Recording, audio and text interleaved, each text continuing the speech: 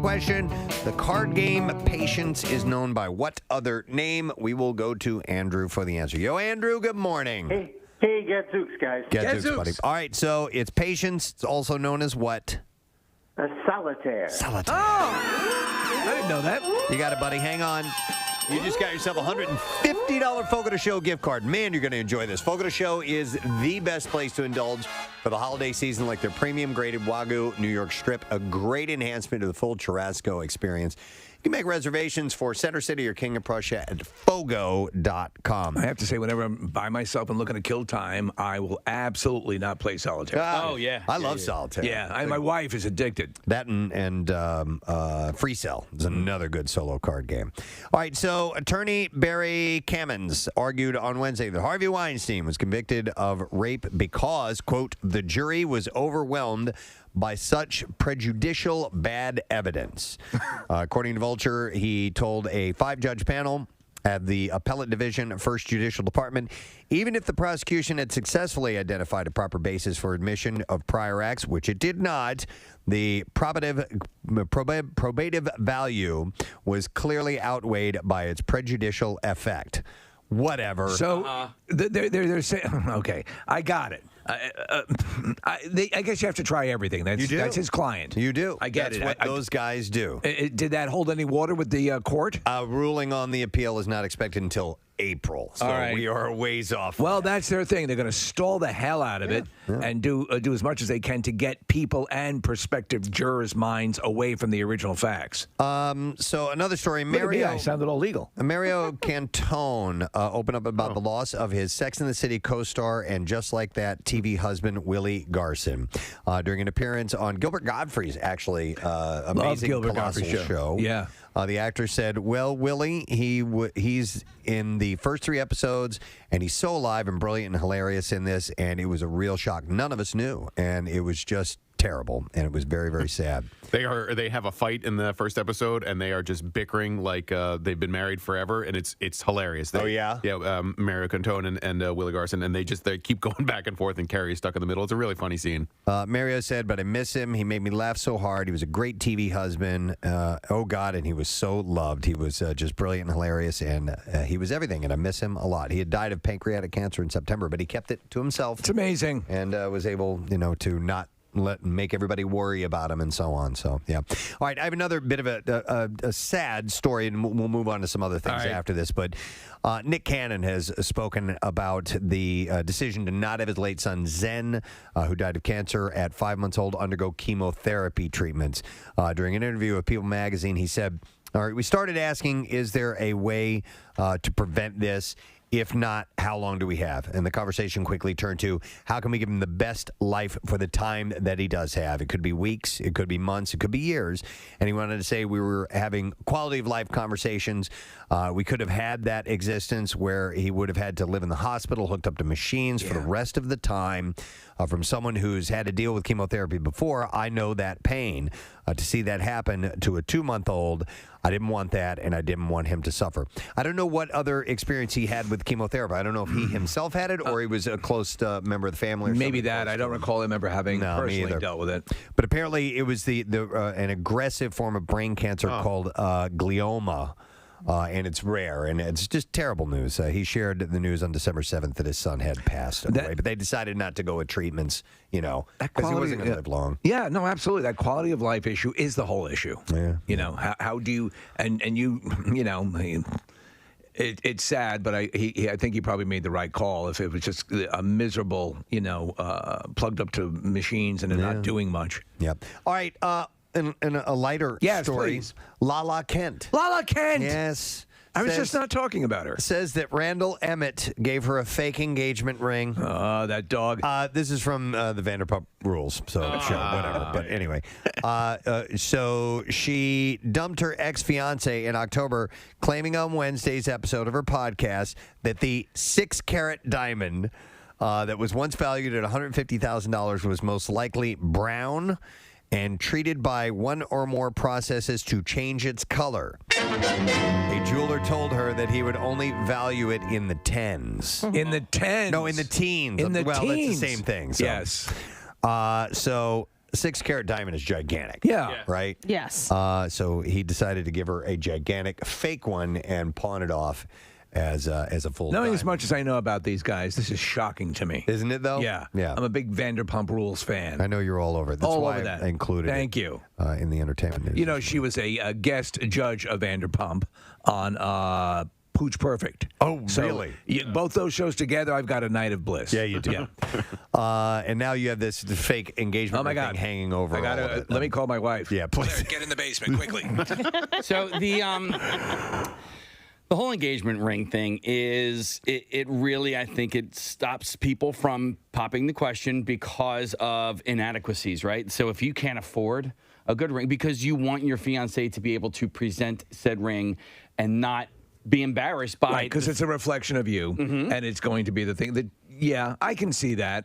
I did the best I could at the time I could Me when too. I proposed. I didn't make, Yeah. listen, we got engaged in 02. Yeah. I wasn't making much money. You Yeah. know what I mean? Like, and so I went. Was for, she any less happy that you no. But it's not just Yeah, that. I know. You know, she's then going to, so my wife was fine with it. She loves her ring, and it's perfect, right? Right, yeah. Oh, it's adorable. It's cute. But then she's got to show it to all of her friends Right, and her right. family and my family. And Where it's is like, it? Yeah. It's right here on my finger. Yeah. I'll notice I have seen a few, and I can't think of any of the names, but top list celebrities that I've seen of women who are either engaged or married and have a pretty meager engagement ring, and I appreciate that. I actually like that. I think that's probably done on purpose. You know, they can afford something ridiculous. Agreed. I But upgraded go later. for understated. Actually, it was Steven Singer that took the original engagement ring and turned that into a necklace for my wife. And then, that's but I mean, listen, as I always said, I would prefer the marriage to be success, over the wedding. Over the trappings. I'd rather have everything go the distance as opposed to bat it out of the park on that end. Oh, God. I have a friend who said to me, we had another friend that got engaged. And she said, did you see so-and-so's ring? And I said, no. She goes, she should never show it to anyone. Oh, my God. I was like, Because it was- dear God, why would you say that? How shallow. Was it too big or too small? You have no idea. Too small. Okay. Wow. Yeah. So okay. I mean, Very like shallow. that sucks. Like. So you're saying, I get you. I don't doubt that can be a big issue for guys to consider when they're proposing. That's the other person's problem. That's a person who says that's problem. Yeah. So I mean, screw that person. But anything that detracts from the small genitals is always a win. Right? All right. Aubrey Plaza shared the details of her secret wedding to Jeff Baina with Ellen on Wednesday. The Parks and Rec alum said that the two had grown bored during lockdown and decided to celebrate their 10th anniversary by getting hitched with the help of onehourmarriage.com. I like this. I do too. They got 1 hour marriage. They started dating in 2011 after working together on multiple projects, including 2014's Life After Beth and 2017's The Little Hours. But they just decided to go the online. She got married the way her character on Parks and Rec would have gotten married to Chris Pratt. Okay. Yeah, that same sort of, let's just do it. All right. Eva Longoria is set to host a 6-part docuseries on CNN Plus. The streamer announced Wednesday that the actress will travel across Mexico, exploring the country's cuisine for Eva Longoria Searching for Mexico, or Mexico, I should say. I can find it. It's a spin-off of CNN's popular Stanley Tucci Searching for Italy. Well, so they're it's making this an ongoing series. Yeah. All right. Watch Tucci's show at all? I have not, and I man. should It's because so I good. love him, and, Yeah. I know he's a lover of food, of fine cuisine, which I definitely am too. I mean, take all the best parts of Bourdain, of like traveling around and seeing these places and getting food that you would never get, and add Stanley Tucci's charm to it. Okay. He's a great host. He's really affable. He ends up like getting drunk in half the episodes. It's really a fantastic show. Nice. Apple TV Plus released a second Ted Lasso Christmas episode yesterday. The Emmy-winning comedy produced a standalone animated holiday short titled "The Missing Christmas Mustache," and it's done a la stop motion, like Claymation, yeah. like Rudolph the Red-Nosed Reindeer. And I've watched a part of it. I don't want to finish it. I've decided I'm going to watch it with my family or with my wife because that's our show. According to the streamer, the 4.5-minute cartoon sees Beard, Nate, Rebecca, Roy, Keeley, Jamie, and Higgins working together to help Ted search for a lost item that ultimately leads him to realize the meaning of the holiday season. So I am stoked about watching the rest of this. You know Higgins and his wife in that show, that's his actual wife in real life? Yeah, I did not. yeah, cool. That is cool. Yeah. That's excellent. Jamie Lynn Spears will return to Sweet Magnolias for season 2, despite a petition calling for Britney Spears' little sister to be ousted from the Netflix drama. I didn't know about this. Well, because Britney Spears is claiming that her sister wasn't as supportive as she should have been, and so that's enraged the Britney fans. So the younger Spears wrote on Instagram Wednesday, Noreen is back. Is that from the Billy Joel song? Yeah. So she put a bunch of K's at the end of back. Oh, wait. How many Ks? More than enough. There's 6 More of them. than 3. Wait, 1, 2, 3, 4, 5, 6 of them. I would have gone with the so you know what? Eddie Murphy's character Kit in Yeah, keep it together. in Bowfinger would have said that. Man, that's KKK 3 times, 2 times. So grateful that she wrote, so grateful to be a part of this amazing community. February 4th, 2022, season 2. The change.org petition popped up just after Britney had testified in court that her family was involved in her alleged abusive conservatorship. It currently has around 30,000 signatures. So it's really not a lot. Nah, but you know, and it's It made the news though. It did, didn't it? We need entertainment news. Yeah. Hulu released a first look at their upcoming drama series called The Dropout yesterday. The images show Amanda Seyfried as Theranos founder and CEO Elizabeth Holmes, alongside Naveen Andrews as Holmes' former boyfriend and business partner, Sunny Balwani. So Adam McKay is working on a movie as well, and that's with Jennifer Lawrence. Yeah, it's going to be in that. So this is a series. So different take on it. The streamer also announced that the limited series will drop its first 3 episodes on Thursday, March 3rd. So. I kind of think I want to wait till the trial wraps up and see, and then go visit this stuff because it's ongoing. Yep. I thought I would bring up some sports and entertainment news because Shaun White is he's a pop culture phenomenon. He says the 2022 Winter Olympics will be his last. Really? Yep. He said this, I think, is my last run. It was an excerpt of an interview that aired on Wednesday. White has won 3 Olympic gold medals and been the face of American snowboarding for more than a decade. And at 35, he's attempting to qualify for what would be his 5th trip to the Games. He placed 8th at the U.S. Grand Prix in Colorado last weekend. He said, it's hard to talk about because my whole life I've kind of been looked at as someone as superhuman because I do these things in the half pipe, and I've prided myself on being that individual. And man, realizing and admitting to myself and everyone else, yeah, I'm human. It's taken a toll. White had until Wednesday left open the possibility that he might be competing beyond 2022, but he has previously spoken at length about the toll that the sport has taken on his body, including at Team USA's Media Summit in October. At that summit, he talked about the dramatic evolution of the sport and trying to keep up. He said tricks that were thought of as incredible earlier in his career have since become standard. Yeah. Wow. He also noted in October that he had just suffered a bad crash in the half pipe that slowed him for days, whereas in his younger years he might have popped right back up. He said, I will admit it's getting harder. I said the day in and day out of the grind of doing these tricks. He's slated to compete again this weekend at Dew Tour at Copper Mountain Resort in Colorado, where a strong performance would help lock up his spot on the U.S. Olympic snowboarding team. He's dating some high-profile or higher-profile actress, and I'm forgetting who it is, but he seems to be phasing out of that part of his life, and I think he'll just return to the cast of Vanderpump Rules. Oh, is that what he'll do? Obviously, he'll be a face of the sport from here on out. Commentating and all that stuff. Yeah. His career, his longevity in that sport, in that realm. Oh, Nina Dobrev, who is, thank you, Connor, from Vampire Diaries. Okay. Yeah. All right. Let's see here. In March of 2020, Architectural Digest toured 50 Shades of Grey star Dakota Johnson's home, including her kitchen. And according to E! News, Johnson pointed to a bowl of limes during the tour and said, "I love limes. I love them so I love much. They're great, and I love them so much, and I like to present them like this in my house." Well, she was on Jimmy Fallon on Sunday, and she set the record straight about her relationship with the citrus fruit. And she said, "I don't really care about limes."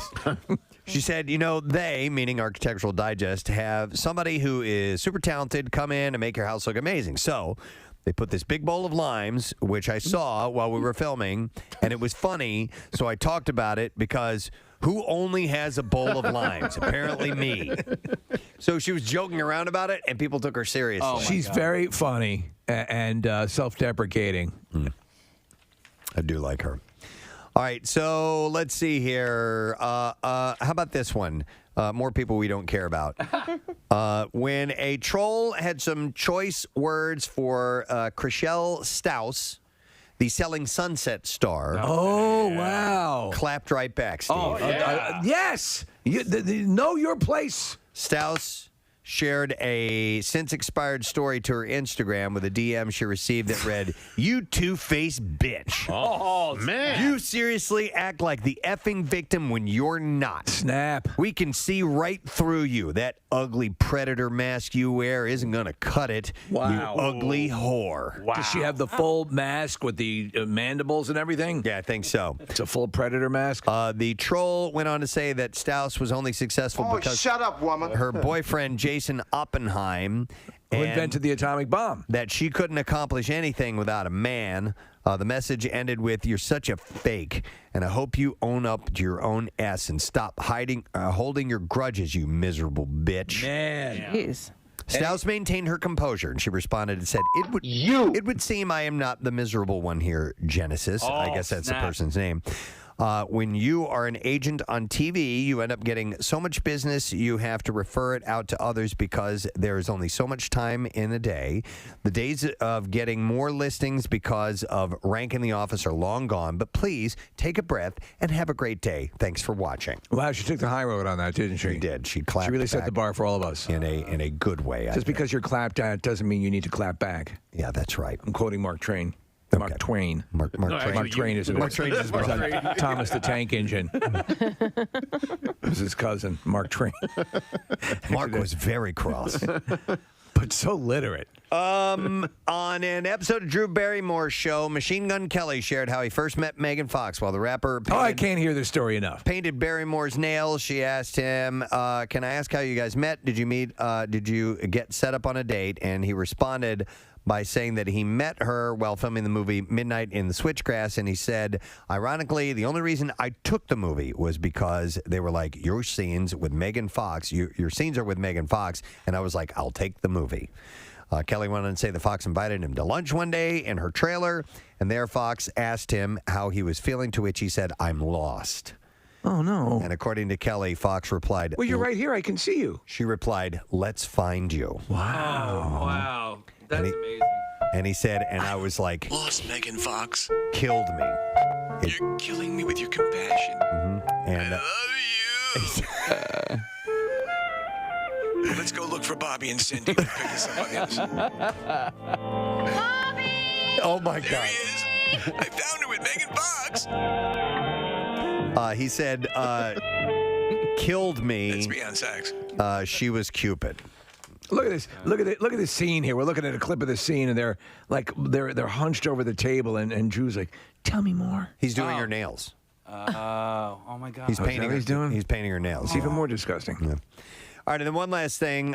Deadline reports that the Yellowstone prequel, 1883, debuted on Saturday night at the Wynn Resort in Las Vegas. Who's watching Yellowstone here?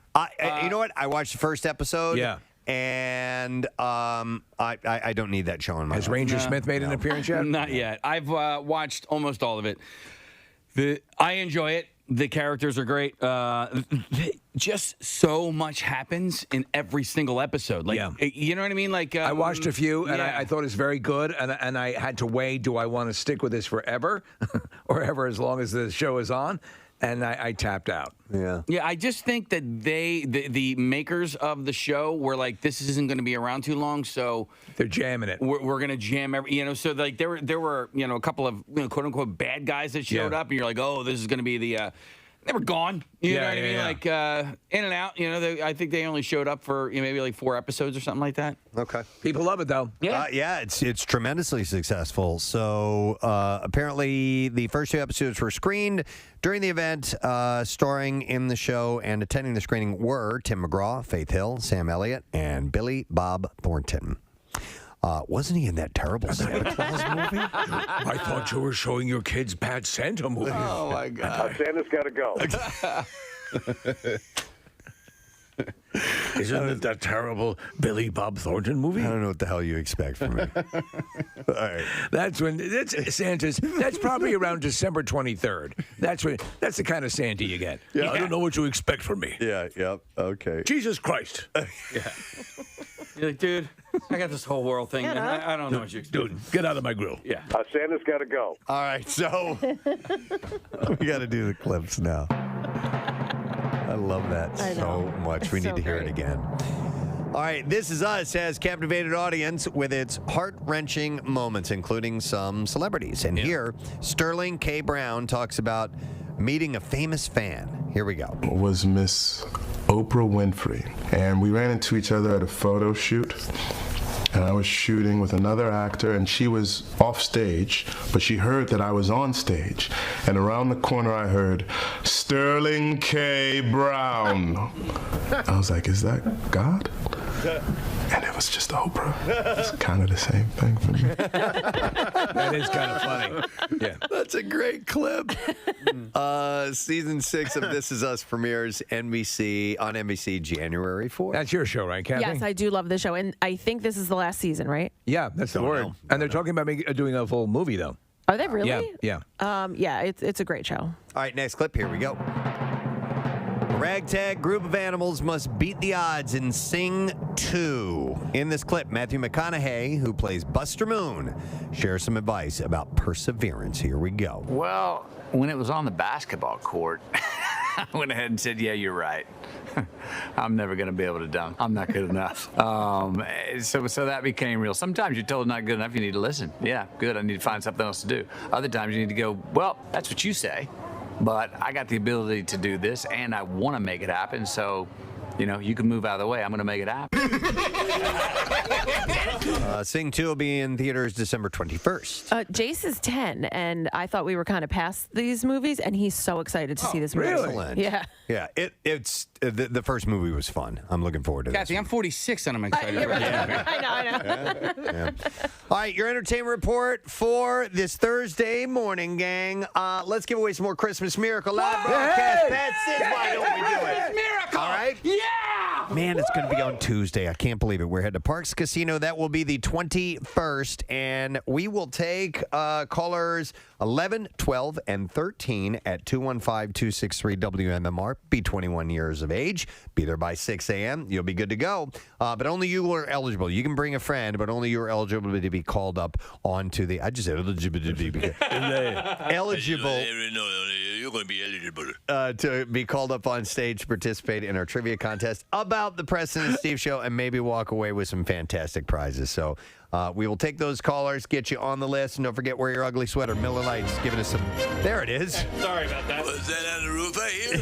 Speaking of scary like a movies, billion. I did see this article, and believe it or not, it's from Cosmo. It's from Cosmopolitan Magazine. That's all we read. The most popular horror movie the year you were born. Ooh, okay. And this was kind of a bitch slap to you emotionally, wasn't it, Preston? It starts 2 years after I was born. Oh, man. Yeah, it's a fire drill. We have a flashing strobe in the studio, that's why. 1991 was Silence of the Lambs. Yes. I don't consider it a horror movie, but many do. So it was more suspense and... Thriller. And thriller, yeah, exactly. Thriller. Scary. Pleasure to meet you, Dr. Lecter. I'll be working closely with you. Oh, no. Oh, my God. He's Let me out. Let me out. What's What's the problem? Let me out of here! They finally found the thing that broke Lecter. Just found your great cellmate. Yeah. Dr. Lecter. Holy Jesus. We're going to become fast friends. Oh, my God. What are you? He's pounding on the glass. Let me out! He's trying to get through that opening where they put the food. Why? What's wrong? I'm going to let my gloves dry out here on the end of the bed. You didn't want to play quid pro quo with him? Nothing. Nah. Yeah. I got a better game, Twister. Oh, my God. Well, 1991, it was the number one horror film. Let's play Pictionary. 1993. All right, here you go again. 1993. But I guess it would all depend on what was out that year. Go ahead. You want to guess? You're not going to say Jurassic Park, are you? No. Okay. No. But it was Fire in the Sky. Wait, what was 92? Did I skip 92? I think so. Turner and Hooch. It's not on here. The Mystery Year, 1992. What? They just skipped it? Yeah, that's interesting. It was a movie called Hannibal and Michael. Oh, let me out! What is that music? Oh no! Oh, you lead a deranged life. Well, Candyman. I once ate a census taker's liver with some fava beans and Chianti. I once had a Boy Scout Jamboree party at my house the entire weekend. Holy Christ. And it tasted good. Oh, my God. I sauteed them with Jesus juice. I change diapers on my monkey every day. Holy Christ. And I piss in bottles and leave them around the house. And my nose comes off. Get me out of here! I mean, I'm 40 years old and I have parties for 9-year-old boys. Holy Jesus! Why? Let me out! Oh, my God. We're going to have such fun. Can you do that list again? Because seriously, when you list it like that, oh my God. Hey, Blammers, I change the diaper on my monkey every day. I piss in bottles. I have an entire staircase as a tribute to Home Alone. I bounce Emmanuel Lewis up and down on my lap all throughout every award show. Oh. I drink Jesus juice. My nose comes off. I used to be black. And I made my kids wear Mardi Gras masks. And have a train, but a real one. Lecter admits everything. He just, I will tell you right now how you can get in touch with Buffalo Bill. I have a dress. I have his whole Exact address. most longitude and latitude. Oh, God. Oh, man. Get me out. Nice to meet you, Dr. Lecter. Oh, my God. We're going to be good friends. Corn has launched its new coffee brand called Corn Coffee. Corn Coffee. Yes. It's a great name. Corn Coffee. If you like the driven rock of corn, you'll love their coffee. Corn personally curated the creation of Corn Coffee. Yeah, that's good. Let's see how many K sounds I can put in there. Corn personally curated the creation of Corn Coffee, a process that saw the band members tasting multiple variations for ultimately selecting the perfect roast and blend. Yeah, that one. Each bag of Corn Coffee will feature a special message from the band, which reads, after almost 25 years of touring, making records, and playing in front of all of our amazing fans, we still drink coffee. One thing has remained a constant in our daily routine. Lattes!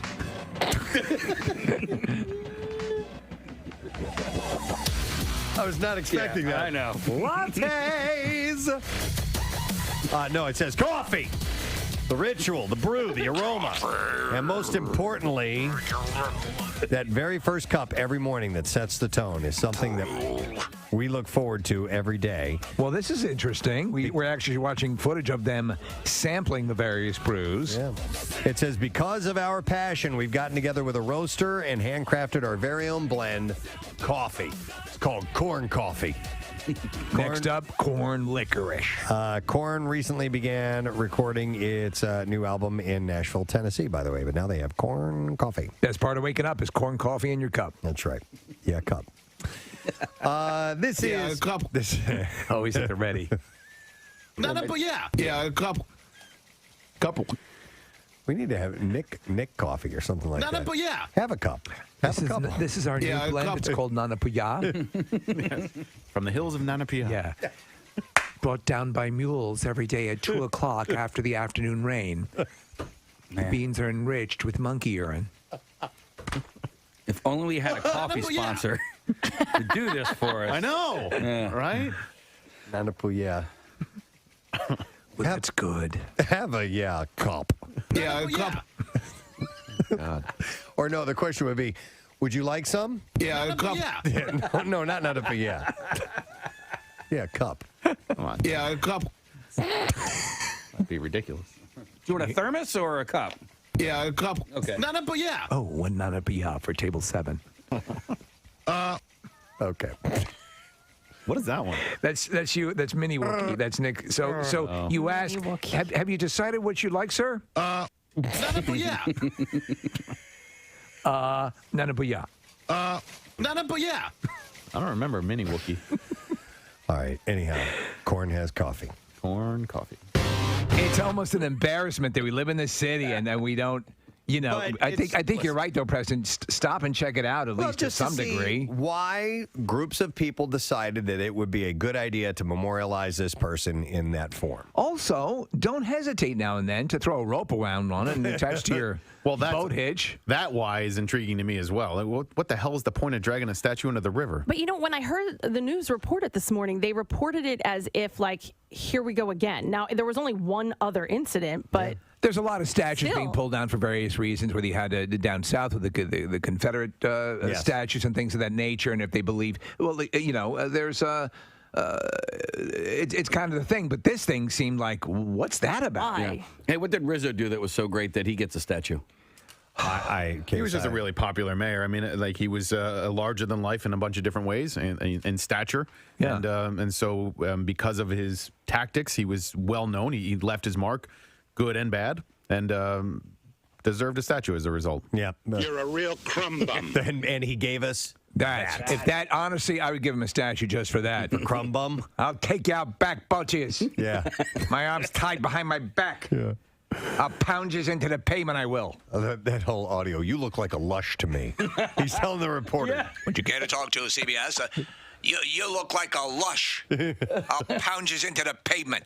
You want to relive that? Yes, I do. All right, Casey's finding the audio of Frank Rizzo when he was confronted. He wasn't happy about it. He was out walking his dog, and maybe the Viking was the Nordic Frank Rizzo. They were confronting him about. You look like a lush to me.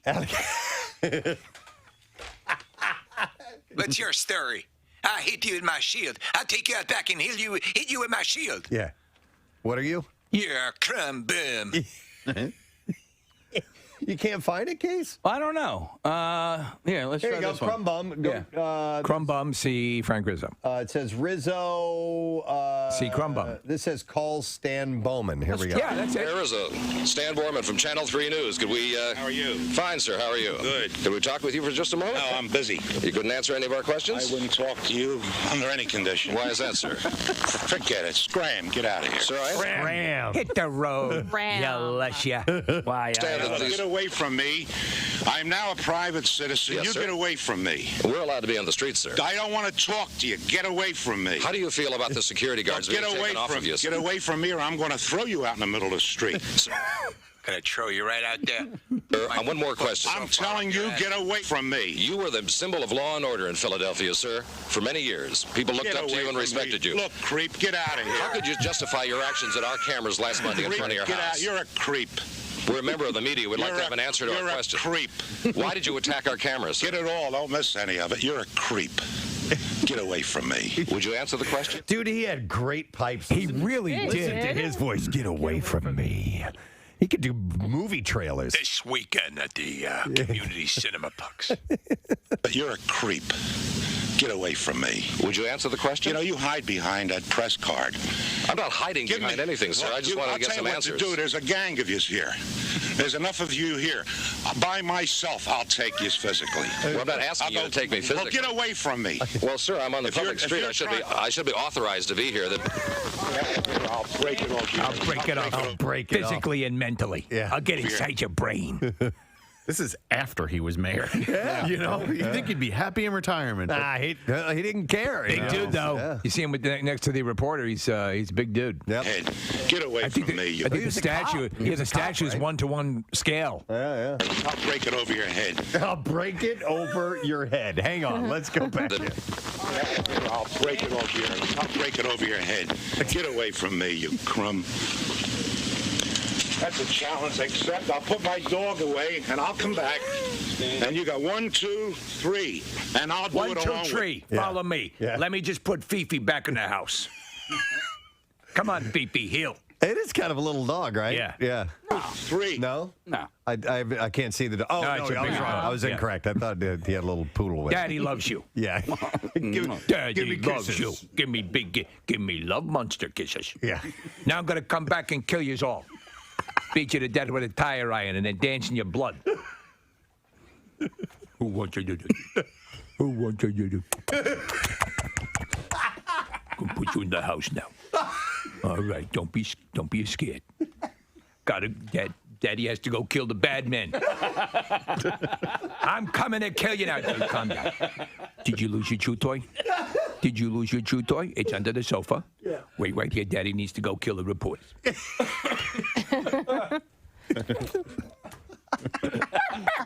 Yes, I know. Talking. Yeah. Get up in the living room window. You want to see Daddy kill the bad men? Yeah, that's right. Sets him up where he's got a nice view of the street. I'm doing this for you. Yeah. 2, 3, and I'll do it along with you. In that back of that fence, just the 3 of us, 4 of us, me and you. 4 or 5. I tell you what, call some of the family members. Bring them out here too. Show you what kind of a man you are. You're less than a man. You're a less man. Okay, you're a crumb creep. A crumb creep. You're a moon creep pie creep crumb. You're creep brulee. That's what you are. Creep brulee. Yeah. As if someone's taken one of them little torches and fried the top of your head into like a caramelized sugary thing. You are creep brulee.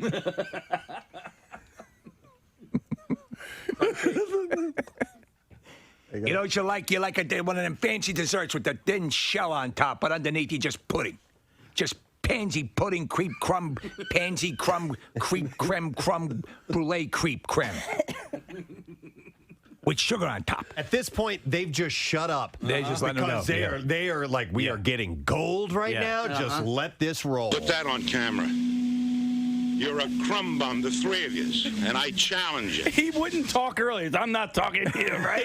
I'm not talking to you. And now, Stan Bowman hasn't said anything for like 5 minutes. He actually fell asleep. What are you, Stan? Are you asleep? Wake up. I'm sorry, I had a long night. Where did your dog go? I put him inside, didn't you see? There he is, and they're looking in the window there. Just me. You're a crumb creep coward. You can't take. You won't stand up to a man. I'm standing up. We're not here to fight. We're here to get some answers to some questions. That's all. I want to fight you. Why is that? Because you're a crumb creep lush coward. You don't. Crumb creep. He keeps adding on. Lush coward. It started with 1, then 2. And Now you're a Methodist. Now he's up to What? he's up to 4. I don't know. I'm running out of desserts and various disgusting things. Are you keeping a list? Do you know, like, okay, you're a crumb, you're a creep. Wait a second here. You're yellow. I keep a list for things like this. You are a jackass crumb, creme, creep, cram, crumb. Oh, that's the wrong list. That's the potential dog names. Thinking about getting another one, huh? It was in That's right. Thank you. He agrees. Great traffic. By the way, don't forget our YouTube stream if you want to check the show out live here in the studio. Our camera array is set and ready to go, and you can go to PrestonandSteve.com, get the information, or just go to YouTube, search Preston and Steve. You can watch us live while we're here in the studio. And I also want to mention, I don't know if you guys, I told Steve this morning, but we have the Gingerbread Studio contest. Yeah. We got a really good entry. Oh, yeah. Pretty damn cool, right? It was impressive. Yeah. So people are getting it. They're coming in.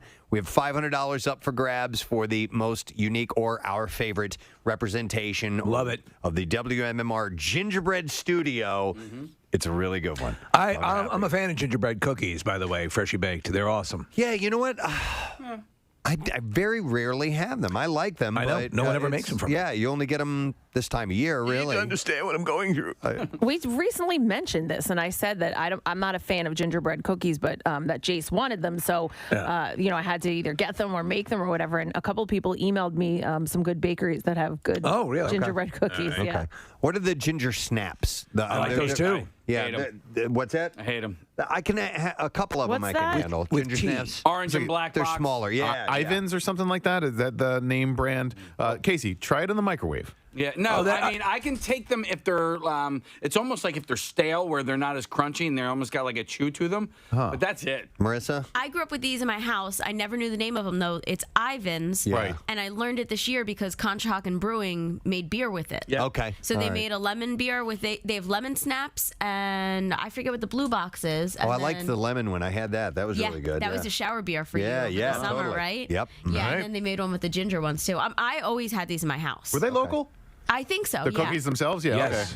Okay. So you can use those if you want to, too. Whatever you want. A Preston and Steve Studio, any kind of cookies, whatever it is. But we got a $500 prize that's out there, and come and get it. And the deadline is Tuesday, by the way. So might be a weekend project for you and your family, something like that. So go for it. In the meantime, let's check out some porn. Yeah. All right. Pornhub has released their most popular searches for 2021. To me, it's amazing that Pornhub legitimately government departments will get data from Pornhub because they do keep an extensive list of data available to, I guess, whoever wants it. And so they become sort of a respectable source their records, in a bizarre way. The records are very precise. Meticulous. Apparently. Yes. They're like the Mormons of porn. There you go. I know? like that. Yeah, The they keep Pormans. extensive records. The Pormans. So the most popular search term across the United States, and there's some surprising things in here, was hentai. Hentai. Yeah. Which is the illustration, the skin illustrations, right? Japanese anime.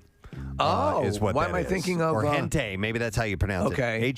Hentai. I've always said hentai, but it might be hentai. Yes, of course. I've never been into that type of thing, but apparently. Anime and stuff like that?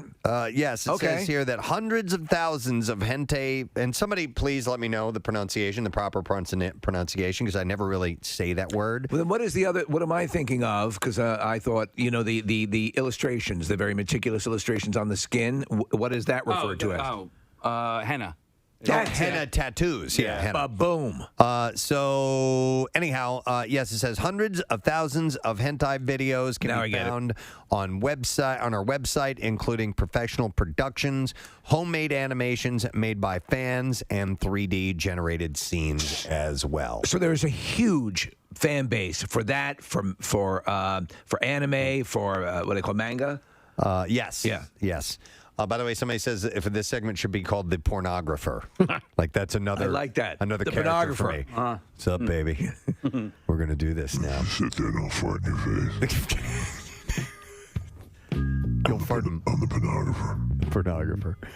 So the most searched movie franchise character was Harley Quinn. Harley Quinn, a big year for Harley Quinn. That was also a huge, when you want to adopt a sexy costume. Yes. Harley Quinn is an easy go-to. Yes, and That and Kathy Bates. wow. Yeah. Okay, I didn't see that coming. Big fan. Harley Quinn was followed by Wonder Woman. Yeah. So these are the franchises or movie characters.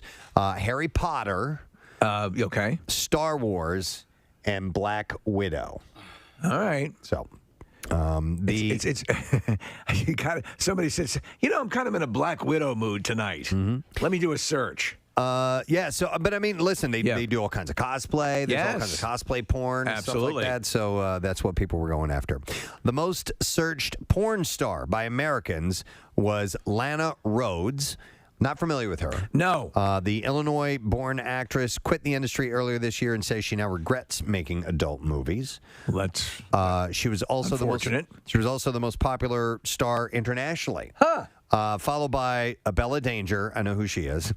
Eva Elfie, don't know her. Riley Reid, I know who she is. And Mia Malkova. Well, for a while, we would have these porn stars coming in because they started all doing strip club acts. Yep. Yeah, they tour. They make a good amount of money. Ton of money. When they go to clubs. And, they'd come by, we'd meet them. And, of course, that's slowed down quite a bit. But Americans were by far the biggest porn consumers on the planet. Wow. Mm-hmm. Wow. Brits made up the second largest share of Pornhub users, while the Japanese placed in third. The French came in fourth, and Italians rounded out the top Think five. of the population of England and the United States, and Britain is second.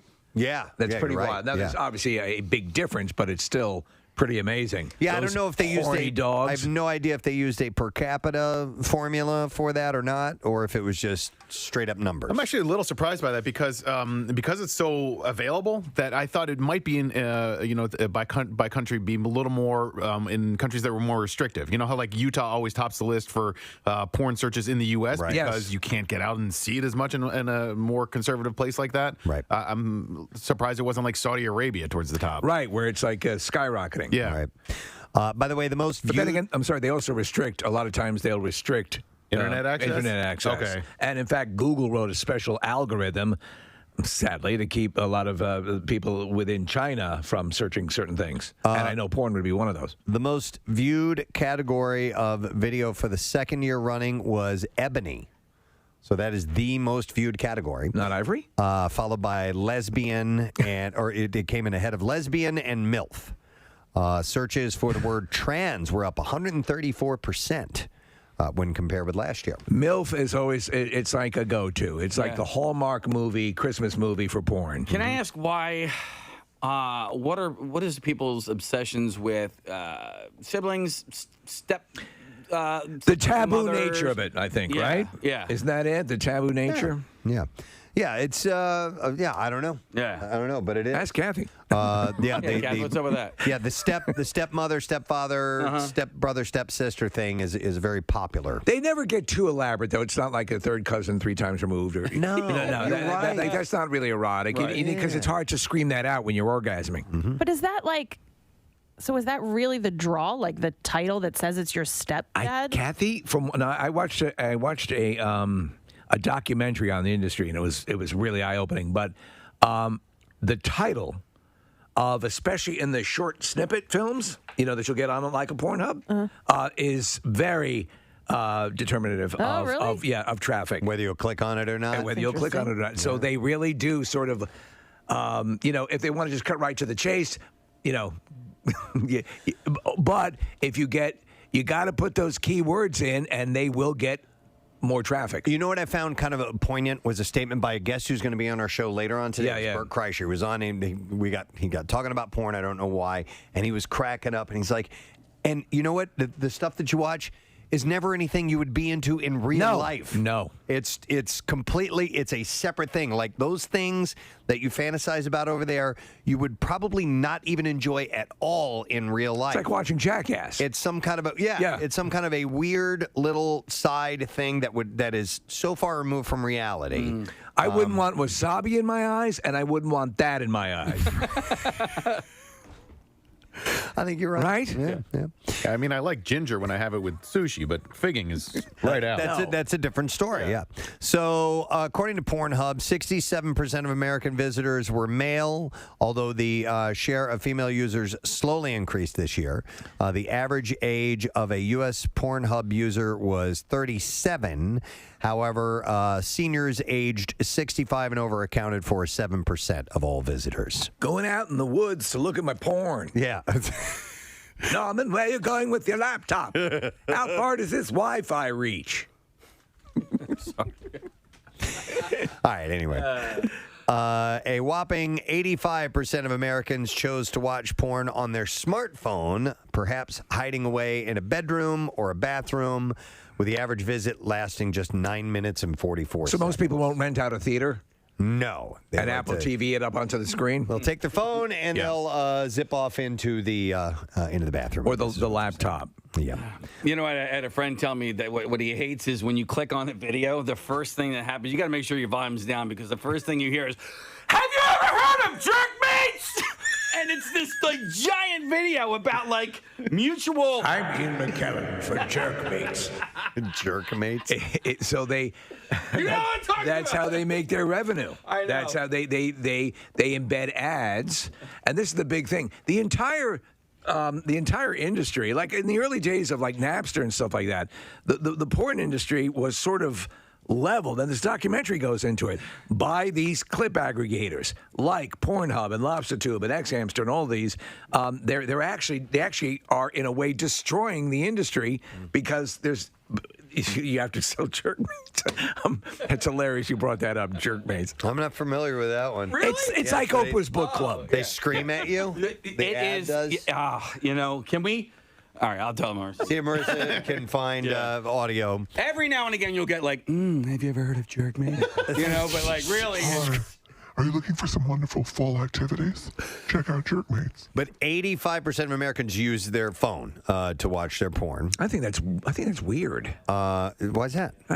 Because don't you want to 4K on a 120-inch screen? I think is the way to do it. Okay, probably. But I guess it's more convenient for some you're people right. to- Of course, to I'm use their not phone. thinking of subtlety there. And Casey says you gotta make sure your audio's down. By the way, this text came in. Nick, can you scroll back up? Yeah. It said, my ex from high school is Lauren Phillips. And Nick pulled up a picture of her, and she's a redheaded, very curvy porn star. I guess, is she from the area? Yeah, she is. And so I asked this texter if she was on the list that you had read because I missed a few of the names, and he replied that he dated a porn star. You know? He said, no, just throwing that out there that my ex is a porn star. She won awards in previous years and has done some weird stuff.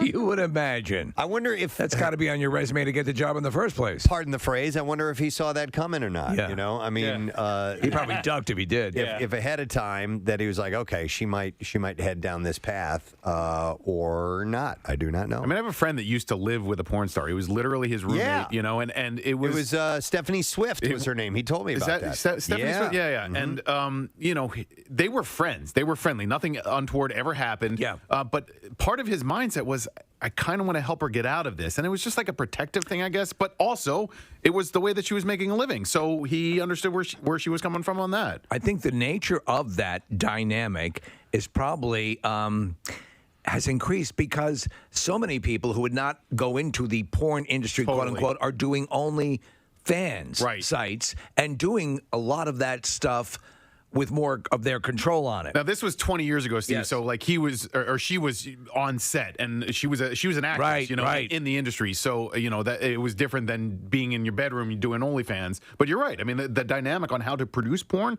has changed. Well, President Biden was talking about how he can bring the porn industry back to the United States. Right? Yeah, bring it back.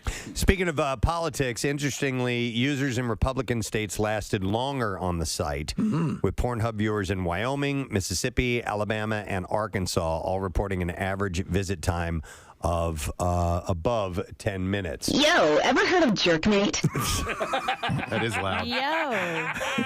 Yo, ever heard of Jerkmate? It's as fun, entertaining, and addictive as the most popular social network with a spicy, sexy twist. Come see for yourself and watch thousands of crazy girls do things that are beyond your wildest dreams. Join in on the fun today. Join in on the fun. Yeah. Okay. Is that the one you're talking about? Is the intro set? Yo, ever heard of Jerkmate? Yeah.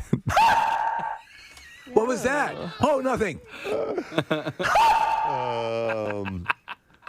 By the way, somebody texted in and said you also need to make sure that your Bluetooth is off when you're watching porn. Oh, God. We've heard stories. Had porn audio through Bluetooth speakers before. Kreischer does a bit about, I think he's the one who does the bit about it. Accidentally, he had it set to cast onto his TV. Yep. Yeah. I think that was him. Meanwhile, the company claims that Americans are pretty regular when it comes to their self-pleasure schedule, with Sunday being the most popular day. Well, it's the Lord's Day. The website experiences the most traffic in the U.S. around 11 p.m. 11 p.m. on Sunday? Yeah. Well, that's the second Columbo episode on MeTV. Yeah. So maybe they're taking a break from that. I don't really know. I don't get it. Interesting. So Pornhub, that's their year-end stats. Yo, ever heard of Jerkmate? Yo.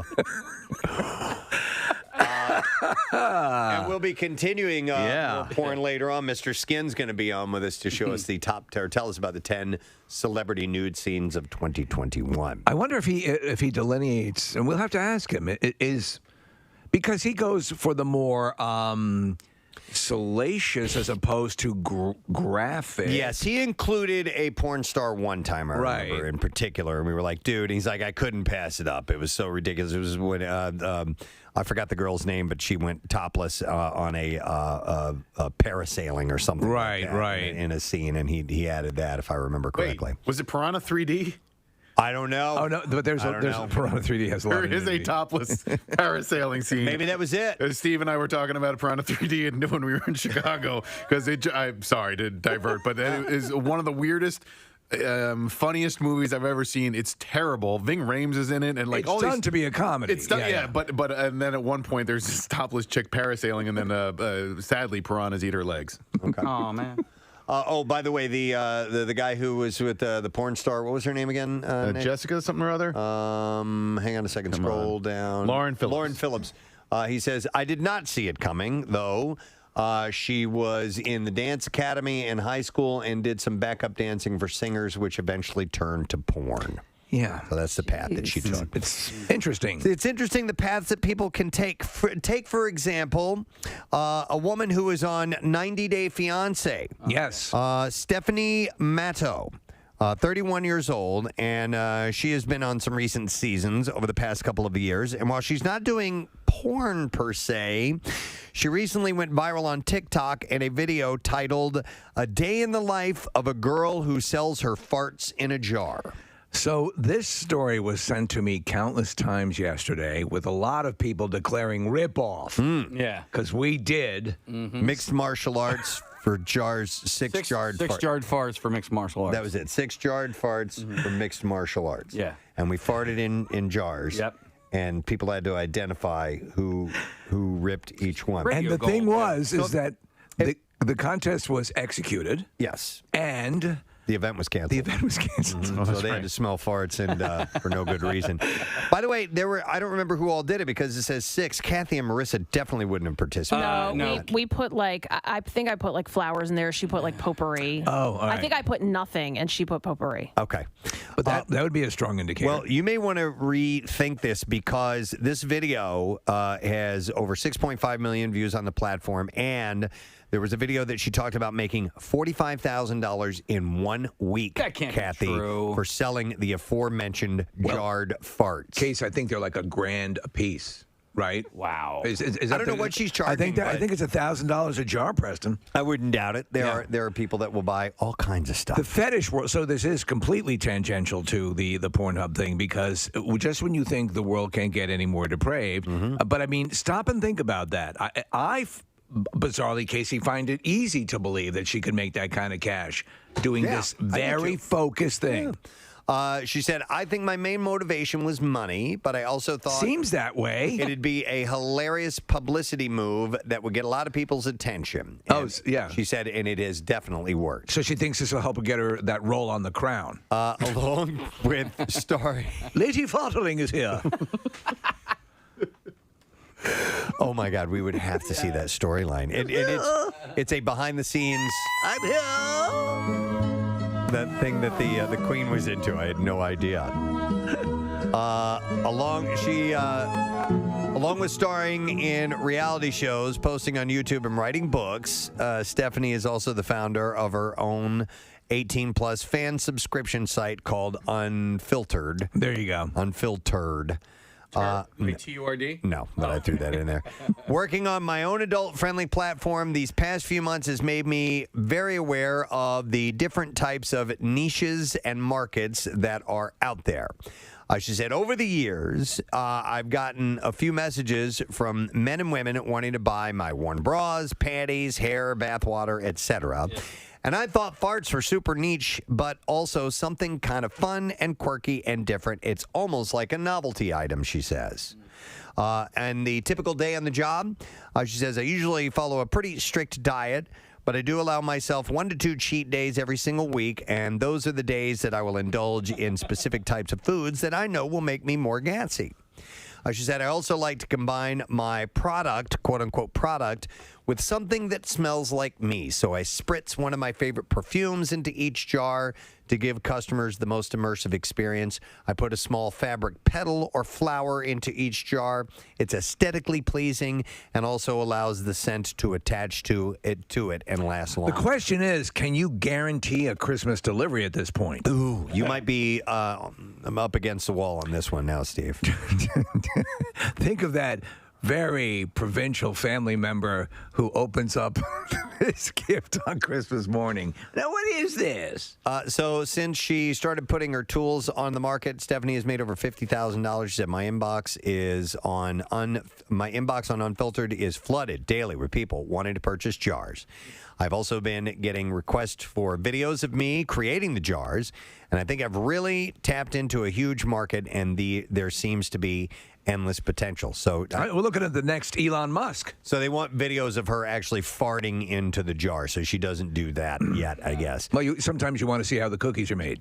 She said the people who typically buy her product are usually those that like collecting oddities and are either fans of me or the show. So we're not talking like a big Amish purchase here, right? This is all people on the fringe. Yeah, I guess so.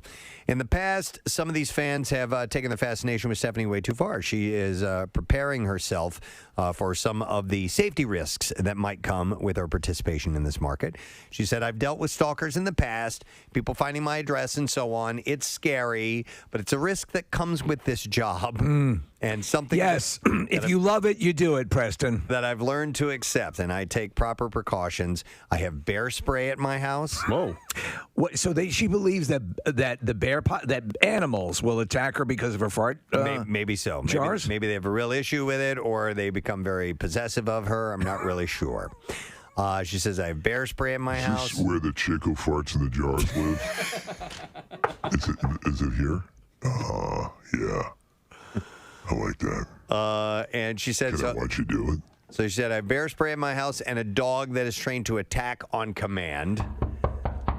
Hello? And I'm looking into getting Is this where fart chick lives? Fart jar chick? And she said, I'm looking into getting a gun license as well. Well, I listen. You know, as I say, you mess with the bull, you're going to get the horns here, and so it's lucrative, but it's not without a cost. So a personal cost to her is her security. Yep.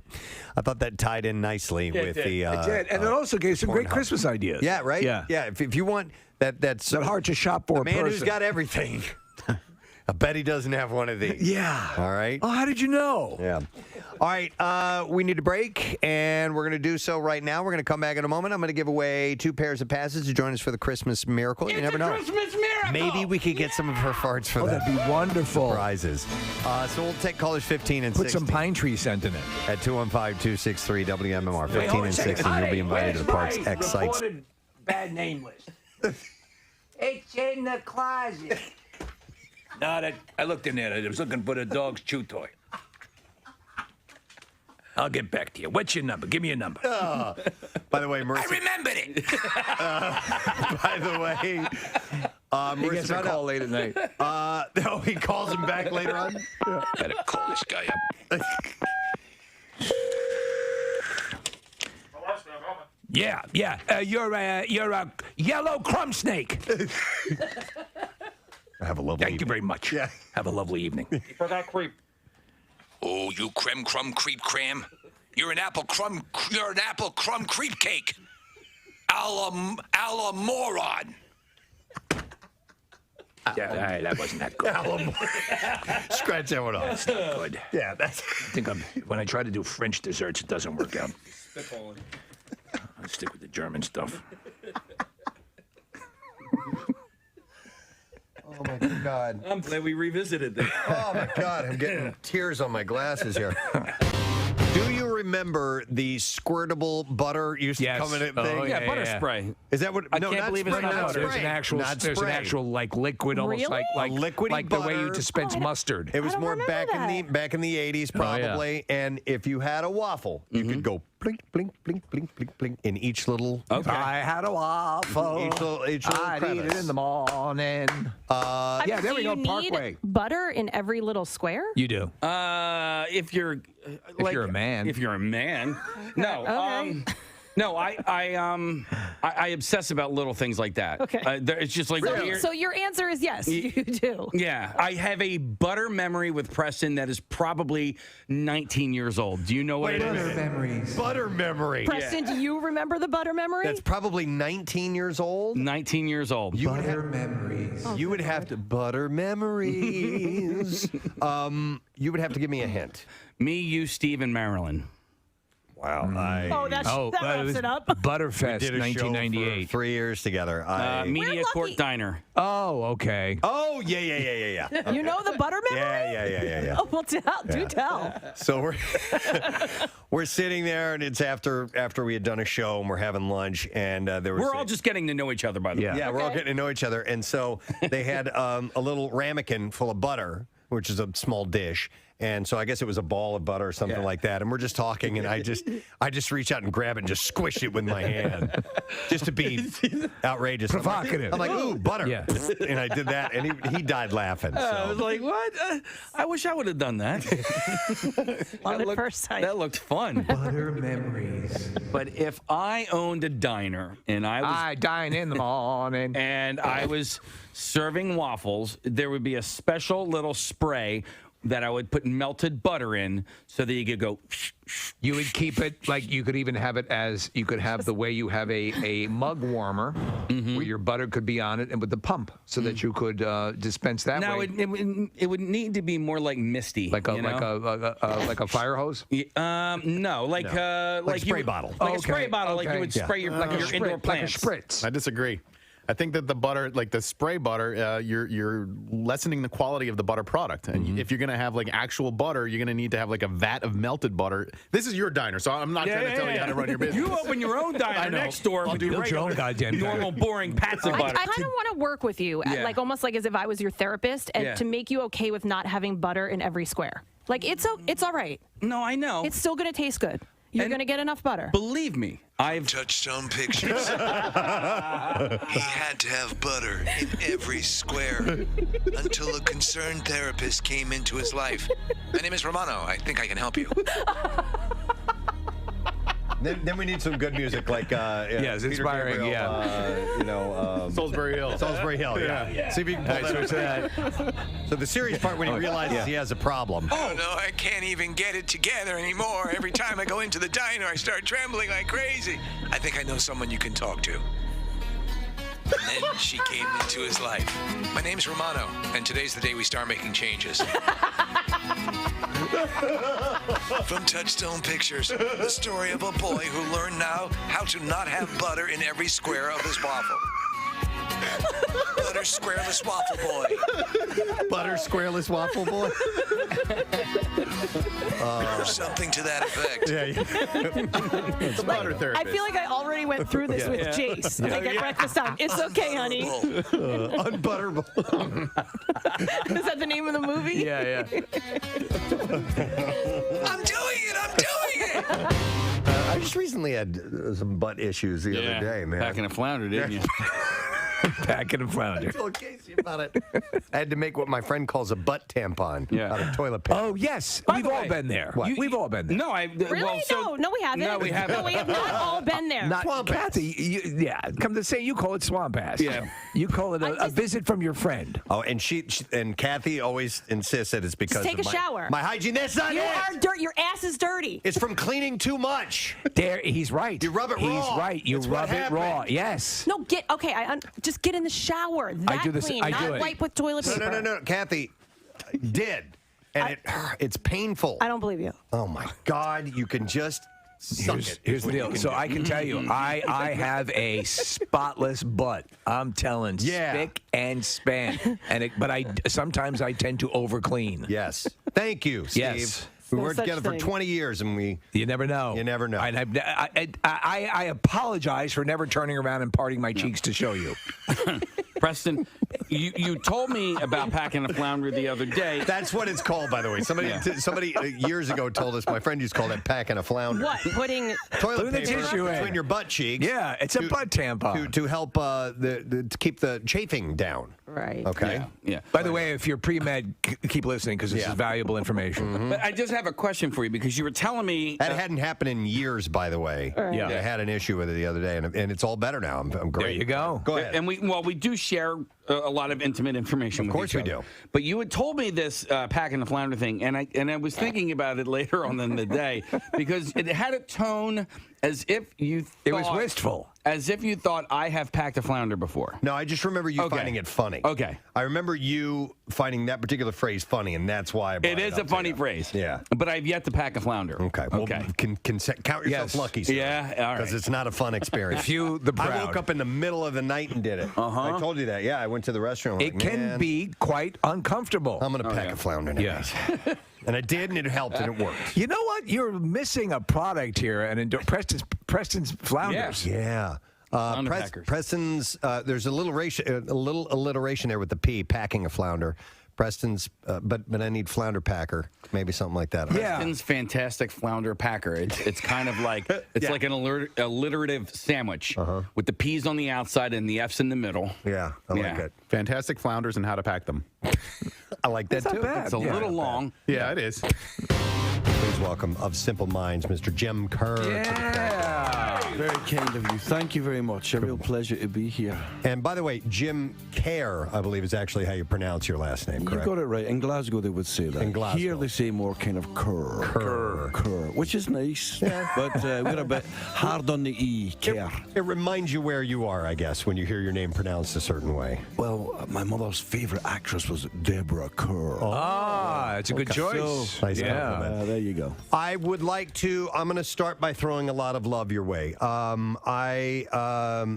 Your performance, and I'll get right to the song that broke the band in the United States, Don't You Forget About Me. Your performance of that particular song means so much to me.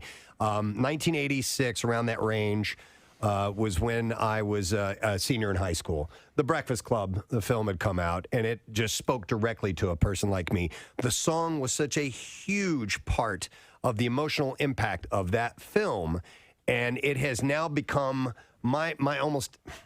It's tangible, the emotion that I feel when I hear the song. It takes me back to that time in my life that was so important in my own personal development. I'm actually getting a little choked up here when I'm talking. And you were the passion in your voice. Now, I'm probably going to overuse the word passion as we talk to you, Jim, because that's how I always categorize your vocal style. Your singing, very, very passionate. And at that time, it rose above a lot of the other things that were on the radio at the time. And so, number one, I want to thank you. And I know that song wasn't written by you or your bandmates, but I think what you did with it just went above and beyond. It's the performance. And surpassed what that song really was. Well, it's an honor to have any song that means so much to people, but particularly with that song, we are aware in the States, actually elsewhere, that song and the movie meant so much, not only to that generation, but amazingly subsequent generations as well seem to have. It still seems those John Hughes movies, he really hit a nerve. And I know what you mean in the sense that, I'm a music fan as well, and there's still, it's an amazing thing with music. Even more than film, I think, in photographs, you hear certain songs and it takes you back to a place. It takes you to the very emotion. Most definitely. And there are certain songs that do that for me. For me, it was always radio in my mother's house. There's certain songs I hear, I can actually feel we called it Formica table, this cheap, this cheap breakfast table, because, the radio was there. We listened to radio breakfast, as everyone does here. Yeah. And there's certain songs I can actually feel, I'm right at the table, And I get a little teary about that as well. Oh my God, it's so true. It's so powerful, and you and I'm curious. Here I am, a chance to meet you and say thank you in person and so forth. And you've had a tremendously successful career. Have you ever had a chance to speak to someone a la David Bowie and say, that song meant so much to me? And do you feel a little odd saying that? Because I know you've heard it so many times, and I don't know if it gets old to you or not, and I feel a little embarrassed that I'm saying all this to you. Well, you bet. I mean, whenever I'm not cool when I meet people that have meant a lot to me, whether it's sports stars or rock stars or whatever, or movie. I just go up and say, "You're amazing," and, you know. But it's, I mean, some of them kind of don't want to talk about it or something. Have you ever found that? Where you get that, and someone's just kind of went, "Yeah, whatever." Well, and it's confusing to it. It is confusing when that happens. Well, but we've talked about this, Jimmy.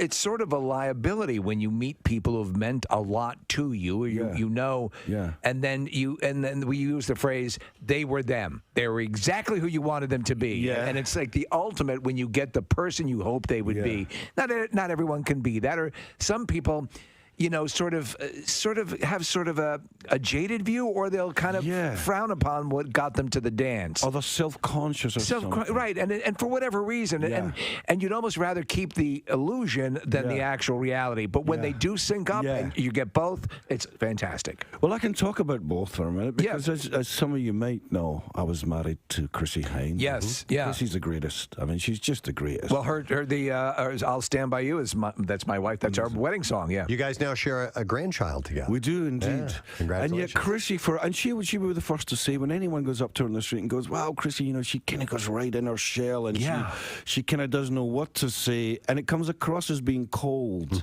And then she will regret that for the rest of the week. Genuinely, she'll say, "Oh, I met that person," and they must think, well, I won't tell you what she says, but she doesn't mean it like, she just gets kind of, whereas Charlie Burchill, my songwriting partner and guitar player in Simple Minds, we were beyond fortunate last week in New York because we had a night off, and I'm sure you're aware Springsteen was playing on Broadway, and so cool. Just to get tickets to see the show was enough to be 20 yards from him where he's standing with an acoustic playing Born to Run, and the spit was almost touching us. In fact, we were running towards it. And then afterwards, we didn't know this. Afterwards, as we were about to leave, someone came out and said, "Oh, you know, John Landau, Bruce's manager, would let you go back." And I'm sure no one will be surprised to hear me say that, you know, Bruce was just amazing. I mean, he just wanted to talk about music, and he wanted to talk about a book that he'd written,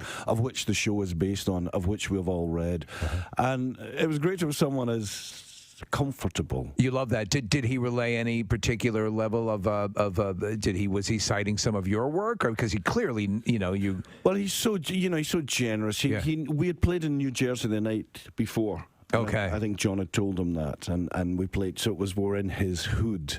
And he had just spent time on stage saying how he had a love-hate with New Jersey. All he wanted to do was get out of there, hence Born to Run and all that. But, of course, he's still there. But he knew we'd played, and he was asking about the band and all that stuff. We have a few friends in common. Steve Van Zandt, we did a lot of things with Steve back in the day. And the Sun City, the Sun City thing, and also Jimmy Iovine, who produced Born to Run. He just produced a track that you played there, Alive and Kicking, and so, you know, we'd met Bruce before as well. So I think, and it's the truth, that the people who, you know, I love when film directors come in here and they're fans of other directors, because you clearly you just at a core have a passion for music. That's right. So you are a fan of other musicians. Yeah. And I think that informs your ability to be a great musician, you know? I would think so. I would think, you know, I think if you're in love with something, you know, it must be. Listen, if you've got a job that you love, no matter what that job is, you've won the lotto, because we know what it's like if you don't like your job. Yes. So if you're passionate about it, I mean, even today we're going to go along to the theatre 4:30 this afternoon. We're going to work on other stuff, songs that we want to bring into the set as the tour progresses. That's great. We're always chopping and changing. I'm excited about that, and it's only a sound check. Yeah. I wanted to ask about, Jim, yours and Simple Minds' history in Philadelphia. You played Live Aid here. From what I understand, you were the first band that was approached to play the Philadelphia show. Well, certainly I remember getting the call from Geldof at the time, and it was amazing. You know, it was a great honor to be asked. And, of course, although obviously we're from the other side of the pond, at the time the song that you mentioned, Don't You Forget About Me, was really climbing high in the Billboard charts, and Bob said, you know, you got to do it in Philadelphia. We were only too happy. We were en route anyway to come here and record. But I don't think any of us were aware that all these years later that, you know, in terms of rock and roll anyway, it's still the historical event is our generation's Woodstock. Joan Baez, I think, alluded to that when she opened. She, that was her. But when you see now, even now, when I see the numbers that were there in the stadium's no longer there. Yeah. Was that day fairly chaotic? And the way you would expect. I mean, I was talking out. WMMR presents Preston and Steve's Bizarre File. And it's sponsored by DraftKings Sportsbook, America's top-rated sportsbook app. You can download the DraftKings app and use the code ROCK to get in on the action. Let's begin. We'll start nearby in Delaware. A man robbed a Delaware bank, then tried to deposit the cash into his own account using the ATM right outside. Yes, I've recently come into some money. And I would like to deposit it. How did you get it? Well, I was over there stealing it. This is the Delaware State Police said this happened. So they arrested McRoberts Williams. That sounds like from McLovin? McLovin, Yep. for Christ's sake. McRoberts? Yeah. It should be McRoberts McWilliams. McRoberts. They arrested him Saturday. Excuse me, after they say he robbed the Wells Fargo on Old Capitol Trail at the Price's Corner Shopping Center in Wilmington. I assume he took his mask off when he came back in, right? No, Steve, he stole the money. Yeah. He went outside to the ATM machine and deposited it. That's insane. Yeah. All levels of insane. The 44-year-old California man handed a teller's a note saying that he was robbing the bank. The teller then handed over an undisclosed amount of cash, and Williams left the bank. The suspect fled on foot, and once outside, he made a deposit in the ATM on the exterior of the building from the bank that he just robbed. You gotta love it. I would have gone in, though, because you're entitled to some perks. Yeah. The man then ran behind the shopping center on foot, where state troopers caught up with him and arrested him. Williams was charged with second-degree robbery and sent to the county jail on a $6,000 cash bond. Have you guys ever got stuck behind somebody depositing money in an ATM? Just happened the other day. It was a business, and it took forever. I just left. Yeah. Following fierce public backlash, South Korea's biggest dairy company has apologized for depicting women as cows in an advertisement. How did they not know? Seoul Milk had shown a man wandering through the countryside and secretly filming a group of women in a field drinking water from a stream and doing yoga. The clip showed the man accidentally stepping on a twig and startling the women, who bizarrely then turned into cows. Many people criticized the advertisement, and some compared the man's behavior to what they call molka, which is the illegal act of secretly filming other people. Wow. The company, which tried to project its projects as organic with the 52-second video, later removed the video from YouTube, but by then it had already gone viral. How do we make our milk seem creepy? The advertisement has sparked a wider debate in South Korea, not only over the sexism and gender sensitivity, but also how acceptable it is to record others without their approval. The report added that in an apology shared online, Seoul Milk's parent company, Seoul Dairy Cooperative, said, "We sincerely apologize to everyone who felt uncomfortable with the milk commercial released last month. We're accepting this matter seriously and will conduct an internal review and take extra care to prevent similar incidents from occurring in the future, and we bow our heads in apology." We're taking this opportunity to apologize for our new yogurt commercial. This isn't the first time that Seoul Milk has attracted negative reviews. According to Korea Herald, it had apparently made nude female models spray yogurt on each other. Well, there you go. At an event. I should work for this company. To promote the launch of its new products. That was back in 2003 that they did. Wow. That. All right. Story out of Montana. Sheriff Mike Toth confirms one man is dead after he jumped off a bridge on Interstate 90 to avoid being hit by a semi-truck Monday morning. Toth says that the Baltimore man had stopped his vehicle on the bridge to check on another driver who was apparently uninjured from some type of incident. And as a semi approached, he tried to get the truck to slow down. When the truck didn't slow down, he jumped off the bridge. He was 60 to 80 feet up in the air. Oh, my God. Landed on the edge of the Clark Fork River. So was this truck veering back and forth, or was it just simply... I don't know. What would prompt him to jump off the bridge? Well, there may have been an accident, and one of the lanes was, blocked, and this truck had nowhere to go. Maybe didn't see the guy, so he jumped off. My God. And so it was dark. He didn't know that there was anything on the other side. What a freaking nightmare. And fell all the way to his death. That is horrible.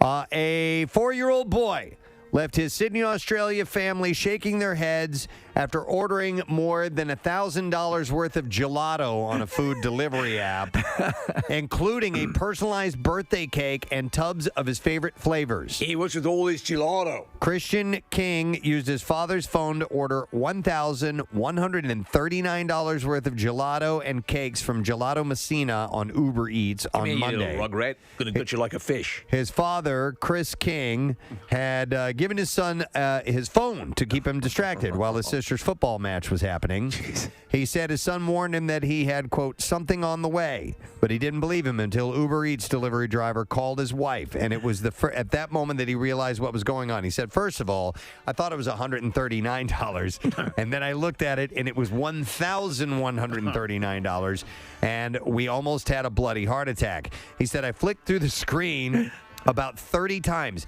That's how long the order was. It was like 99 cakes that he had ordered. Jeez. He actually told me he ordered a birthday cake for himself, and I didn't even believe it. I had steam coming out of my ears, first of all, screaming his name down the street. He ran to his room before I told him so.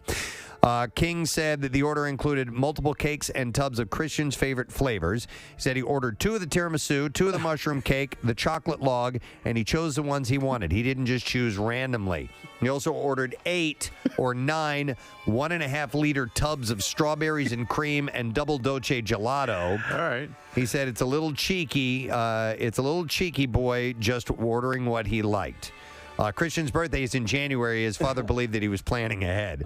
He said, we order stuff from Uber Eats every day, and he's obviously seen us do it all the time, but he's never done it and submitted it. $1,200 later, it was a big shock to the system. So are they still on the hook for it? I mean, are the company working with him, or how do they the enormous rectify order this? Was delivered to Newtown Fire Station, where King works as a firefighter, and at last made an order. The firefighters on duty accepted the order and removed everything that they had in the fridge to accommodate him. Uber Eats agreed to refund the order when King and his wife explained what had happened. It's very nice. Going to get the money back, which is pretty funny. All right, and there you go. That's what I have in the bizarre file. Let's take a break. We're going to come back in a moment. Mr. Skin is going to run down the nude scenes of 2021 in film and television in just a little while. Bert Kreischer will be on the show as well, so we got a bunch to go. What's there, I mean, it was a whole... The great thing was I brought across my dad.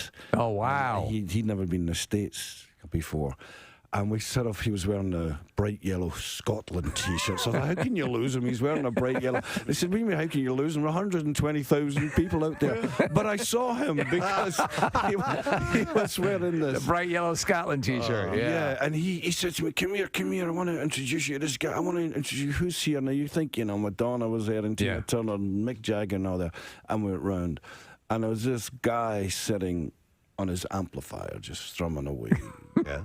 Total dignity. Bo Diddley. Bo Diddley. And my dad said to me, Bo Diddley, if it wasn't for him, there would be no Live Aid. Legendary, there would be no rock and roll. If it wasn't for these guys. And of course, he was right. Yeah. So, memories like that come to the forefront. Special. You mentioned Jimmy Iovine, and I saw the special on HBO about him, The Defiant Ones, and he talked about producing Born to Run and how frustrating it was because Bruce was such a perfectionist when it came to putting that record. And eventually somebody had to tell Jimmy, it's not your record, Jimmy, it's Bruce's. Let Bruce do what he needs to do. What was it like for you guys working with him? I mean, we've been so lucky. We worked with Jimmy, Bob Clearmountain, Trevor Horn, Steve Lillywhite, all these people. But Jimmy just had this way. It's funny because I can tell the jury was out. Some of the people around us didn't quite get Jimmy. Really? Because Jimmy was more a kind of ringmaster. He couldn't go in and tell you technically what was wrong or what was right. It was all feel. And he had a great kind of meter on him with that. That feels great. That's where you should be. But he made you feel great.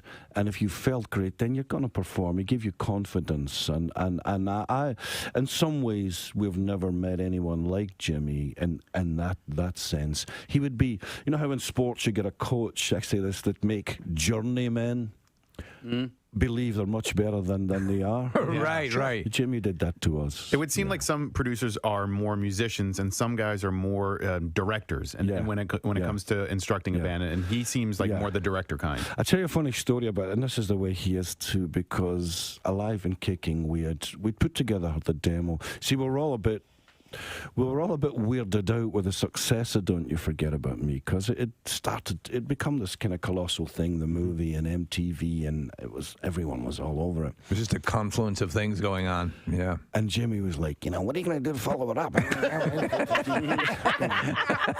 It's a monster. What are you going to do? And we were like, I don't know. Relax. We'll come up with something. And so we came up with this, basically the structure for Alive and Kicking. He's like, that's great. Get it down. That's going to be amazing. And we all felt that. But I had done a guide vocal, kind of sketch lyrics. Yeah. That I meant to come back and finish off. And the first line, and it's, you turn me on. So I got to do it for real. And I changed the line to something else. And he goes, hang on a minute. Where's You Turn Me On? I said, you can't sing with You Turn Me On. That's terrible. That's garbage. You Turn Me On. I won't be able to go home to Glasgow if I sing that. People will just rip the out of me. And he went, you're going to change that? And I said, yeah. And he went, my wife loves it. All Vicky's friends love it. Everyone loves it. You can't change it. I said, I'm changing it. And he starts taking out his car keys in his house. He says, here, take them, because I'm going to lose my house. Here, you're going to cost me a fortune. You're going to cost me a fortune. You're going to cost. And he was kind of half serious. Yeah. So it stayed. Hey, listen. And it kind of works. It works. It works. It works as long as I don't think about it. But it's funny because you as the artist are going to be hypercritical, and it's something that we have to think about, even on our level of just doing what we do. Yeah. Like program directors or whatever, listen with different ears. Yeah. And the hardest thing, I think, and probably what distinguishes a good producer who is able to produce hits, listens as the consumer hears it. Yeah. Well, in my head, if you're Marvin Gaye, you can sing You Turn Me On. Right. You're some little white nerdy guy from Glasgow with freckles gone. You Turn Me On. It's creepy, but not according to Jimmy. You were a tad bit nerdy, Jim. A bit nerdy, yeah. But that's why Chrissy Hines seems like when you guys got together, I remember thinking, wow, she's like the leather rock chick, and this guy, that's kind of wild. Bit off a bit more than I could chew. But you got to give me kudos for thumbs up for daring to dance. yes, absolutely. Jim, it's an honor to meet you. Thanks for being here. Thank you. Thanks, guys. Thanks, all of you. Our pleasure. Yeah. Jim Kerr, guys. On the Preston Steve Show. The only raccoons they like food. Okay. So it doesn't, doesn't matter. I had them eating goldfish crackers out of my hand. That's right. Remember, Robbie? Wait, you fed him out of your hand? I told you this story many times. We heard this story thousands of times. Yeah, but hang on. Was it while he was in a trap? No. Dude, that's crazy. Yeah, I know. Well, I was not. Didn't you? We were playing golf one time. That was during the day. And we saw that was a mangy-looking thing. Dude, don't go near that thing. Yes. And here you are feeding this one by hand. Well, hypocrite. That time, Preston, I was dead sober. B, it was a mangy-looking thing, and C, it was in the middle of the day. Okay. When I had this thing eating out of my hand, I had just gotten back from a wedding. It was late at night. I went outside. You were feeling good. Yeah, and we had developed it was a quick bond. You had an understanding. How was the wedding? Yeah. I was like, man, it was a really good time. Do you want some goldfish? Do I know them? Is his family or is his friends? No, you don't know them. I have to say I'm a little peckish. I'd love to talk to you, but I'm not thinking straight. Hang on. Can you hook me up? Yeah, I got some goldfish. You want some goldfish? Oh, bingo. Okay, hang on a Love second. it. Yeah, you go get those and I'll find us a place to sit. Comes back, he's smoking a cigarette. Hey. God, look at that sky. What did I tell you? Never leaving Delco. Those things are going to kill you. I know. It's my one thing, though, you know. Gotta have a vice. Gotta have a vice. I don't drink. But this, taking a cool drag on a night like that. It's just everything. Just everything to this little raccoon. Yeah. Smoking raccoon. From Touchstone Pictures, the story of a friendship, an interspecies friendship. Me, the raccoon in me. The raccoon in me. Raccoon. Oh, my. Starring Casey. Oh, dear Lord. All right. Let me go to Chico real quick. Hey, Chico, you're on the air. Good morning. What's the deal, bitches? Yo, buddy. All right, you have an interesting story. Do tell. Oh, man. Interesting story ain't the word. When I was younger, I had a girlfriend, and her dad was a prize coon hunting dog kennel. He had a kennel that they would raise coon hunting dogs. Yeah. And they came across one that had some babies, so he decided to bring the baby home to the daughter, and that was my girlfriend at the time. And sure enough, she kept it as a pet. And what kind of pet was it, Chico? Was it good and or was it a handful? Oh, it was a handful. I mean, it was cool when it was little, and like their hands feel funny, like leathery, and, and they would do little things. But she called it. His name was Snickers. Snickers. It loves Snicker bars. Oh, Snickers. Snicker bars. Okay. And then what the problem happened was, Love the Snickers. Yeah, you can bring me my Snickers. Hey, Chico, hook a brother up with some Snickers. Yeah, hey, Chico, bring me a Snickers. Chico, over there by the TV, there's a bag full of Snickers. Why don't you sashay over one with two? What's happening? Where are my cigarettes? After my little doobie. I feel my nice leathery hand. Yeah, I know. I'll use moisturizer. When it was little, it would crawl around her shoulders and like hang out in her hair and do all this crazy stuff. But as it got older, it just started doing what it wanted to do. And it's a wild animal. It's a teenager. You know how teenagers can be. Yeah. Did you ever? So everyone here was kind of thinking. Did you ever look at its human-like hands and look at your junk and think, looks huge in that? Nah, they got some sharp nails, man. That thing. Oh yeah, true. I can clip them, dude. Yeah. It just depends on how many Snickers you're ready to give me. Yes. You give me a fun-sized bag of Snickers, I'll bring you all the way to the end, if you know what I'm saying. Leather hands and no leather hands. Nails or not. Steve, you got issues, bro. Thank you, Chico. Steve, you got issues. Chico just called you out. Chico bailed on his story. Oh, Snicker. Please welcome Mr. Peter Hedges. Thank you. To our program. Nice to see you, Peter. Nice to be here. So you're a ukulele player, huh? I am. I really rip it up. You tear up the ukulele. Now, do you say ukulele or ukulele? Because we know that the proper. I'm just cool. Peter was off air in case it was chit chat with him. My wife is like, "Really? This is the instrument you chose to pick up?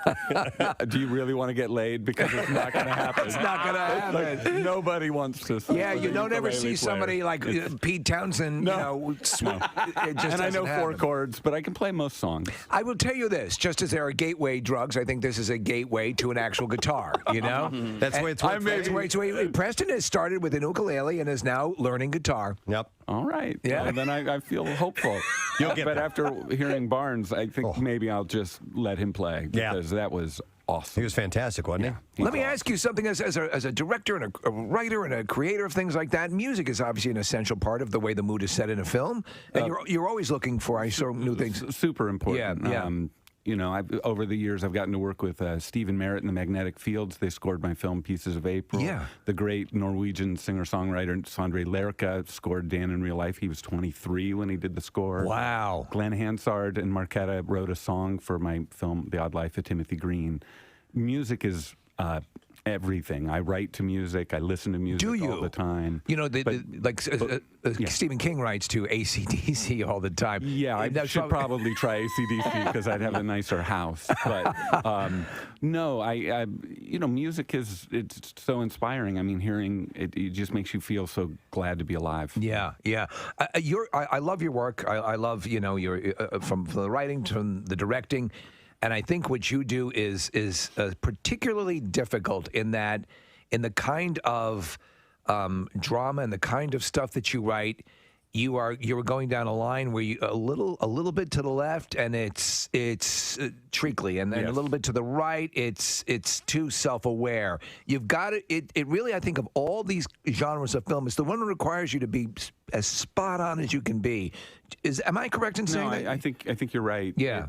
It's so tricky, but if you're trying to articulate the human condition, I mean, we're living in such a wacky time, and I try to put these broken people on screen that are trying their best to do the right thing.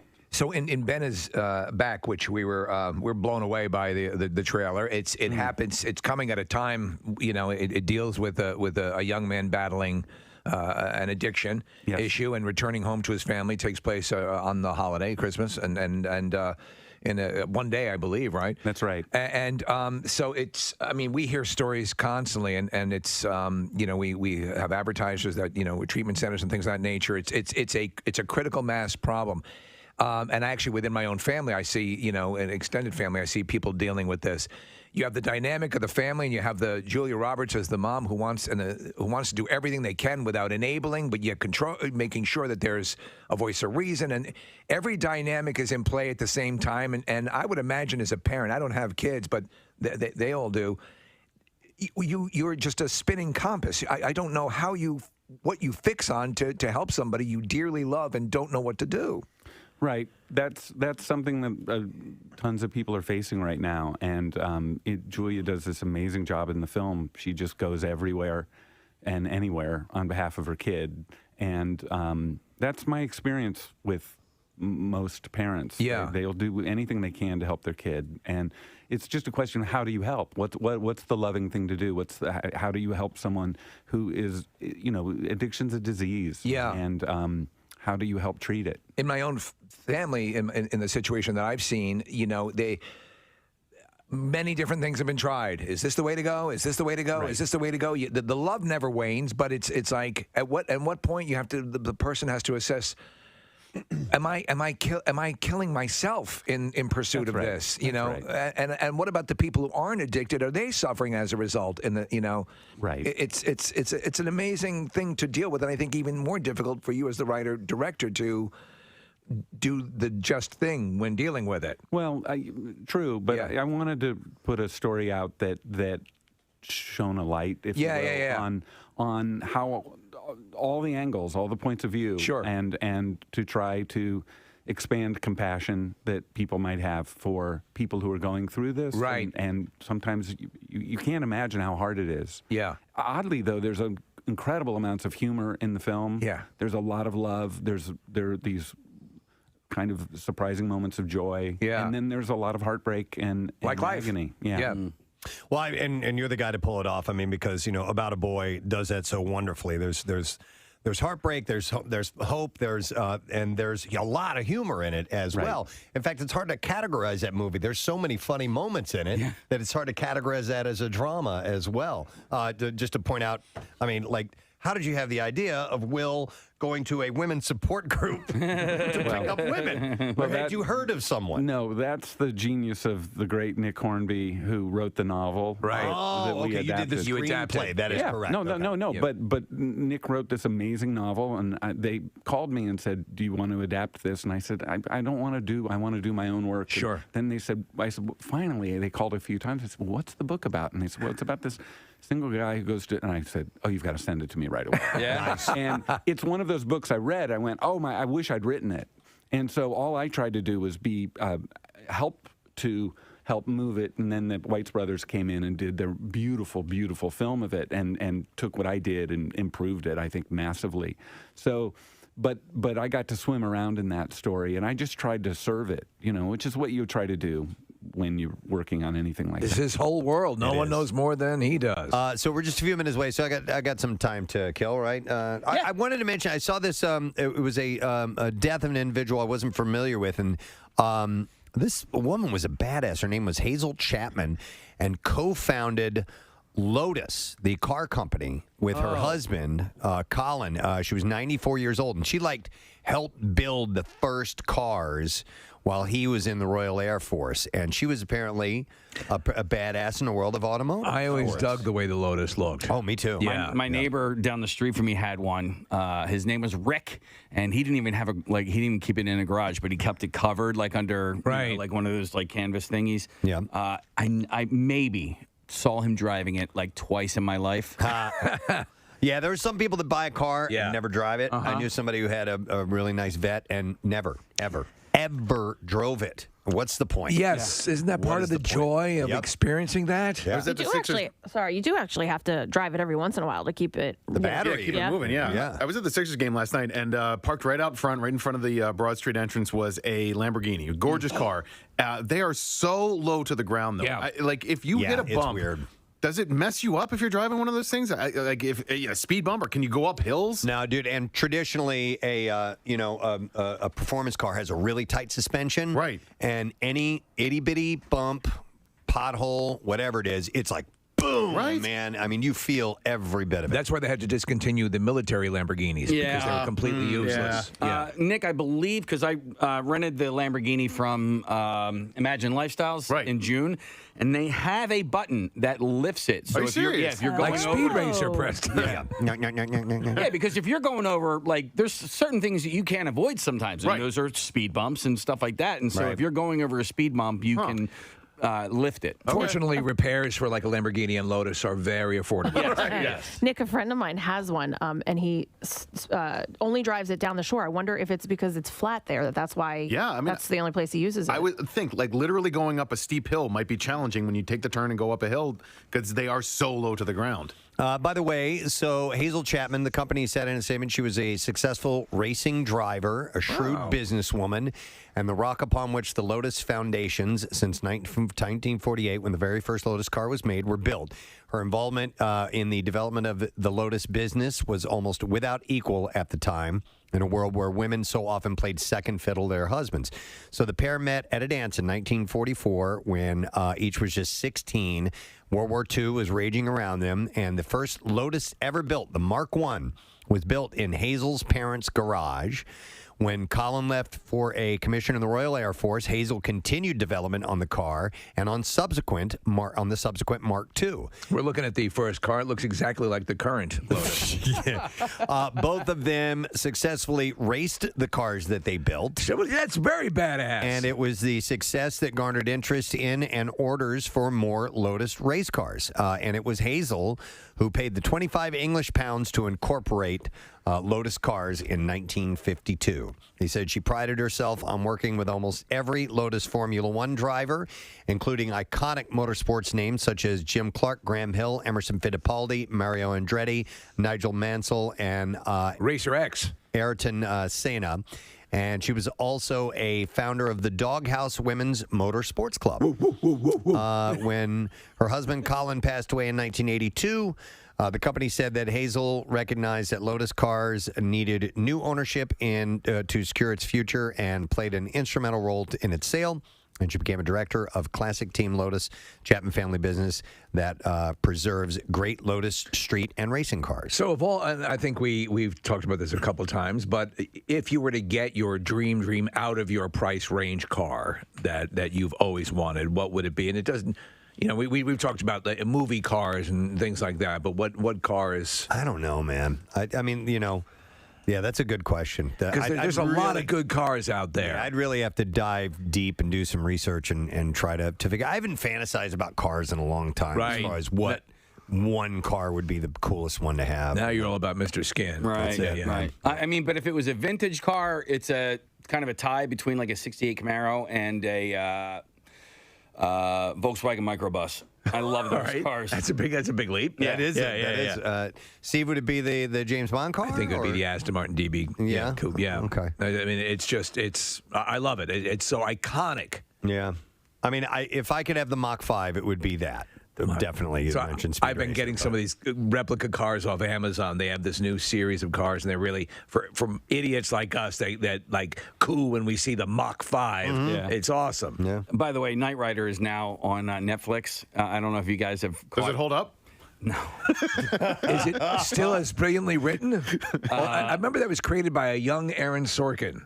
Yes. Remember the scenes where they're walking along. Right. Yeah. I mean, it really is just like these long ass scenes of this Trans Am just driving on In the long, shows of those windy times, roads. Casey, they had Yeah. a stretch of highway Yeah. that was under construction that they used for chips. Yeah. It was always the same stretch of highway. It was always the same back alleys. It was always the same stack of empty cardboard. Right. Oh, over and You know over what I'm and going over to do? again. I'm going to watch an episode, and I'm going to time for the hour. Or was it an hour long or a half hour long? Hour. Yeah. I'm going to time how long of that hour was actually spent of just of the exterior watching this car drive down the road. As a kid, though, Yeah. it was everything. That's all you need. Yeah, that's all you needed. And we could turn this into a full conversation about cars, but I was just thinking of a pretty badass car is in Captain America, Red Skull's car. Oh, I love that car. Badass car. I mean, that is man. that has a super long engine in it. Like, red, I'm back here. Yeah. Something about that thing I done. Oh, yeah. All right, anyhow, we're going to stop talking about that and start talking about boobs. We are happy to have on this guest. He joins us every year, a couple times a year, actually. Nobody does it better than does he. And since we're towards the end of the year, it's perfect time to dive into the top 10 nude scenes Make me over. of 2021. And we always play this song because it's Celebrity Skin. Please welcome Mr. Skin to the show this morning. Mr. Skin, good morning, sir. Hey, Preston, Steve. Thanks for having me on. 22nd top 10 list of my career. I think I've done all of them on your show, too. So. Yeah, there's been a lot. But, I mean, 22nd. you take, obviously, as we've talked about the nature of the industry, and when you were just this sort of Chuck Yeager figure in the world of movie porn, searching these things down now, we constantly talk about the glut now, the massive amount. You shifted from a sort of a spelunker, and now you're having to you're more a massive archivist for all of the stuff that exists. Right. Well, when I started in '99, think about television and what there was. Because when I do these lists for the Anatomy Awards or my top 10, it's TV and movies. Yeah. The TV landscape for nudity, I mean, there was Sex and the City in the late 90s. There was Sopranos that just started in, 99 or 2000. There wasn't a ton of TV. There was some television nudity, for sure. Yes. But now there's, literally hundreds of shows that are across all these different platforms. Everyone has a streaming service. Whatever you are, there's somewhere you could go to you pay $10 more and see nudity. So we go through all that stuff, and it's a lot more work now. Now, don't get me wrong, I'm not complaining, right. But there's just so many more places to find it. And I get asked, the question I get asked the most is, why would people become a member or pay a subscription to your website? It's so you could find stuff for free. And the answer is you totally could find stuff for free, but you also don't know half the stuff exists. And we're a database of every single nude scene from movies and television, and we review it and rate it and have fun with it. And that's why, to some people, there's a value in that where there's a one-stop shop to find all that. No, there clearly is. And you have basically a Mr. Skin equivalent for a male nudity as well. Yeah, I won't be going over the top 10 male nude scenes with you guys, so don't worry. But yeah, MrMan.com. And by the way, male nudity, skyrocketing. Tons more today than there was in '99, and showing full junk way more than ever before. So, Kathy, what's that show? The guy with the gigantic dong. Oh, I know. What is it? Sex Life? Sex Life. And it's funny because I might as well let you know that my number 2 nude scene of the year is Sarah Shahi from Sex Life, and she plays this married suburban mom who's got husband, kids, great life, but she fantasizes about her wild single days, and that made number 2 on my list. But I'm going to point out what you guys are talking about. This Adam Demos was one of her old boyfriends who was very well endowed. They showed him in the shower, And Netflix said that 20 million and this was 2 weeks ago, 20 million people have rewound that feed. Yeah. I mean, we did a whole segment on it. I think I did rewind. Kathy was almost passing out.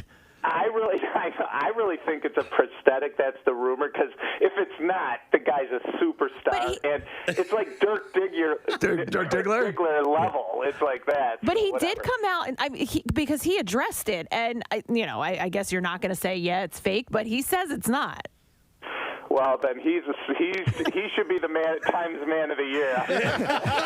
I'll tell you this, Mr. Skin, to your point, too. In addition to the nudity, you're actually having Netflix and streaming services sell and promote shows focused on the sexual content, on the nudity, like Bridgerton, like this show, that are specifically geared to be graphic, basically Harlequin romances, and it's the formula's working. Yeah, well, listen. There's reasons there's sex and nudity in these shows because it just becomes TV porn versus porn on the internet. Yes, you know? And there's a reason all this nudity is in there. So we're the people that goes through it meticulously and categorizes it and puts it in our database. And and like I said, it's so much more work now. I have when I started, it was me and one tech guy. Now we have like 35 employees at Mr. Skin. Let me ask you quickly to that point, and we talked about this earlier. Is it becoming more and more difficult to delineate between porn and what you're reporting on? Because you're not going to report on a porn star being nude in a movie. No. I mean, we're R-rated. We're really, 99% of Mr. Skin is R-rated, but you see things like what came in at number 3 on our list, this Julia Fox in a movie called Private Chat. She was the girl in Adam Sandler's Uncut Gems, the girlfriend in that. And so she's gorgeous, and she did this scene.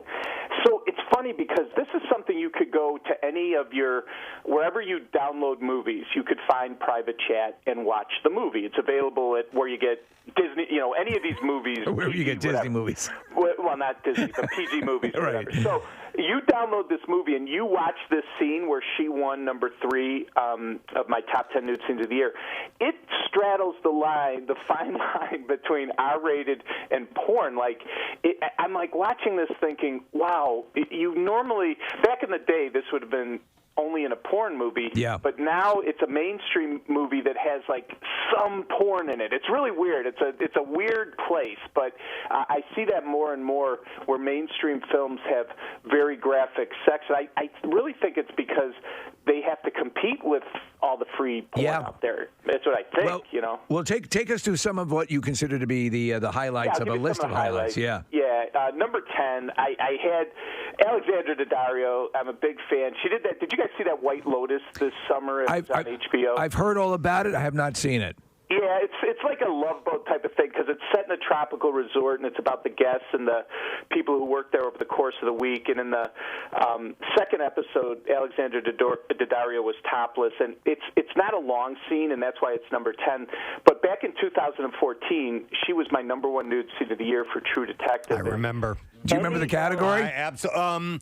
No, she wasn't. Well, she had swingers, right? Was she also in that category? Yeah. Oh God, you remember that one? Yeah. Baked in Brooklyn, she did a movie, and the camera was behind her, and her breasts were so big that it was almost like a nude scene because they were swinging to and fro. Yes. So that was Mr. Skin created the term swingers. Award, yes. But this was but I remember her being number 1 because I watched True Detective, and I was like, whoa. Oh, yeah. I was not familiar. I had never heard of her before. Well, so, yeah. funny thing, so that episode came out in January of 2014, and I was watching that with my wife, and I turned to her at that moment when I saw that nude scene live on HBO, and I said, that will be the nude scene of the year, guaranteed. Wow. And I was Does your wife give you feedback, or does she just she slap you?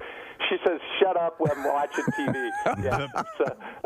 Anyway, another one that I thought was really cool, you guys, you're probably like me, and you know who Halsey is, but you're not like you listening to Halsey tunes on your radio. Halsey, that's not true. She's actually, she's in, I happen to dig this BTS video that she's in, this song, and she's very talented. No, I'm a big fan. Oh my God, yeah. I just didn't know a lot about her. My daughters are like Halsey fans and stuff, but she has 27 million Instagram followers, and she hosted SNL. Her fourth album came out this year. It's called "If I Can't Have Love, I Want Power," and she made a 55-minute IMAX film about the album. Yeah. So you're thinking, yeah, whatever, that's cool. It's like a long music video.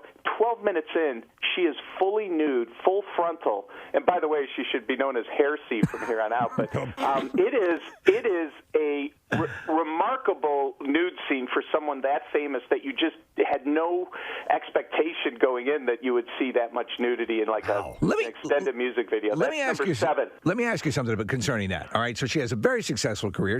Her music capabilities are respected. Is this in this day and age at this time? Is this a risk to do something like that, or? I don't know. Madonna sure didn't hurt her career being that way, and I think nowadays it's like with OnlyFans and Instagram and all. I don't think actresses are that concerned about ruining their career because they did a nude scene. You know? I mean, come on. So one other one I didn't want to miss with you guys is the Sex Lives of College Girls. Have you heard about this? Yes. HBO? Yeah, another HBO.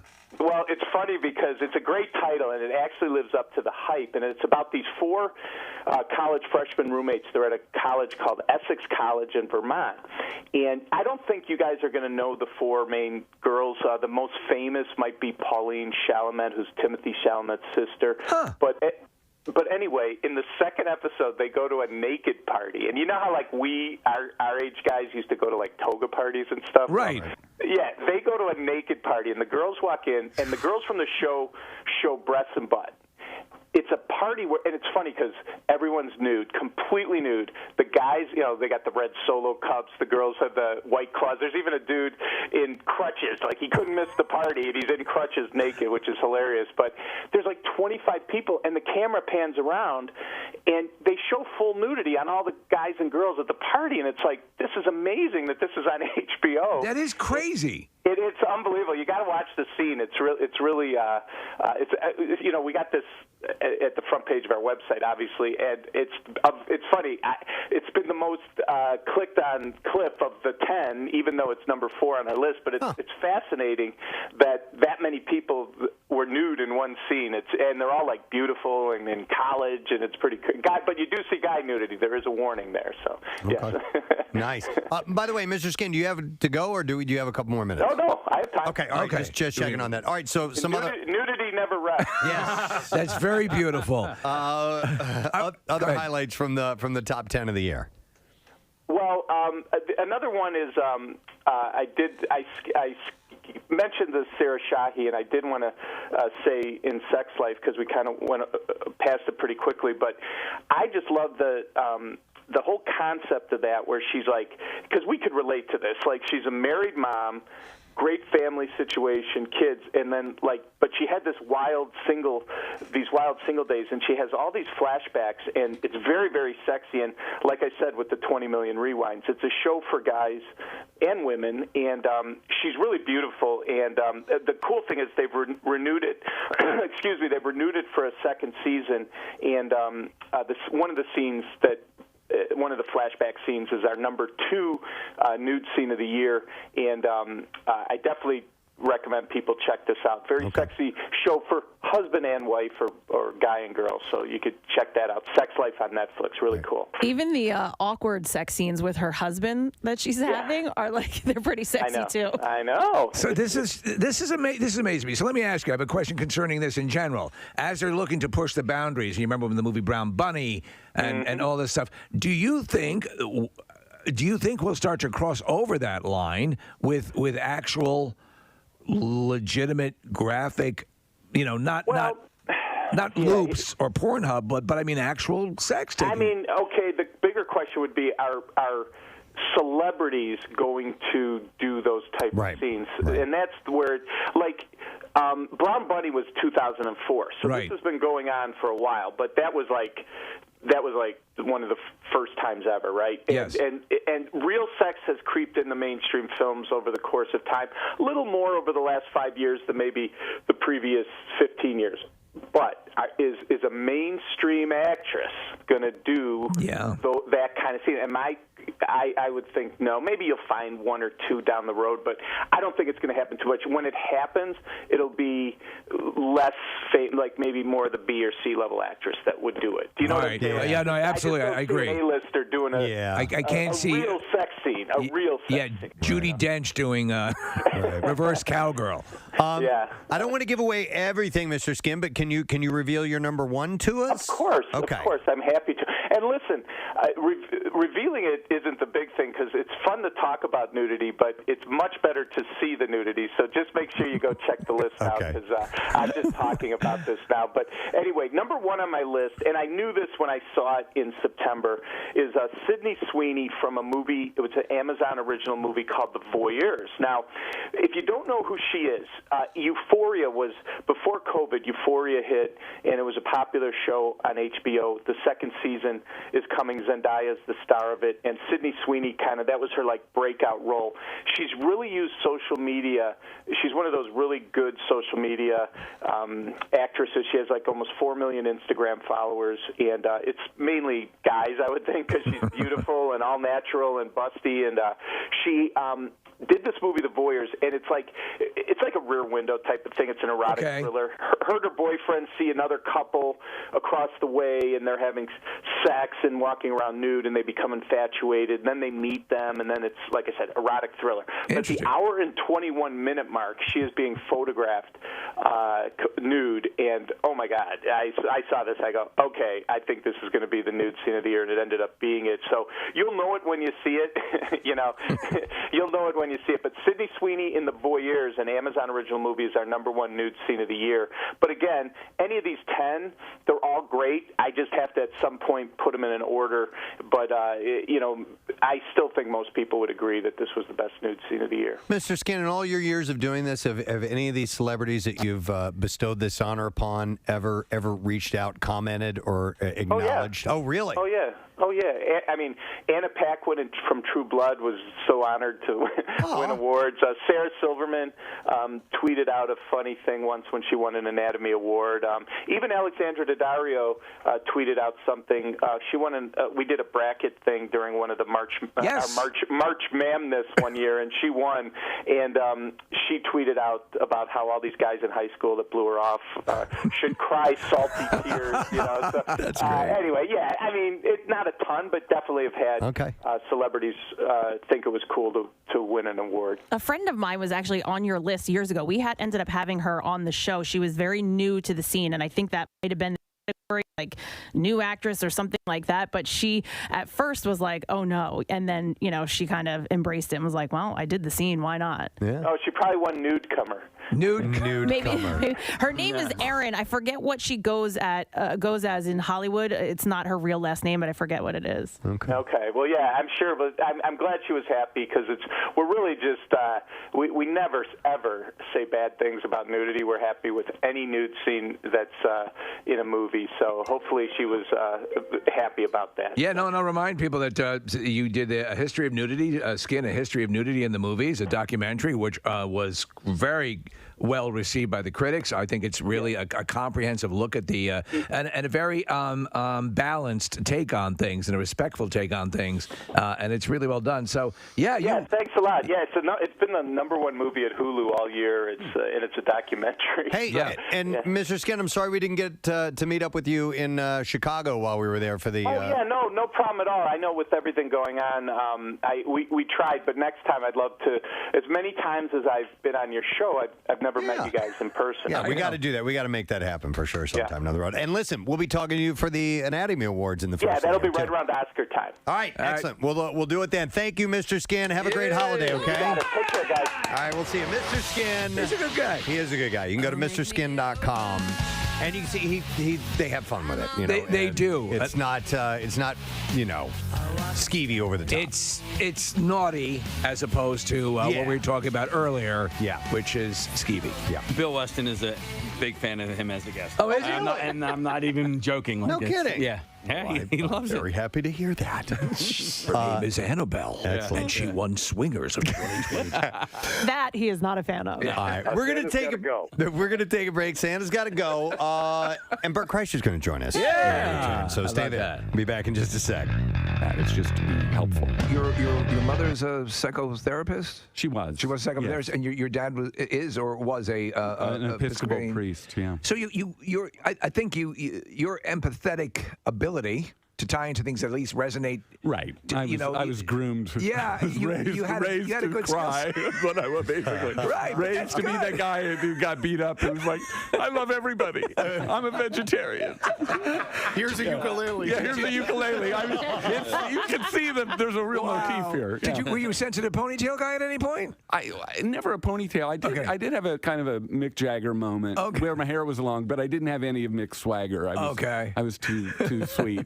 I was the nice guy. Well, we love your work, really. Thank you. What a pleasure to have long and robust conversations about me. How about that? I really appreciate You love me. You really love me. And now I'm going to sing. Let's go to commercial. Well, we brought up some ukulele music for you here. Oh, great.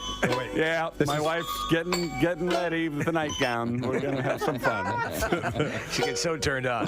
Oh, it's so over. Oh, this is great. Is final countdown? This is the final countdown on ukulele. I don't know why there's a piano part in the beginning here. I like the piano, though. It is kind of fun, though.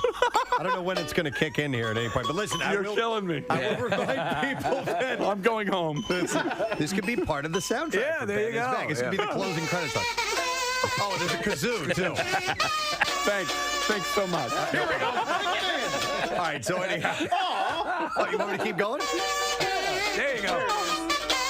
All right, so in theaters. Oh no! No! Peter did it! He just told us to F off. Oh, God, how much did that cost me? Oh, my God. No, we're good. We got I caught it. Yeah. Don't worry about it. You raised the double birds. I'm the son of a minister. Oh, this has been a great day. Oh, my God. There we go. Great. Ladies and gentlemen, Ben is Back is in theaters December 21st. That's Peter Hedges. We'll take a break and we'll be right back. Steve sent over a link. It is from Cosmopolitan magazine. Cosmo is my my magazine. That's your jam? Yeah, You're a it's Cosmo how reader? it helps me pick my outfits on a daily basis. And I'm a Cosmo girl. The article is titled 65 Fun and Cheap Dates That'll Put Dinner and a Movie to Shame. Yeah. Yeah. You know what? We don't have to spend anything. Let's just stay here. So do you want me to go through a few of these? Some are actually some are okay. Some are okay. Some are silly. Yeah. Okay. But it's I mean, there's 65 of them. They had to fill up a lot. Fun, cheap date ideas to put dinner and a movie to shame. Yeah, sometimes it won't put movie and a dinner to shame, but let's go through it. Let's see what we got. Go to an open house. I love this. I do this. You do this? We can date, Steve. Yeah, we could. Let's go ahead. Yeah, that's fun, and you get to see what people live like and what they have in their medicine cabinets. I am nosy as F when at night when I walk around and people's houses are lit up. I'm looking in windows. Right. I'm going inside. Nick, what kind of panties they have? Sure, yeah. Thank you. What's under the bed? Go to a coffee shop and read together. No, that's ridiculous. These are the worst suggestions I've ever heard. You do, Kathy. You do every one of these. Go to an open house? Yeah, that's your thing. Loser. Yeah. Okay. Go to a coffee shop and read together.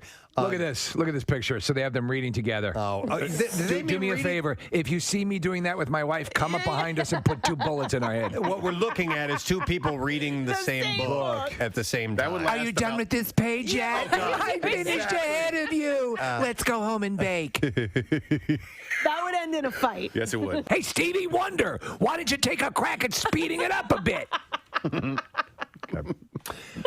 Go to a dog park together. It says yes, even if you don't have a dog. Wow, that's crazy. Listen, the other folks wanted me to come over and ask, what are you doing here? We think you're perverts. Dog parks are fun. There's Pretzel Park right in Manayunk. Has a lovely little dog park. And there's a big statue of a pretzel. Okay. Here we go. do face masks together. You mean like Halloween or No, beauty masks? It says everyone cares about their skin. This sounds like things to force your boyfriend to do with you. That's what I'm hearing. Throw a party where your guests BYOB. That's a lot of That's work. not a date. That's not a date. That's It's not a date. stupid. Start binge watching a new show together. That's kind of what obvious. that's at home. Yeah, that's standard. Here we go. Do a puzzle together. Oh, no. I hate puzzles. Well, I'm okay with this one. Are you? Yeah, puzzles are fun. Let's do a puzzle. There was a while where we had just like a puzzle on the table that was whenever you wanted to go over and work on it, it was there. Gosh. That is like a nightmare for me. That's a mess on a table that stays and doesn't leave. You should have seen her face. She's rolling her eyes. It's almost like the "Are we having sex?" face.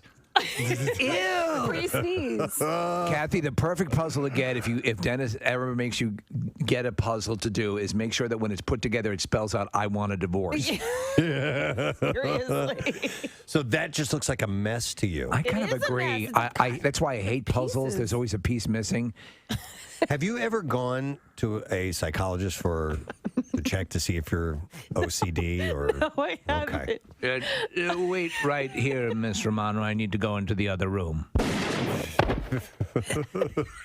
I've not officially been diagnosed. All right. I know that I've actually had the the therapist did the ADD stuff on me, and I have a whole bunch of things working. Yeah, we would leave a puzzle laying out on the table, and the whole family could work on it from time to time. You could do it on your own, or I would throw it out. Sit there and we worked on it together. Yeah. And it's fun. It's not necessarily date activity. It's more family activity. Yeah, it's not a date activity. I would do this into the garbage.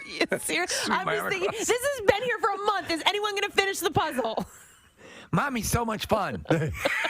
How come these balloons were not inflated? How about this? Take a bunch of personality quizzes together. Oh, that'll be great. Won't that yeah, be fun? you are a little obsessive. What did you say? Well, you never complete a jigsaw puzzle. By the way, these are 65 great cheap first date ideas. Go on a guided tour together. Nick, you had mentioned that one. Here we go. Wake up ass early and watch the sunrise together. No. Thank you. Make breakfast for dinner. That can be fun. That's good for a family. No, Casey says. Hey, look, we're having cereal. Oh. That's not crazy. Normally associated with breakfast, but we're having it now. It's over, isn't it? It's over. Go for a run. Go for a run. That's not a date. I'm going to go for a run, and I'm not going to stop. That's exercise. See a movie at an off time. Let's go at 4 o'clock. Isn't that crazy? We're living on the edge. It's over, isn't it? I have some cereal in the car. It's over, isn't it? Keep running. The next guest's film is not premiering until November 21st, but if you had partaken upon all these movies that are available, you would have gotten to see his movie last night because there was a screening of it. Yes. And we are happy to have him back in our studio yet again, and he's brought you so many great films in one way, shape, or the other over the years. Up in the Air, Thank You for Smoking, Juno, Whiplash, just to name a few. And now, here to talk about the front runner, we have Mr. Jason Reitman. Yay. Good to see you again, man. It's good to see you. I just really feel bad for your audience that, they were listening to all these great stories about sex injuries, and then you're like, let's talk about art film, guys. Well, this way we can say, hey, look, we're well-rounded, and this gives it credibility. Even if we're not well-rounded, we give the illusion of being well-rounded. I almost buy it. Congratulations on this. There's a lot of buzz over the movie, which is called Front Runner. It's the story of Gary Hart's run towards the presidency and the beginning of a I think, and as you rightly point out, and I've read interviews with you about the film, it was sort of a flashpoint for when news became tabloid. And things that used to sort of like in the Kennedy years, the press sort of said, you got your personal thing, we'll cover it to some extent. And then, or even before, there were some things that just were not, let's focus on the politics, and this is what we're here to talk about.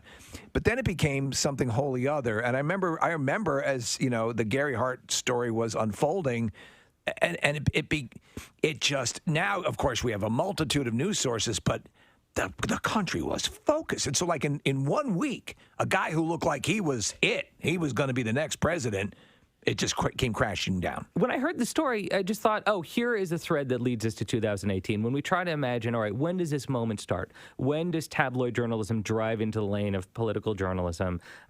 Here you have the story that is this kind of great pH test that reflects both sides of the audience. Politics always surfaces in movies if it's done right because it's compelling. It can be very compelling, and The Candidate is a perfect example. I have a tattoo from another movie of the same director. What is it? It's from Downhill Racers. The poster from Downhill Racers. So I am awesome. I'm really nerdy. Yeah. That's very cool. So, but is that in fact the case? It's not cool, but I appreciate that. But anyhow, look. It became this way to kind of understand today, and it's this thriller of a movie that touches on gender politics, that touches on the relationship between journalists and candidates, and that line between where our public life becomes our private life. Right. Before we got on this conversation, we were talking off air. We're headed to London tomorrow. What should we do while we're in London? Are any of you guys Harry Potter fans? Oh, 100%. Yeah, Nick is massive fan. Okay, we're all fans. They took the 2 stages where they shot the film at Leavesden in London, and they've turned it into this Harry Potter experience. And look, I'm a cynical guy, right? Like, I may thank you for smoking. That's who I am. But I filled with positive glee walking through the Harry Potter experience. Really? They have everything. They've like broken it down to like every one that was built, every set that was built, how they did the characters. You have butterbeer. It's sincerely magical. Is it one of those things you got to get tickets way in advance for, do you think? Or all right, I'm going to be a tool right now. You pulled strings. I just called someone at Warner Brothers. But son of a bitch. So first become a famous filmmaker, then call your connection at Warner Brothers. We're close friends with Jason Reitman. My rule is always first be born the son of a famous director. Okay. And then everything will just line up perfectly. What if you're a producer on a radio show in Philadelphia and you have a guest who's been to this thing? Can you ask that person to ask somebody for something? Live on the air, of course you can ask. WWE is in town, Monday Night Raw, and we want to welcome to our studio gentlemen who will be there. Ladies and gentlemen, Elias is with us this morning. Thank you. Hello, I am Elias. Nice to see you, sir. Is this your intro music, or? No, so this was a song off of my debut EP album that came out. It was one of 4 songs that I released. It's called Walk With Me. Went all the way up the charts on iTunes, beat out Taylor Swift and Post Malone, Panic at the Disco, the whole thing. That's just amazing. Nice. Yeah, it's pretty cool. Pretty cool. We'll turn this up a little bit. Hang on. But I know where you're gonna be. You're lost in this crazy world, searching for your destiny. Very bluesy and soulful and kind of dark. And that sums me up real well right there, man. Very Yeah, Johnny Cash-esque, too. Very much so. Yeah, absolutely. That's cool, but also it gives you an advantage, too, because you can smash guitars over people, too. It is. It's very nice to John have Cena, that weapon with. Exactly. And this is you playing guitar as well? Yeah, it's actually a nice, we don't have to get to it, but a cool guitar solo coming up that I also did, yeah. Well, yeah, it's all me. Hey, you know what? With that, and obviously, wrestling is your trade. It's where you make your money. But you also want to have a music career. Are you careful with your hands when you're in the ring? Yeah, of course, man. I don't want anybody to target these things. You know what I'm saying? I make my money in the ring, but also with these. You know, it's your cottage industry. Well, you have Chris Jericho and Fozzy. You know, sure, so, yeah. I mean, this is not. You know, he's the singer though. I don't think he plays any instrument. As far as I could tell, I don't think Chris Jericho plays any instruments. So Right. You know, but I mean, they've got some good traction. It's not out of the realm of possibility. No, Fozzy's doing great, man. All over the world, those guys. With the WWE, it's all about the marketing and the fans enjoying it and getting everybody out there to have a good time. You talk about the different people that come out. I was at a Raw event one time, and there was this woman, like it seemed like in her 70s, going ape-ass. I mean, the age range is astonishing. Sure. Who comes out to you? But who would you describe as the core Elias fan? Man, I mean, a core Elias fan is anybody that believes that WWE. And they said soup cute. Oh. Soup. As S-U-P-E, not S-O-U-P. Sup. Like super cute. It's super cute. Super. Where'd you get it? Real quick. It is from Stitch Fix. There you go. Fix. Super. Sick. But they are sold out. All right. Oh, man. Well, that's too bad. Well, listen. Sorry. These tickets will be sold out for our next guest. Good segue. Thank you. It's what I do. It's pretty much all I do. And he's got 2 shows at the Met coming up New Year's Eve. Who would you rather hang out with on New Year's Eve than our man Birdie Boy? And he is doing the Relapse Tour. Please welcome oh, wait. I need music. I need music to introduce him. Hang on a second. No. Are you kidding? Why is that called Love Machine? I don't know why. It's titled as Love Machine, and I thought it was going to be, I'm just a love machine. Yeah. And I don't work for nobody but Sounds you. like a tampon commercial. Yeah, let's just do this one instead. Oh, there you go. There's the machine. Bert Kreischer's on it. Hi, Bert. That's so funny. We're trying to pick music for our movie right now. Yeah. And I sent them Fiona Apple's Extraordinary Machine, and they were like, "No, this is not getting any." You got to figure that'd be cheaper though, right? Because it's crazy if you get a song that is like if you try to get hit, Machine Head, like, what is that for that? 100,000, 50, crazy, right? $75,000 per song. Holy hell, Jesus! And now here's the question. Okay, here's the question I posed to my wife and the producers. So what if it's your movie? It's your movie. Okay, let's just say you made, and I'll give you a real number, and you're going to really go like, that's how much you made. Yeah. What if you made $300,000 on this movie? Okay. Yeah. And then you see the movie and it's great, and you know that the perfect song could make the perfect moment the perfect movie. Would you invest $75,000 to $150,000 in music, in your own money, to make the perfect movie? I think I would. I would too. Yeah. I would too.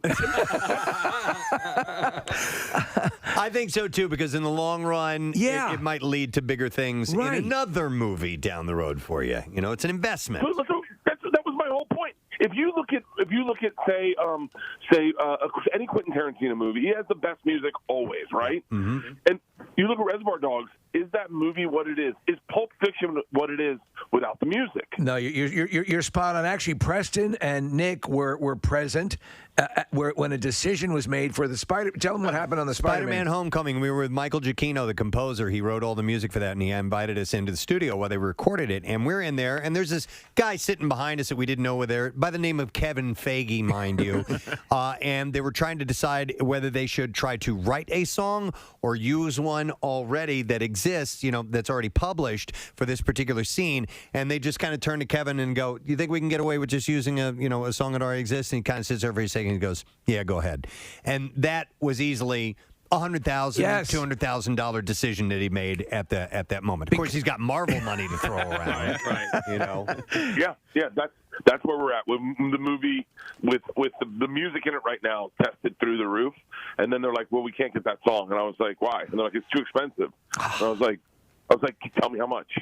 And they're like, "Well, no, that's not how it works." And I was like, No, that's exactly how it works. Because I don't care. I want to sit in a movie. I want to sit in a movie and everyone to go, "That was amazing." Yeah. And I know that the perfect song. And now I'm taking creative big swings. So I'm like, what if we did mashups? I love mashups, right? Yeah. So what if we take Fiona Apple's Extraordinary Machine and we have Kid Rock sing it? We deal with a guy who's done stuff for the show. He's great, DJ Cumberbund, and he does these mashups. Yeah, they're excellent. And they're excellent. I mean, they blow your mind how good they are. But you're still going to have to pay both of the artists the money. Yeah. So maybe you take 2 substandard songs and make it something that's. But listen, I hear what you're saying. You've waited. This is the movie you've been waiting for. This is your movie. You want it to live on the way, because it will kill you, Bert. Down the road, every time you see the movie and say, "I could have used that song. I should have used that song." You don't want that. By the way, I'm gonna send you the end of the movie, and I'm gonna get your notes. Wow. Oh yeah. Oh, we'd be honored. Yeah. Yeah, I'll send you guys the movie and get your notes. I'm telling you, man, I'm so excited. By the way, I'm excited for the Met. You know what happened is we were selling perfectly fine until I called you guys, and then it sold out that day, and they're like, "Let's add a second show." And I'm like, "Oh, well, looks like I got to call Preston and Steve again." Done deal. Yeah. Well, to me, the idea, as Preston was saying, I don't know who else you'd want to spend, ringing in New Year's Eve with. I mean, come on. And no, you got to do the Late Show. If your goal is to party. Yeah. And by the way, the Late Show is 10. Will you end up going till midnight? Do you have any idea? Oh, yeah, I will definitely go to midnight. Okay. I wouldn't be shocked if I ended up in a diaper somehow. That alone. Yeah. Baby New Year. New Year with Baby New Year. And then hopefully we'll have all have gotten Omicron by then and gotten over it. So they say it's I'm sorry to interrupt. Yeah. Speaking of COVID, we have the audio. I can play it if you want. yeah. But when you came to our cardboard classic, the cardboard sled event, and you did your run at the bottom of the hill, I ran out there with a microphone and I got your thoughts on it. And you made the announcement right there in front of everyone live that you were going to be doing a New Year's Eve show at the Met. But that was supposed to be in 2020 to 21. You know what? In fact, here let me roll this. You should be able to hear it. Cardboard Classic 2020. It's a little bit. I can't believe it. That's impressive. This is the greatest day of my life. It's better than the birth of my second child. I want to thank everyone from the beautiful state of Philadelphia and Pennsylvania for coming out. God bless America. We can do this never if we try. And I'll be back here at the Met for New Year's Eve. Hell yeah, Philadelphia! So there it was, the announcement. I was drunk. I was drunk, wasn't I? No. How many times have you said that? I can hear drunk speech Bert when my voice starts cracking. No, but I'm glad this is finally coming to pass, that it's going to happen. And tickets for the Late Show are on sale. You got to get them now, by the way. So I want to make sure everyone that got tickets before is aware that the show is that they have tickets, because that's like the biggest problem is people bought tickets and they forget that they have tickets. Yes, that's right. So anyone that got tickets before, and let me tell you something, man, we have been kissing the flame of this Omicron. We were at a strip club in El Paso a week ago. Well, I know we went to a gun range with a bunch of alt-right guys. I mean, we're really testing the waters, boys. I wanted to ask you, Bert, about being in Florida and back in your hometown and at Florida State, because it really looked like you were genuinely touched by being there, and you walked around campus and saw some places that have changed, some places that haven't changed at all. It was really neat to see you go back to really where it all began. Well, what's interesting to the story is that, in '97 when the Rolling Stone magazine came out, I was persona non grata at that school. Really? They did not. Yeah. And I kind of refused to go back to the school until I had proved myself. I wanted to, it's kind of depressing to say you're a comic, because most people go, "What have you done?" And so I was like, I want to have done something. I want to have done something. And I woke up at the Civic Center, and they had. It's going to make me cry, because it was really like a full circle. Yeah. They had put out "Welcome Home, Birdie Boy." Oh wow, I'm getting emotional. No, man, listen, because it's weird that at that time, and I remember when schools would end up in the Playboy, they do the top 10 or whatever, they would sort of frown on it. I got to imagine you sent a ton of people to this school, with what you were doing at the time, but they couldn't see it at the time. And the fact that it came around, the full, 180, as you're saying, it's making you emotional. It had to be wonderful. Dude, I walked through the campus. I hadn't been on that campus in 22 years. Yeah. And people were like, people were like sticking their heads out of their dorm rooms, and everyone was just yelling "Welcome home, Bert." Oh wow, man, that is awesome. Oh, dude, it was pretty awesome. Yeah.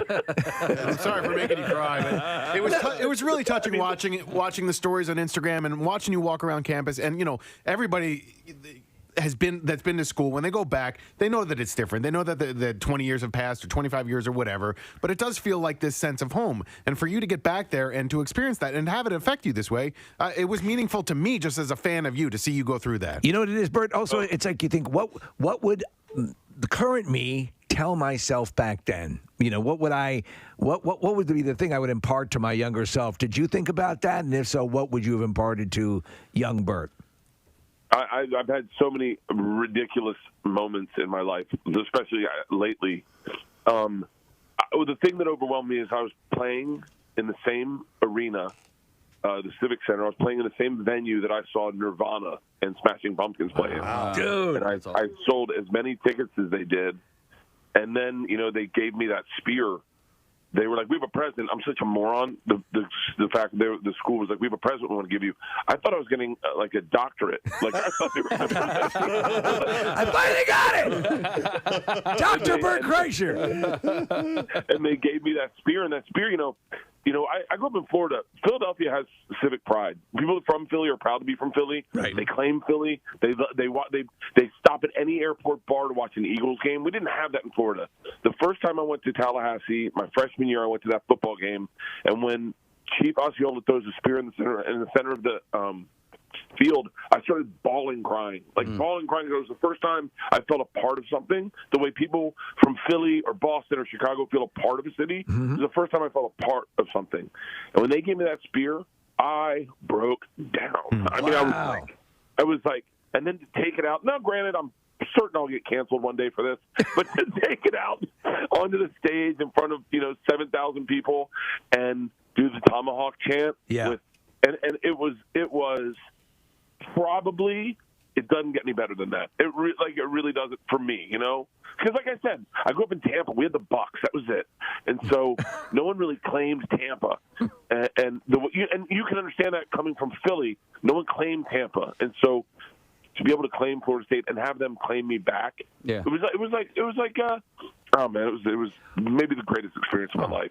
Why? And so speaking of Tampa, and by the way, when I was a kid, my second favorite team was the Buccaneers, and it was because I think because of the uniforms and because they were always a terrible team, and so I felt like I wasn't a bandwagoner. But I didn't learn until much later on in life that the city isn't actually called Tampa Bay, that the body of water is Tampa Bay, right? Yeah, it's Tampa, St. Petersburg really is where that area, but it's not Tampa Bay. But why Tampa do they call it the Tampa Bay Buccaneers? Why isn't it just the Tampa Buccaneers and the Tampa Lightning and the Tampa Devil Rays? I don't know. I think it comes out of the mouth better. It does. It does roll out a little better. Okay. Well, they wanted to incorporate, when they named the team, they wanted to incorporate the other side of the water. I think they wanted St. Petersburg to drive over and come to the games. They were like, "There's no way we're going to sell tickets to just Tampa." It's all about marketing. Yeah, that makes sense. Sure. Oh man. So that was the. You got all this stuff going on. You're working on, again, when we have you on the show, I got to look. I have like 900 different things on you. The Go Big Show, Season 2, I'm seeing the teasers for that. So that's... that obviously killed for you, and though you have a change-up, Snoop Dogg no longer on the show, been replaced by T-Pain. How did that work out? It was great. T-Pain's awesome. I mean, it bums me out because, Snoop is my guy. Like, I told you about the time you wanted to shower with me. No, you did not. You told us about smoking with him, but not the shower story. No, he goes. I wanted to party with him. That's all I wanted. And so he called. We're going to our trailers, and he's like, "Yo, Bert," and I'm getting in my trailer like pretty far away, and I go, "What's up?" And he goes, "Hey, come on over here. Let's do a shower." And I was like, "Huh?" He goes, "Let's come on, take a shower with me." And I was like, "Okay." Yeah. And part of me is like, I guess this is like hip-hop slang for something. I can't imagine he really wants to shower with me. Like, I'm going to get there, there'll be a bunch of strippers. He'll be like, "Yeah, let's shower these hoes." I'm like, "Oh, yeah. Let's shower these hoes." I go to his bodyguard, Wall. I'm like, "Yo, Boss Man wants to shower." And he was like, "Yeah, Boss Man's inside." And I was like, "Oh, my God. Like, do they all shower together?" So I go in, and Snoop's in the kitchen, and he's like, "Man," like just small talk. He's like, "Long day today, huh?" And I was like, "Yeah." And he's like, "Man, they're working us long." And I was like, "Yeah. By the way, I'm shirtless. I'm always shirtless, right?" Yeah. And he's like, "All right, well, let's do it." And I was like, "Okay." He goes, "How do you want to do this?" And I was like, "I don't know. I've never done this before." And he was like, "Come on, you've never done this?" And I was like, "No." And he's like, I don't believe that." And I go, "Well, I mean, in high school, but not like in a while." And he was like, "For real?"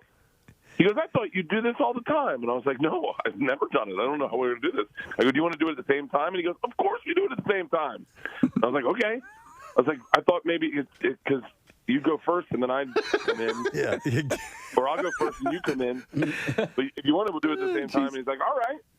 And he's like, "So let's do it." And I was like, "Okay." And so I start walking to the back of his trailer. He goes, "Where are you going?" I said, "I'm going to the shower." He goes, "Why?" I said, "I thought we were going to shower together." He goes, "What?" I said, you said you wanted to do a shower. He said, he looks at me and he goes, I said I wanted to do a shot. Oh, a shot. Oh, and then Snoop Dogg freezes, and he goes, you came over here to shower with me? Oh, my God. And you were willing to. Yeah, he goes, you thought I wanted, and he goes, you came to shower? And I was like, I'm a big fan, Snoop. And they go, but we could do a shot. And he goes, I'm not sure I want to do a shot anymore. Dude, I could see that. I would shower with Snoop. Are you kidding me? I mean, you got exactly Sure. what. He's, of course, you would think this has got to be something that only hip hop royalty It's does. a thing. Yeah. Oh. Yeah. Oh my God, that's hilarious. So we ended up taking. By the way, he doesn't take shots very often because he poured the margarita mix into a shot glass. He was like, "Here," and I go, "That's not how we do this." I was like, "Well, you don't do shots often, do you?" I was like, "I think I'd rather shower with you than do a shot of the mix." That is great. That's awesome. That's fantastic. But T-Pain's awesome. The show's awesome. This season's really, really scary. I mean, we have like 3 dudes that I thought were going to die, and that's they don't die. But man, when you watch it, you're gonna question whether or not they die. Well, dude, I know you had like some real near misses in the first season, but there's some spectacular stuff. But I'm saying, okay, well, where are they going to take this? And then the teaser has things that are like, I don't even know if that's legal in most states. What you're doing on the show, but it's pretty amazing. Here's how intense it is. There were a couple of contestants where because their stunt was so dangerous, they had to do evaluations psychologically on them. Like they had to be like, this is this guy is this a crazy person? That's how crazy some of the stunts are. There's one dude, look, I think I'm getting emotional in my old age. There's one guy who his stunt is so scary that when he doesn't die, I started crying. Oh my God. I was like, I just watched you not die. So it's awesome. We've had we years ago we did a thing. It was a month of stunts with Casey, and we had, it was Kill Casey, and that was the sort of the joke. But a couple of times we thought, like Casey, especially he was dressed as a cow riding a bucking bronco, and this is like bull, not a bronco, an actual bull, like an actual bull, right? This thing, like what, 1,500 pounds, Case? It stepped down almost. Right between inches. his legs. Yeah. I mean, it bucked me off, and when it kicked and swung its legs around, its hind legs went in between my legs as I was laying on the ground. And believe it or not, the thing that really did me in was riding my bike through a lukewarm wall. The wall was supposed to be on fire. It was just heated. But your heart thing. Go ahead. It's the one thing that you don't like. I did years of hurt Bert, trip flip, jumping out of planes, jumping off bridges, jumping off cliffs, and it's the one time that I'm doing my own movie and I fall down a flight of stairs and I break my tendons in my arm. And I'm like, wait, I've done so much more dangerous than this. And and then I had like a weird PTSD where I was like, dude, how many times have I almost died? Yeah, well, like stunt guys always say, it's the simple thing. It's the simple thing that's going to take you out. Yeah. Think of the Cardboard Classic. We came in drunk, made our own sled, and then 6 dudes all over 200 pounds just human centipeded our way down a mountain. And if we had busted, we could have been legit seriously hurt.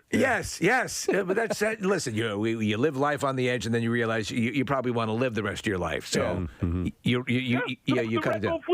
When you guys were the judges, I got decapitated. Yeah. Oh my God. Bert, I drove a car into a pond, and we didn't have any stunt technicians on this thing. No, it was didn't. literally a 23-year-old me who got like some Toyota Tercel off of some listener that didn't have seats in it.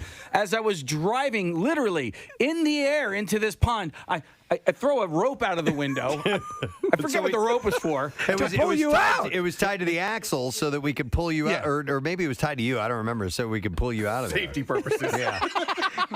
He's throwing a rope out the window so we can pull him out of the pond. Dude, I had dinner with a guy. I had dinner with a guy who almost died. He got out of the shower in his apartment. He was naked. He sat on his coffee table to cut his toenails, and the glass in his coffee table shattered, and he cut his femoral artery. Yeah. And he almost bled out. And you're like, that's not how I want to go. No. That's actually how a friend of mine died. He got through up a table? He got up too fast. Yeah. Got lightheaded.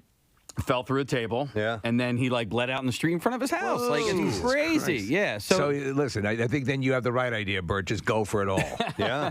Yeah, you might as well roll the dice. Yeah. Pay the $150,000, get the right song, and live your life. Yes, get that song. Hey, Bert, when you're here at the end of the month, are you going to be here with your family, or are you going to fly them in so you can spend the New Year with them? No. Those guys are drips. Are you kidding me? I'm rolling solo. Nice. I love your Christmas party. Your Christmas picture, by the way, of you shirtless with your family in Christmas sweaters is excellent. Is wonderful. Oh, yeah. I remember when I posted that, Rogan wrote, really?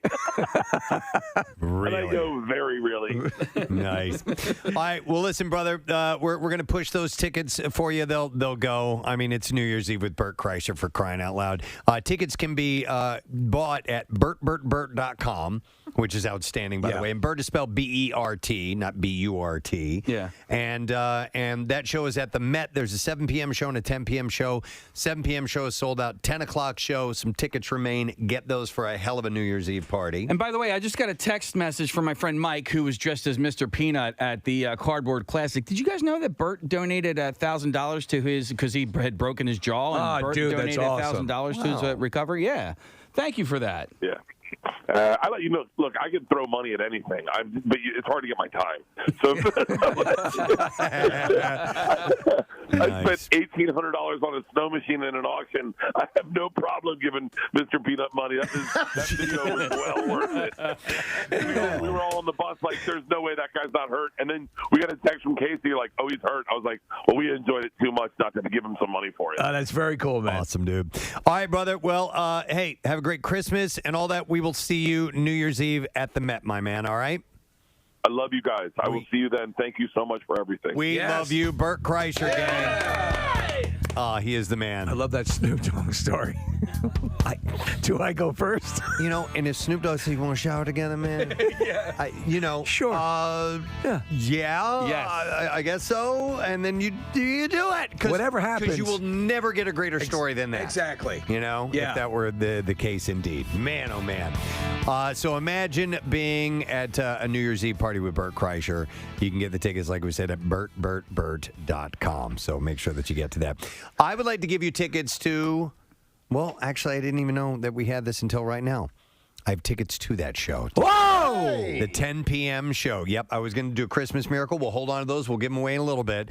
But we have passes to see Bert Kreischer New Year's Eve, man. Nice. We'll take callers 16 and 17, and you will get to go to the Met to the Birdie Boy Relapse Tour, 215-263-WMMR. You can also get tickets through Ticketmaster as well, or go to WMMR.com. Yeah, it's going to sell out. Wow. And that I've done a few shows, where you're there when they bring in the new year. It's a blast. Yeah, it is. You're with a ton of people having a good time. It's awesome. Bert being your master of ceremonies. In You're a already diaper, left. quite possibly. And how could he not be?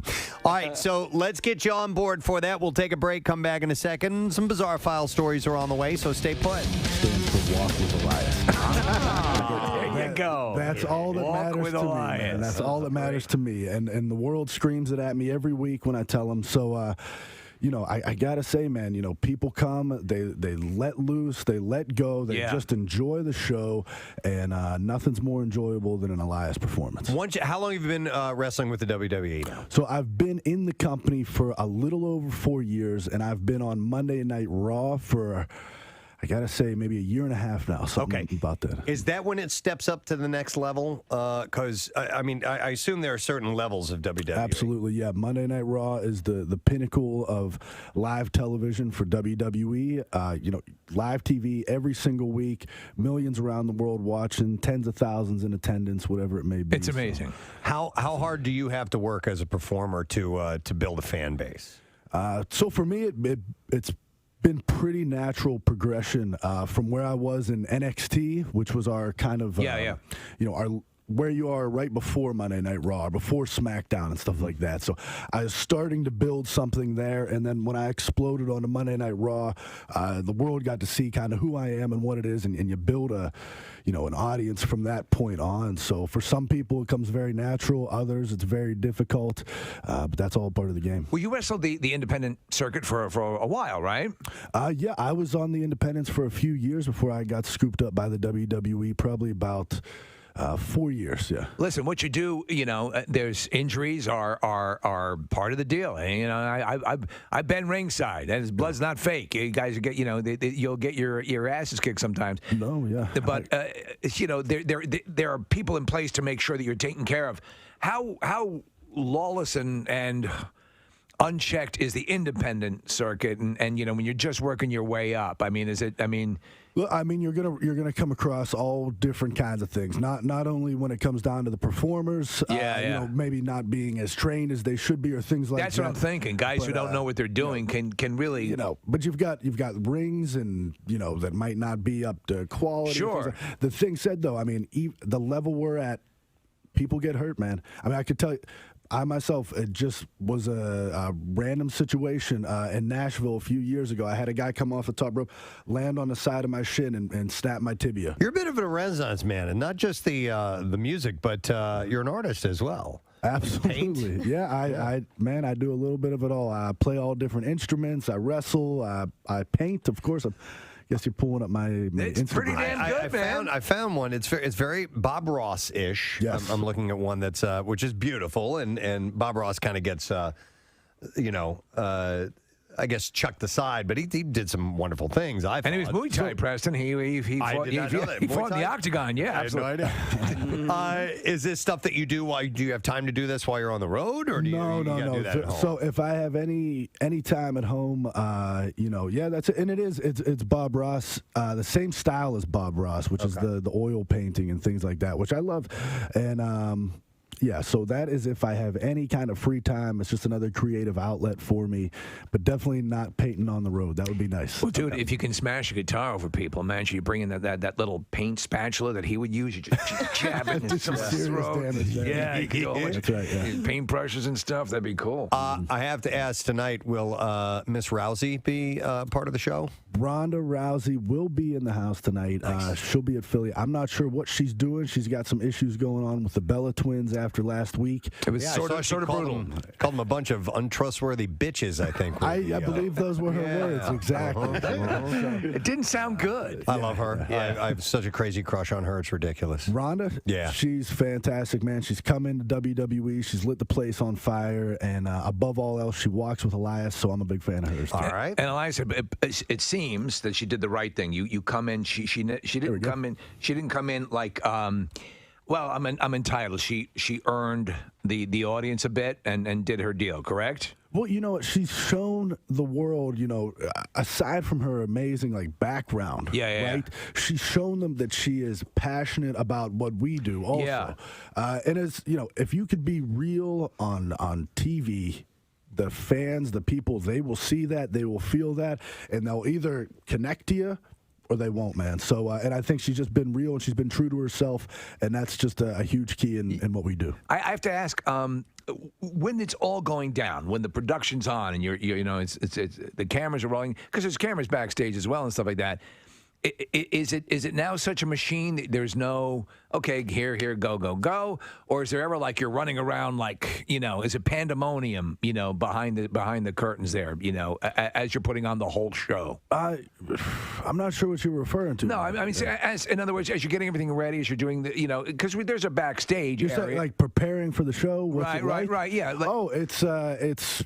It's different every single time you show up, man. You know what I mean? It's just it's a machine, and then it's the human element. You know what I mean? And they're coming together, and you got to make a big show. So there's all kinds of stuff. That's what I was wondering. It's several hours long, so you guys, it's a long day of work for everybody, especially the crew, the people that puts all that stuff together and make sure that everything runs properly. But when you're waiting for your match, when you're backstage, wherever they have you guys set up, are you watching what's going on, or do you just wait till your show? No, I'll be honest with you, man. I'll keep an eye on what's going on, but usually I'm in the back. I'm playing guitar guitar, just kind of getting in my own mind as to whatever I got to do for my performance tonight. You know, sometimes I like to take a pre-performance nap. Yeah. If I can, get in the right mindset. Yeah. Or, you know, I knew I liked you. Sip teas to get my voice ready. You know, whatever it may be, I'm doing my own thing. Great to meet you. Thanks for coming by here. You got it. Have fun tonight. WWE Raw tonight.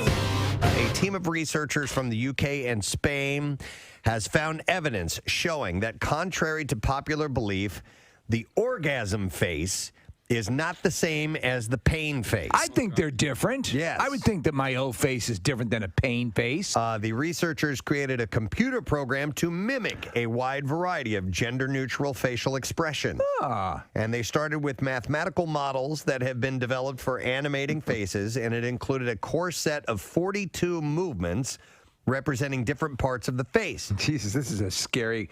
These computer renderings are pretty horrifying. Aren't they? They're weird looking. They're terrifying. So in this research, they asked 80 adults, half male, half female, to determine if the expressions showed orgasm, pain, or something else. They used the results to build better models and then asked another 104 people to assess the simulated facial expressions.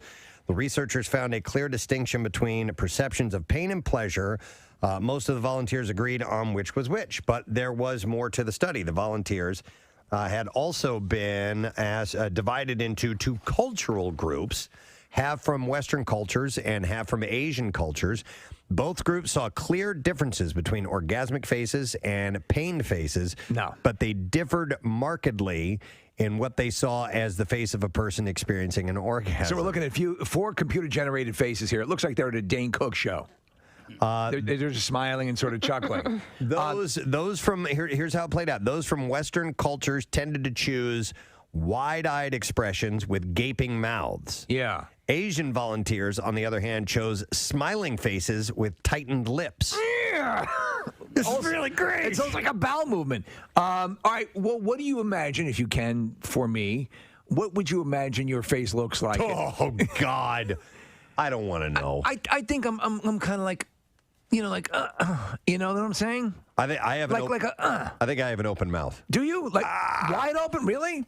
Oh, something like that. It's so funny that you have no interest in seeing your own face. No, my God. But seeing people who videotape themselves having sex. No. Are you kidding me? But seeing your partner's face, seeing your girlfriend's face or your wife's face, like that's a turn on, though. Like I am turned off by my own face. I think I look like Bogart. Somebody texts and says, "O faces look the same as pre-sneeze faces." Yeah. Yeah. Yeah. A little bit. Yes. I'm making my pre-sneeze face. No, I don't. There's no way I look like that. Maybe you Let do. me see your pre-sneeze face, Casey. Stop it. Do it again. Oh yeah, I'm gonna make you sneeze so hard. Sneeze all over your face. I'm gonna sneeze all over your face. Oh, that's so gross. Sorry, just sneezed on your back. God, I'm gonna sneeze all over your face. Kathy, there's a question for you. What would you rather have I'm all gonna over your sneeze you a pearl necklace. I think the sneeze face might be accurate. Really? A little bit. I purposely didn't ask All right, Yeah, I want to see your pre-sneeze face, All right, please. hold on, All right, I know you're laughing. Okay, but hold on, all right. Serious. This is Kathy's orgasm face. Second. Do you think Guppies is still open? Oh my God. What time does Target.com close? Oh my God, will this ever end? I'm so hungry. Target.com? That closes? Last week, well, I already said that. No, do it again. Tell us the golf ball story again. Do it again with a British accent. No. What? The first North American. Greta Van Fleet. The first North American tour. Oh my God. November, December, January, February. But then a young ingenue came in to turn everything around. Kathy Romano stars in Let's Go to Guppies. Starring Bill Weston as the program director who hates her mentioning Guppies all the time. She had 2 babies. Okay. God, that's a Dawson's Creek. Oh, yeah. She had another hit, didn't she? Where Have All the Cowboys Gone? Was that the other? Paula Cole? Was that Paula Cole or Where have all the cowboys gone? song? I remember that song. I wasn't sure if that was her or not. Nick, you'll have to look that up. I did like some of her stuff. She had hairy pits. Do you remember that? Yeah. She was a big thing. She was. I thought that was her father. That was her father, Harry Pitch. I'm a private detective. Have you heard about my girl? Name's Harry. She sings the title song for Dawson's Creek. The sun sunk into the sky like a pearl in a bottle of Prel. What? You remember that commercial? Yeah, No. so random. Nick Stevens has singles or releases or music video. Where have all the cowboys gone? Yeah. Yeah, Paula Cole. What am I looking up now? It was the kind of yellow you'd see on an office window where people smoked a lot. I didn't see the title at the top. I just thought that was the Paula Cole page. So yes, Steve, she did indeed do. Thank you. Where have all the cowboys gone? I'm out. You're out? Aw. It's Friday, late Friday. It is. It was late Friday. It was late Friday. I ached all over, as if I just won a marathon. Kathy came into the office. Told me she'd made reservations at Guppy. Bill came in, prattling on something about third leg of the stool. Can't take it, man. Oh. This is his directorial debut for the film Wildlife. Please welcome back to our studio after 6 years, Mr. Paul Dano. This morning. Good to see you, Paul. Thanks for having me. Thanks for being here. We appreciate it. Listen, so your directorial debut, and also you wrote the screenplay or co-wrote the screenplay. Going into this, what kind of expectations did you set for yourself? That's a big, big, big project. Yeah, it is. And honestly, directing is such a long journey and such a big experience. I think you're just sort of setting expectations one step at a time. Okay. So honestly, at first, you're just trying to write a good script and set yourself up with a foundation that you can feel good on. Then you're just like trying to get the actors to say yes. Then you're just like trying to get the money. And we're talking years and years, and we're talking about what, about like 4 years? I would say so. I read a book called Wildlife by Richard Ford, who's an incredible American writer. Right. Probably 2011 or 2012, and started turning this thing over in my head, thinking, okay, can this be a film? Can this be a film for me? So do you immediately option it because you're like, oh, okay, because I know how these things play, and you want to make sure you have it, correct? Correct, but I did not immediately option Really? it. Okay. Yeah, because I sort of wanted to make sure that I had something to offer it. Also, because I sort of do admire Richard Ford, I really wanted to sort of know that there was a film. Just a good book doesn't necessarily make a film, so why make a film of it? And when I thought of the ending for this film, which is different than the book, that's when I optioned the book, because I sort of knew the final shot sort of gave me the energy and the courage to sort of actually do it. It's very cool because I think when you take, so you and Zoe Kazan co-wrote the screenplay, and it was from what I understand, it was a back and forth process, and that actually, you kind of took a very long run at it at first, and she sort of helped you, whittle it down and get to that point.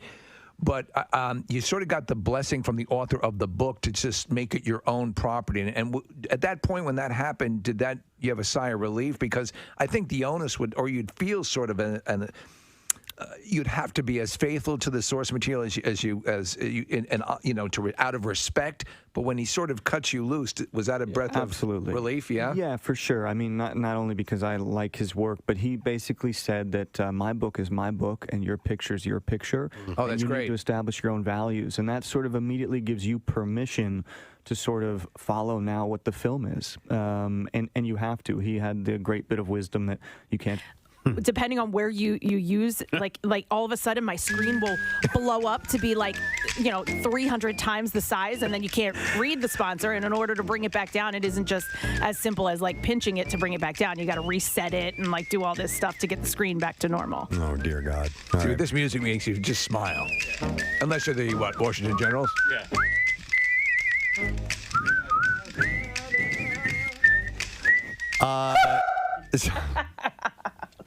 I sent, by the way, that music reminded me of a piece of music I sent. I think I sent it to Nick and Casey. Did you watch the woman playing the clarinet? Holy crap! Sitting on the street in New Orleans. Is she a busker? I assume so. Listen, there's people in New Orleans that just hang out and play music on the street, and sometimes they're like 5 years old, and you go, "Oh my God, listen to that kid play." Steve, this older woman, sitting down, playing a clarinet and singing a version of House of the Rising Sun. There's a guy playing a tuba and somebody else playing a trombone, and she was singing as well. Her singing was great. When she plays this clarinet, you're sitting there going, "Oh my God!" Wow. And it's pretty wild. And somebody I forgot where, I just stumbled across it on YouTube. It was like in the algorithm, spit it out. And I'm like, well, I'll click this, watch this. And I was like, oh my God. Doreen Ketchens, that's her name. That's amazing talent. Yeah. Incredible talent. All right. So anyway, hearing that made me think of that. I wanted to share this with you. Marissa just brought this to me. Was this a tweet, Marissa? Or, yeah. So County Line Landscape Nursery. And they're in Harleysville. Oh, man. Okay. There you go. They're on Harleysville Pike in Harleysville. I got to swing by there at some point. Oh, I know who these guys are. Okay. So anyway, they apparently name their Christmas trees. So when you go by, there's a little tag that, just might have a name on it for fun. Yes. I like that. I've named plants. Yes. Before. And Branchy. Apparently, Steve, they've named one Branchy. Are you kidding? I kid you not. Oh, that is awesome. So they have it says, "Hello, my name is Branchy," on the actual tree. And please, it says, "Hey, Preston and Steve, so you won't let Branchy be the last tree on the lot doomed to become chippy, will you?" No. Stop by and give him a good home this holiday season. We're located right in your town, Preston. If it looks like Branchy's not going to be purchased, let us know, because we'll make sure that Branchy does get purchased. We'll give him a home. Absolutely. So if you missed it, he's kind of the runt of the litter, but I think he's still beautiful. We were talking about trees on Christmas trees on the lots, and the last few that are left. And Steve started to kind of go into this theme as if it were a holiday special, right? Narrated by Jimmy Durante. And he named the tree Branchy, and Branchy ends up being thrown into a wood chipper. Which is what I never knew. That's what they did with the overstock. Yes, and that turned into a holiday special, apparently, which I would love to see made into a real special. So County Line Landscape Nursery, thank you guys. That's really cool. They're on Harleysville Pike, 811 Harleysville Pike in Harleysville. So thanks for naming them Branchy. Branchy. There's a Daily Rush coming to that, by the way. Oh, yeah. Excellent. I can't wait for that. By the way, there is a new Daily Rush video. And it is Safe Light Repair, Safe Light Replace, and it's the Safe Light Duet. And the description says they're harmonizing their voices and their hearts. And it's Steve and Casey in a very tender moment. Listen, we have done like virtual Safe Light Repair, Safe Light Replace concerts on the show. I think it's time for them to start advertising. I would think so. Nice. Yeah. Agreed. So you can follow WMMR on Instagram, and you will get the Daily Rush delivered right to your feed. And it is sponsored by Xfinity's Gig Speed Internet. And you can learn more at xfinity.com, by the way. Also, a reminder that we have the Gingerbread Studio Challenge. We're moving along now, right? We got a really good entry. Yeah. I'm very happy to see that. I'm like, okay, somebody gets it. Two really good ones, Marissa said. So they're starting to come in. So like a better crack house? And I can't wait to display these because you're starting to understand what this is all about. And we have a $500 prize for the winner. You can go to WMMR.com or PrestonandSteve.com and click on the Gingerbread Studio contest page. And let's find out if you've got the creativity level that wins this.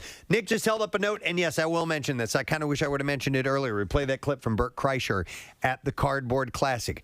And around this time of year, even before this time of year, we start getting emails from people asking about Cardboard Classic. What's the date? Where it's going to be? Blah, blah, blah. All this and that. We have a little bit of an update on Cardboard Classic to pass along, and it's an obstacle that we're working to overcome.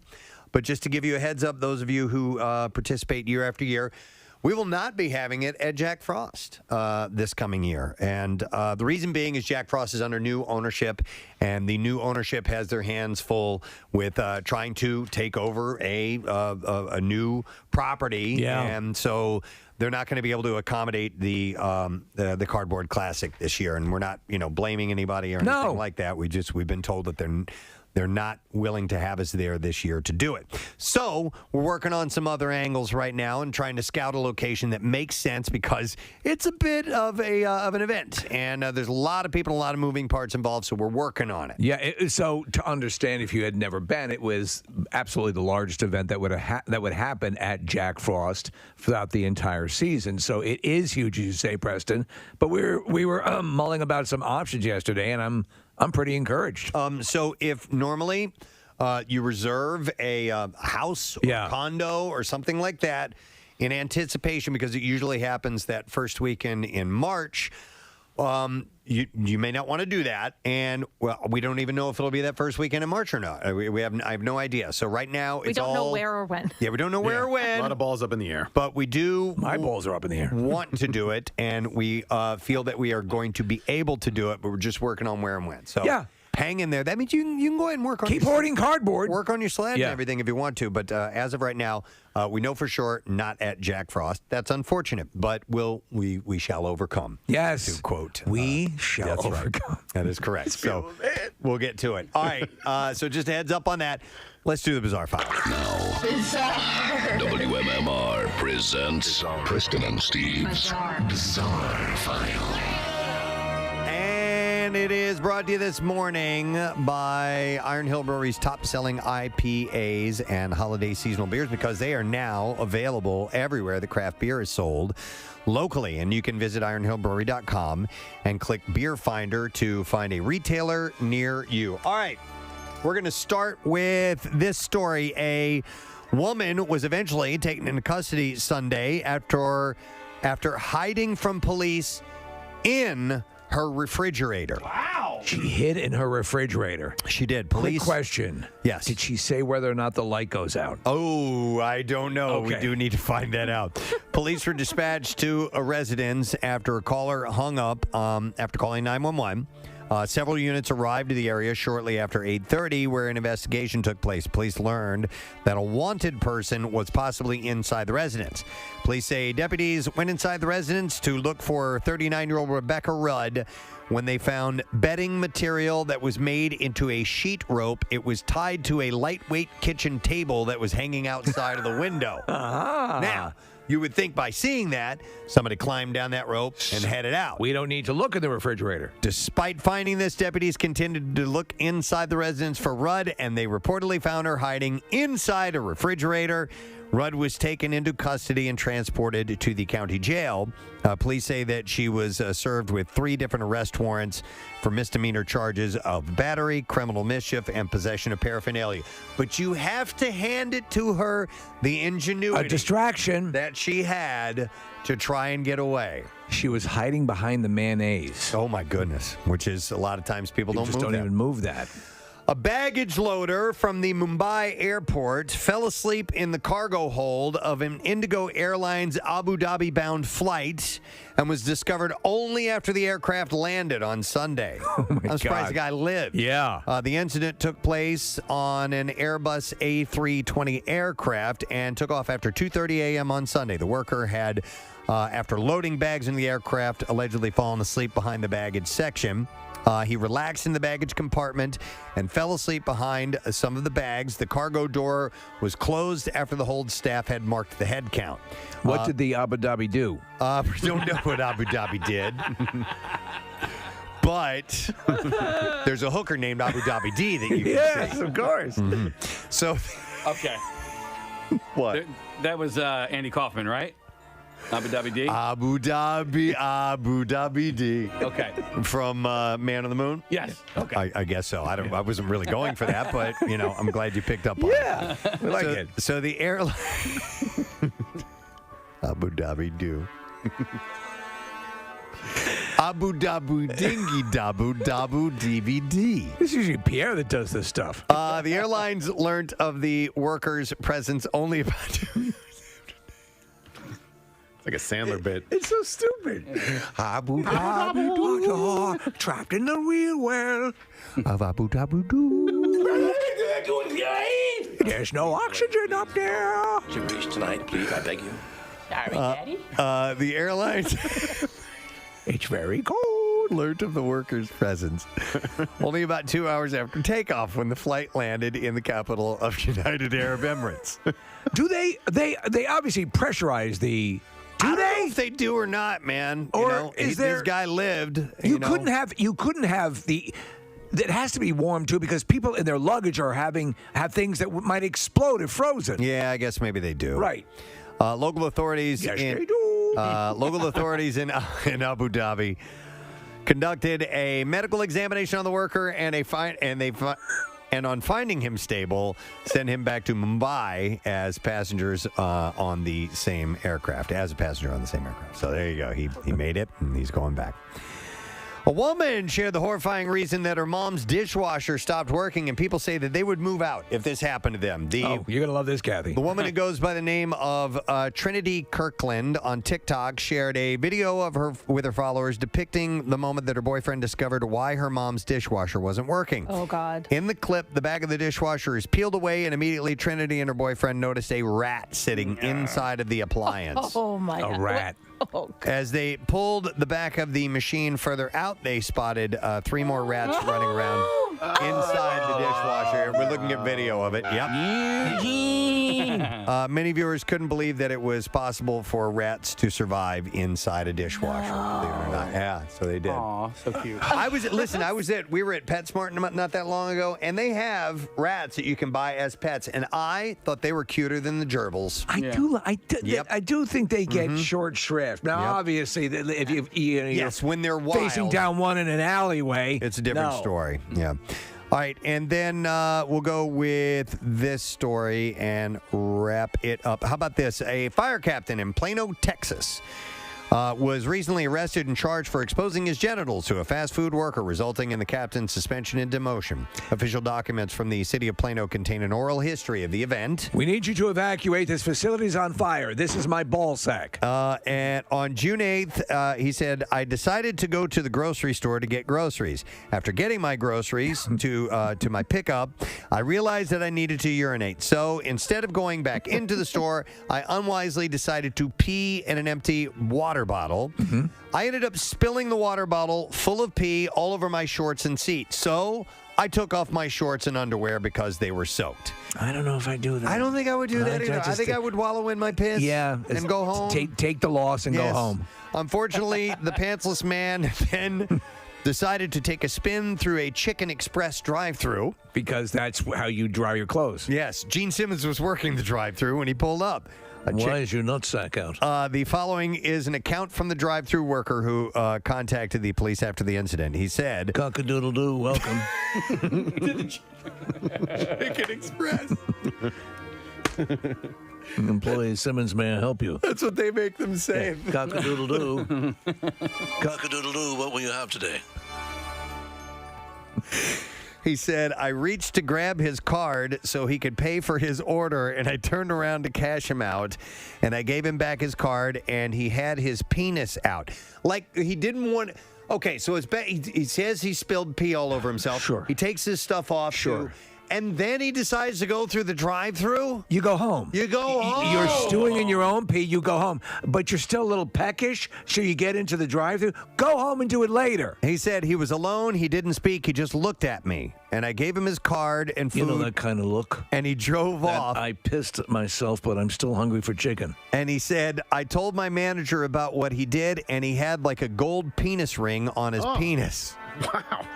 The fire captain wore a gold penis ring. Is that like what you get when you graduate? The fire captain claimed that ball form? He claimed that he tried to cover himself with a towel, but he was charged with indecent exposure and arrested. You couldn't find anything. So let's say you go to this stupid level. There's nothing in the car you could drape over your lap. Take your shirt off. Take your shirt off. And put it over your lap. Right. You know? He wasn't thinking straight. He's a fireman. He should be resourceful. Glasses on your penis with a cigarette tuck on. That's right. Yeah, they'll just think it's someone sitting in your lap. He'll say, he'll have some chicken nuggets. For the little fella. Get some sauce. I want some too. Oh, you make him talk. He's actually moving it around. That's great. How do you do that? That's very impressive. Seems awfully young. Should he be smoking? Your friend there's very cool the way he smokes. I like his Ray-Bans. All right. You want a joke here? Yeah. Uh-huh. Somebody texted in. All right. What's the difference between Dubai and Abu Dhabi? Okay. I've heard this, and I forget what the punchline is. The people of Dubai don't watch the Flintstones, but the people of Abu Dhabi do. That's it. Yeah. That's a good joke. That's a good kid joke. I like that's a dad joke, right? I need a what? I need a ruling on this, guys. Okay. So Dad joke? It's not a dad joke. I do think I might have one, but no, I was texting with Bert Kreischer. Yeah. I said, hey, thanks a lot for calling in this morning. You're always an amazing guest. And he said, dude, you are the best. Thank you so much. I accidentally tagged Elliot Page saw that. in my Instagram post. Yes. And I wrote, LOL, yeah, we saw that. And then some smiling, laughing emojis. And then he wrote... he wrote, I'm a Mormon. I'm a Mormon. Yeah, no, you got to go What's back. the ruling? You got to point that out. I go, did you write Mormon on purpose? And he wrote, yeah. Then write him and say, are you supposed to be drinking? Yeah. Mormons don't drink. Right. Oh, my God. That's fantastic.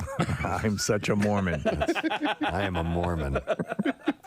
All right. Yeah, so he tagged us. He recorded a little video of himself saying that we got him to cry this morning. Yeah. And he tagged us on there. And I guess he was trying to tag me because Elliot. Right. And he tagged Elliot Page. He did tag me on it, but he tagged Elliot Page, the actor, on there as well. And I'm waiting to see if Elliot that'd be cool. comments on it. It would be amazing. Maybe we can get him on. Honestly, what would you think if you just got that out of the blue? Who are these people? I love it. Well, one of them's a Mormon. Yes. I know that. Yeah. That's that Mormon comic. All right. Let's take a break. And as we do so, I want to give away the rest of my allotment for the Christmas Miracle passes I have to give away today. So we will take callers. Let's go. 7, 8. It's a Christmas miracle! Yeah! 7, 8, 9, 10, 11. We'll take all those callers. 7, 8, 9, 10, 11. To a film, and my partner and I, Zoe, you know, this sort of story there is that I wrote a first draft. I secretly thought it was pretty good, and then I gave it to her, and she quickly dissuaded me. Wow. As friends do. As good friends do. Yeah. This is not as good as you think it is. Did Richard Ford, the author, did he ever visit the set during filming, or did he stay away from all that? No, he stayed away. I mean, we kept in touch via email. He writes the most beautiful emails, and we've been in touch. We just did a talk at Lincoln Center the last week in New York. He loves the film, so that means a lot. So it's a story of a family and a family going through changes, and it's a funny thing because a simple story told this way, families can provide your greatest sense of support and love, and also your greatest conflict in life and your greatest your greatest issues to deal with, and that's what you were looking to explore with this, correct? That's exactly it. Richard Ford sort of captured a duality where he was able to look at this hard situation with a lot of compassion, a lot of love. That's certainly how I, sort of grew up. We lived in a one-bedroom apartment in New York. My family was close, but probably too close. And when my parents struggled, we felt it, and it's sort of, I moved to a new town when I was 14 to enter high school. At that point in your life, home is sort of the edge of the world. I didn't yet have friends in that town.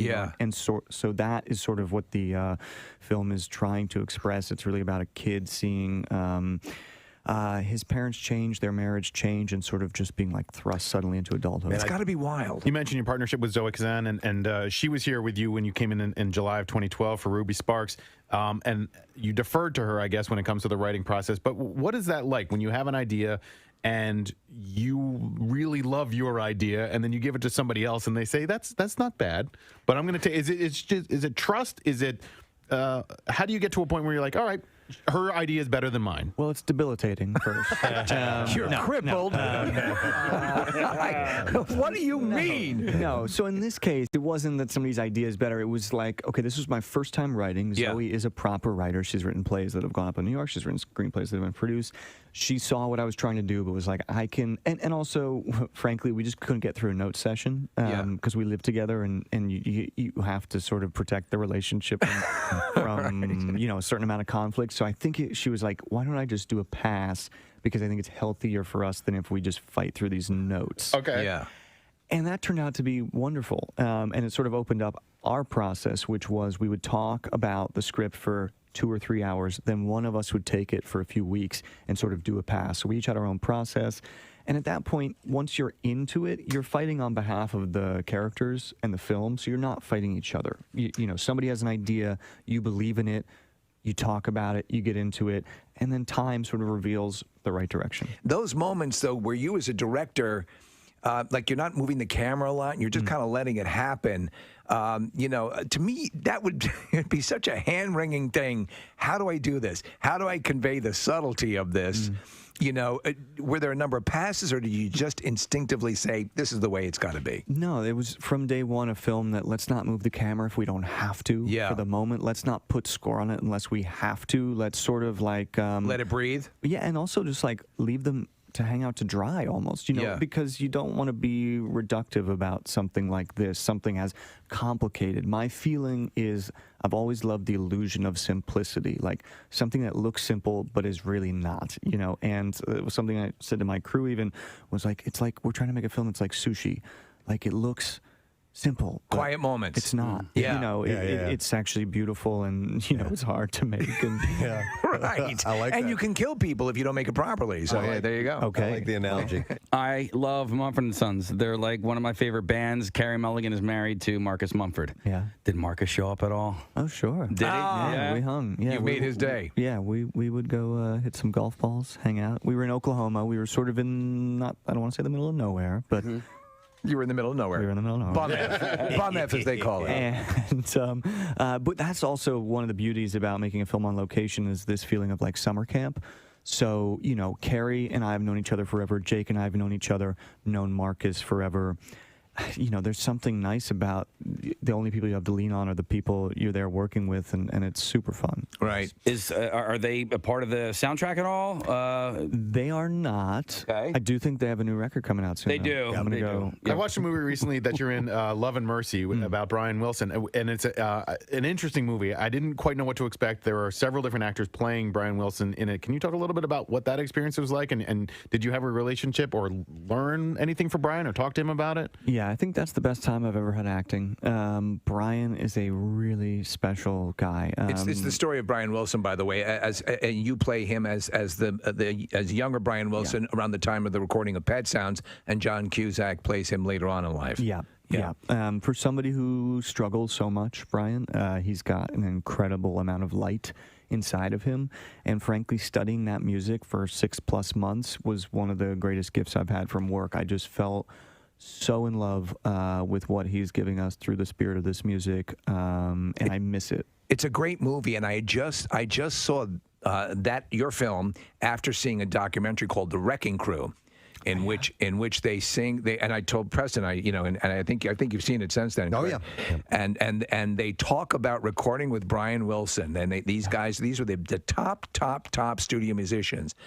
And they said, and then there's Brian Wilson. Yeah. And his genius level was off the charts. And I think the sequences where you're recording in the film, and you specifically caught what I imagined, it would have been like outside of the documentary. It was an amazing performance. That's very nice. Yeah, and that's frankly, we were in the studio that he actually recorded Pet Sounds in back in '65. Wow. And at that point, you're just trying to summon the spirits and let them pass through you, But that is so moving that these brilliant music, the Wrecking Crew, they were the best. They were the best session musicians in town. Yep.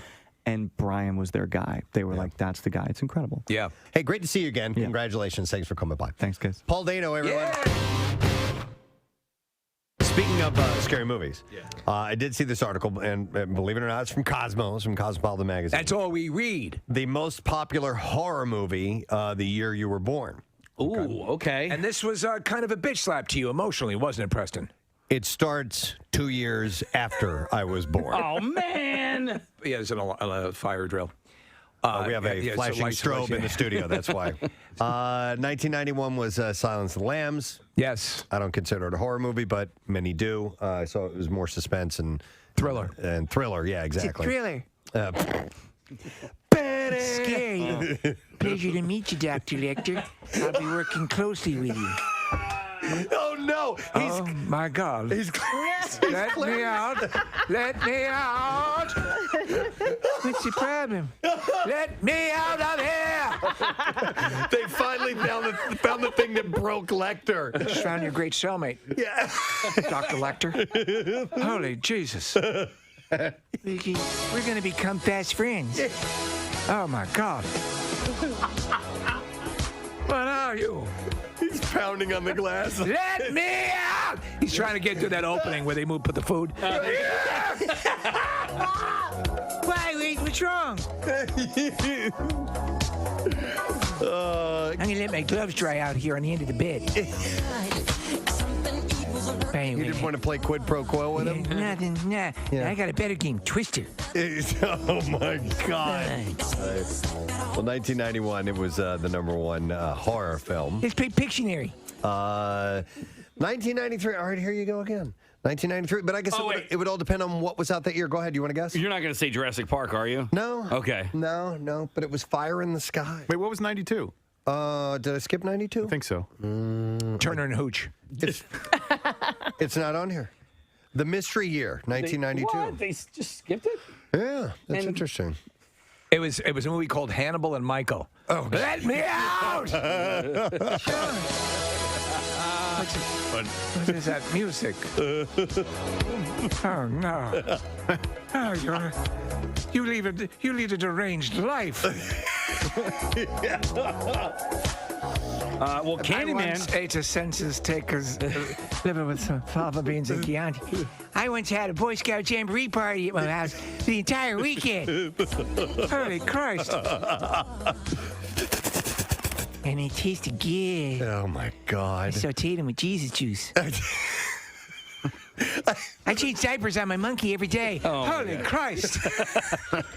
And I piss in bottles and leave them around the house. And my nose comes off. Get me out of here!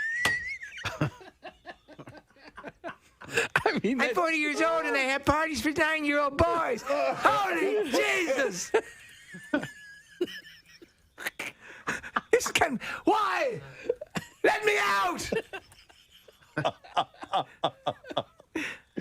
Oh, my God. We're going to have such fun. Can you do that list again? Because seriously, when you list it like that, oh my God. Hey, Blamas, I change the diaper on my monkey every day. I piss in bottles. I have an entire staircase as a tribute to Home Alone. I bounce Emmanuel Lewis up and down on my lap all throughout every award show. Oh. I drink Jesus juice. Oh. My nose comes off. I used to be black. And I made my kids wear Mardi Gras masks. And have a train, but a real one. Lecter admits everything. He just I will tell you right now how you can get in touch with Buffalo Bill. I have a dress. I have his whole Exact address. most longitude and latitude. Oh, God. Oh, man. Get me out. Nice to meet you, Dr. Lecter. Oh, my God. We're going to be good friends. Corn has launched its new coffee brand called Corn Coffee. Corn Coffee. Yes. It's a great name. Corn Coffee. If you like the driven rock of corn, you'll love their coffee. Corn personally curated the creation of Corn Coffee. Yeah, that's good. Let's see how many K sounds I can put in there. Corn personally curated the creation of Corn Coffee, a process that saw the band members tasting multiple variations for ultimately selecting the perfect roast and blend. Yeah, that one. Each bag of Corn Coffee will feature a special message from the band, which reads, after almost 25 years of touring, making records, and playing in front of all of our amazing fans, we still drink coffee. One thing has remained a constant in our daily routine. Lattes!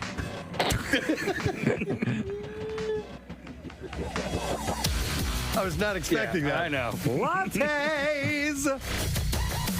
No, it says coffee. The ritual, the brew, the aroma, and most importantly, that very first cup every morning that sets the tone is something that we look forward to every day. Well, this is interesting. We're actually watching footage of them sampling the various brews. Yeah. It says, because of our passion, we've gotten together with a roaster and handcrafted our very own blend, coffee. It's called Corn Coffee. Next up, Corn Licorice. Corn recently began recording its new album in Nashville, Tennessee, by the way, but now they have Corn Coffee. That's part of waking up is corn coffee in your cup. That's right. Yeah, cup. This is... Cup. This, always at the ready. Yeah, a couple. We need to have Nick coffee or something like that. Yeah. Have a cup. Have a cup. This is our new blend. It's called Nanapuya. From the hills of Nanapuya. Yeah. Brought down by mules every day at 2 o'clock after the afternoon rain. The beans are enriched with monkey urine. If only we had a coffee sponsor to do this for us. I know. Yeah. Right? Nanapuya. Well, that's good. Have a cup. Yeah, a cup. God. Or no, the question would be, would you like some? Yeah, a cup. No, not Nanapuya. Yeah, cup. Rings would give handies for what? 215-263 WMMR. This was, I think it was Gandalf. Yes, absolutely. All right, we'll do the trash while you call in. The trash business is a gold mine. 93.3 WMMR with Preston and Steve's Hollywood Trash. Brought to you by Revivalists. Liven up your holidays with award-winning Resurgent Bourbon and Revivalist Gin delivered to your door. You can go to revivalistspirits.com. The botanical experts voted USA Today's top craft gin distillery and get 15% off with the promo code ROCK. Cheers. What's up this morning, Steve? Well, Shakira announcing the creation of a new talent competition show for NBC. Shakira says, dancing with myself will be unlike anything you have ever seen, unless you have seen American Idol, America's Got Talent, The Voice, The Masked Singer, Songland, I Can See Your Voice, Rhythm and Flow, Sing On, Lip Sync Battle, The X Factor, or Star Search. Oh, my God. General Hospital stars Chad Duell and Courtney Hope. Everyone knows those names. They're divorcing after just 2 months of marriage. Duell says he's extremely embarrassed because on General Hospital, he routinely performs colonoscopies that last longer than 2 months. Oh, my God. And finally, Tristan Thompson, finally forced to admit in court that he has been conducting a sexual relationship with Marilee Nichols, who is now carrying his baby. Thompson says he is still desperate to get back together with Khloe Kardashian, but his body keeps making boners. But that's your Hollywood trash. Let's see if you know the answer to this. Actress Miranda Otto from the Lord of the Rings trilogy used to give handies for what? 215-263 WMMR, and I will go to Andy to see if we can get the answer. Andy, good morning, sir. Where's that sound coming from? Good. I love it. Done. All right, Andy, Miranda Otto from Lord of the Rings would give handies for what? A fiber. A fiber. Thank you for saying it that way, too, Andy. A fiber. All right, Andy, you're going to get a $50 Wawa gift card. Why not make Wawa your one-stop shop for gift cards this holiday season? A great gift for anyone on your list. Let's get to music news. Now, Preston and Steve's Music News on 93.3 WMMR.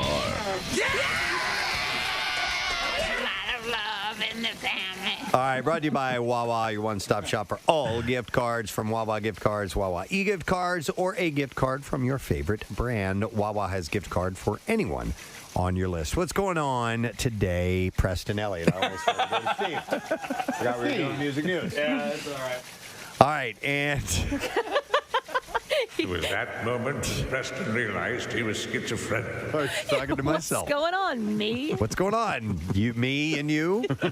Okay, so the next Nirvana, that's what Weezer's Rivers Cuomo says he thought the band would be, and what they would be receiving, or how they would be received after the release of their 1994 self-titled debut album. He told Rolling Stone, I seriously thought we were the next Nirvana, and I thought the world was going to perceive us that way, like a super important, super powerful, heartbreaking, heavy rock band, and as serious artists. That's how I saw us. Weezer's always been one of my favorite bands. I love them. Yep. But they sit in an area look at Nirvana Burned Out. Obviously, things went dramatically awry. But Weezer sits in that pocket that I think, you're going to get the longevity. They've remained creative. And I think they ended up in a better way, Weezer depends on what you want, though. Weezer plans to release 4 albums in 2022, calling the project Seasons. It's reported that each of the albums is expected to be released on the first day of every season next year and will feature its own unique style. For example, one of the 4 records will be inspired by Elliott Smith, and another will be inspired by Weezer themselves. So it should be pretty interesting. The pandemic took a toll on Korn guitarist James Monkey Schaefer. He recently said that he had a couple of hard moments during the COVID lockdown. He said, I'm faced with the reality of the present moment. When is it going to end? How are we going to make our mortgage payments and support our families? Because we all have big families at this point. So there's moments of high stress. What are we going to do? We can't have another online effing concert. They're done, and people are over that. He added that being diagnosed with COVID during the band's recent U.S. tour was tough as well, and he was one of the 3 members of Korn to get it. He said, I had all the symptoms, and it was terrible. He said there was a little bit of mental hell as well, seeing videos of my fill-in play on stage with Korn while recovering. God. And they came through L.A., which is where we're from, and some West Coast shows that I missed. That was frustrating. That was a little challenging, actually. He said, but nothing a little NyQuil can't handle. The new album, Requiem, will be released on the 4th of February. Chris Cornell's daughter, Toni Cornell, is set to perform tonight on the Jimmy Fallon Show. And Blabbermouth posted the 17-year-old singer posted on Instagram, writing, tune in Thursday, so excited to perform a special song in honor of my dad. She has a great voice. So back in 2018, she shared a recording of she and her father covering Prince's Nothing Compares to You to mark Father's Day. Toni posted the song at her father's YouTube page, writing, Daddy, I love you and miss you so much. You were the best father anyone could ask for. Wow. That's heavy. So she's on tonight, so you'll be able to catch her out doing it live on the show. Listen to this, man. Bruce Springsteen has sold his publishing and recorded works to Sony for a reported $500 million. $500 million! Yep. Rolling Stone reported a rep for Sony declined. I'm going to get a Rolex. To comment on the deal. Springsteen has remained with Sony's Columbia Records since he launched his career and was given ownership of his earlier albums. According to the RIAA, his album catalog has sold $65.5 million in the U.S., which includes his 15 times platinum Born in the USA and 5 times platinum The River. A rep for Springsteen did not immediately return Rolling Stone's request for comment. I think what happens is you get to that point where you're like, well, I might as well sell it now. Last spring, Paul Simon sold his entire creative interest back, that little fella? Back to Sony, for an undisclosed sum. In 2020, Bob Dylan sold his entire music publishing catalog to Universal Music Publishing for an estimated $500 million as well. You got to imagine Paul Simon got a chunk of change. Yeah. But Bruce is supposedly the most ever. Oh, wow. But yeah, Paul, yes, absolutely. Yeah. Would have gotten tons. And then finally released yesterday was the first official video for George Harrison's 1970 chart topper, My Sweet Lord. The remixed track is featured on the recently issued 50th anniversary box set edition of All Things Must Pass, with the Harrison estate, led by widow Olivia and Donnie Harrison, producing and appearing in the comedic new clip. Among the high-profile cameos in the video are Ringo Starr, ELO's Jeff Lynne, Joe Walsh, Mark Hamill, SNL alums Fred Armisen and Vanessa Bayer, Reggie Watts, John Hamm, Patton Oswalt, Tim Heidecker, Eric Warheim. For Tim and Eric. Rosanna Arquette. What's that? The Tim and Eric Show. Those are those guys. Oh, okay. Yeah. Weird Al is in it, Natasha Leggero, and many more. It's kind of funny. I never expected a video to be made for this song. No, and or especially why these people are involved in it. If you watch it, it's like, oh, this is interesting and cute, but a different approach. I thought like it might be a montage of some sort of like Beatles cuts or something, but No, it's got a storyline to it. I've not watched the whole thing yet, and but it's pretty interesting and very cool that it's out now. All right, there you go. That's what I got. Music news for you. We're going to take a break. We'll be back in a second. Get ready to wrap the program up. Letter of the day for the Word of the Week prize. We will have it when we get back. Stay with us. That'd be ridiculous. you want a thermos or a cup? Yeah, a cup. Okay. Not a, yeah. Oh, one nana pia for table 7.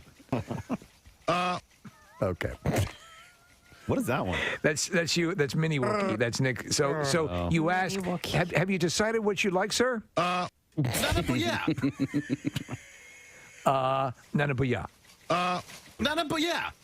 I don't remember Mini Wookie.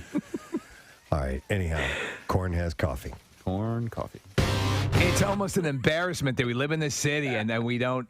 You know, But I think you're right, though, Preston. Stop and check it out, at least to just some see degree. Why groups of people decided that it would be a good idea to memorialize this person in that form. Also, don't hesitate now and then to throw a rope around on it and attach to your boat hitch. That why is intriguing to me as well. Like, what the hell is the point of dragging a statue into the river? But you know, when I heard the news report it this morning, they reported it as if, like, here we go again. Now, there was only one other incident, but... There's a lot of statues Still. being pulled down for various reasons, whether you had down south with the Confederate statues and things of that nature, and if they believe, well, you know, there's it's kind of the thing, but this thing seemed like, what's that about? Yeah. Hey, what did Rizzo do that was so great that he gets a statue? He was just a really popular mayor. I mean, like he was larger than life in a bunch of different ways in stature. Yeah. And so because of his tactics, he was well known. He left his mark, good and bad, and deserved a statue as a result. Yeah. You're a real crumb bum. and he gave us that. If that, honestly, I would give him a statue just for that. For crumb bum? I'll take you out back, both of yous. Yeah. My arms tied behind my back. Yeah. I'll pound you into the pavement, I will. That whole audio, you look like a lush to me. He's telling the reporter. Yeah. Would you care to talk to CBS? You look like a lush. I'll pound you into the pavement. You want to relive that? Yes, I do. All right, Casey's finding the audio of Frank Rizzo when he was confronted. He wasn't happy about it. He was out walking his dog, and maybe the Viking was the Nordic Frank Rizzo. They were confronting him about. You look like a lush to me.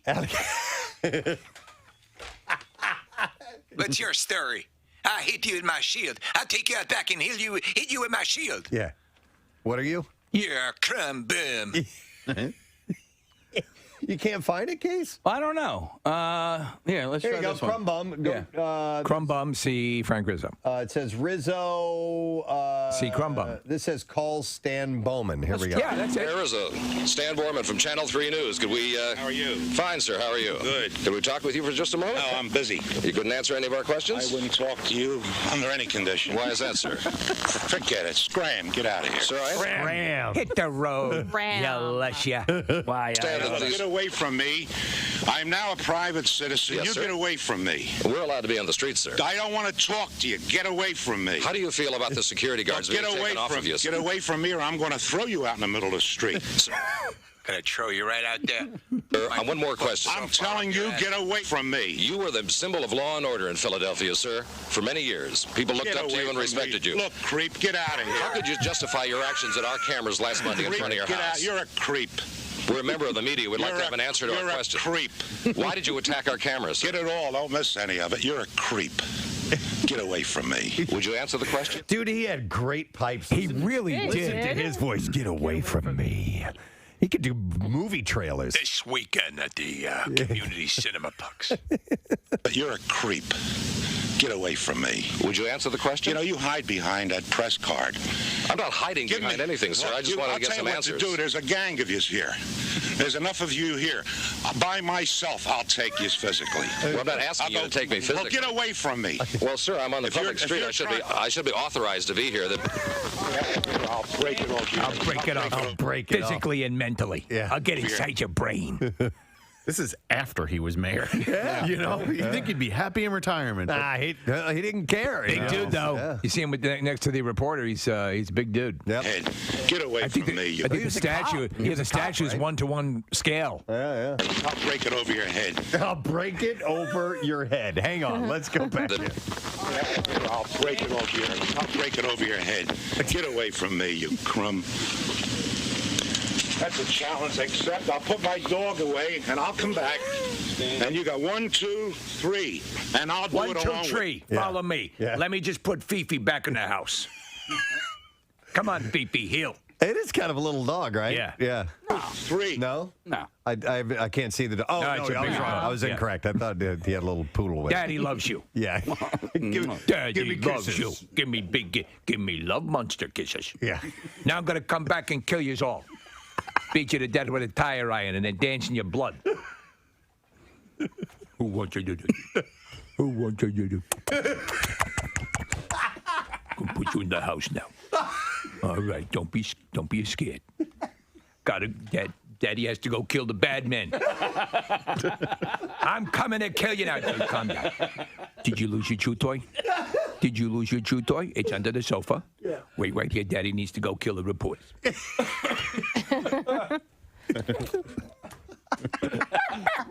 Yes, I know. Talking. Yeah. Get up in the living room window. You want to see Daddy kill the bad men? Yeah, that's right. Sets him up where he's got a nice view of the street. I'm doing this for you. Yeah. 2, 3, and I'll do it along with you. In that back of that fence, just the 3 of us, 4 of us, me and you. 4, 5. I tell you what, call some of the family members. Bring them out here too.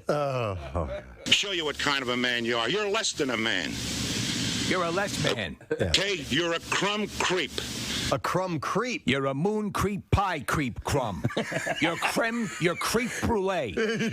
That's what you are. Creep brulee. Yeah. As if someone's taken one of them little torches and fried the top of your head into like a caramelized sugary thing. You are creep brulee.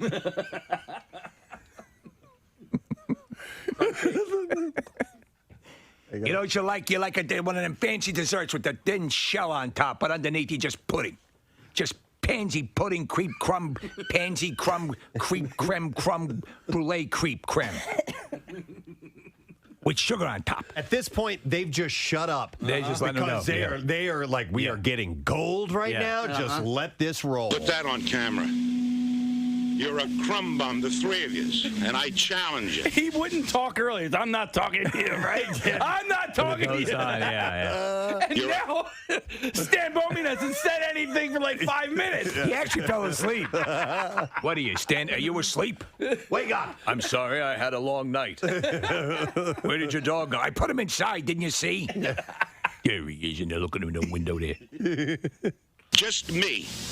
There is a You're woman a here. crumb creep coward. You can't take. You won't stand up to him. I'm standing up. We're not here to fight. We're here to get some answers to some questions. That's all. I want to fight you.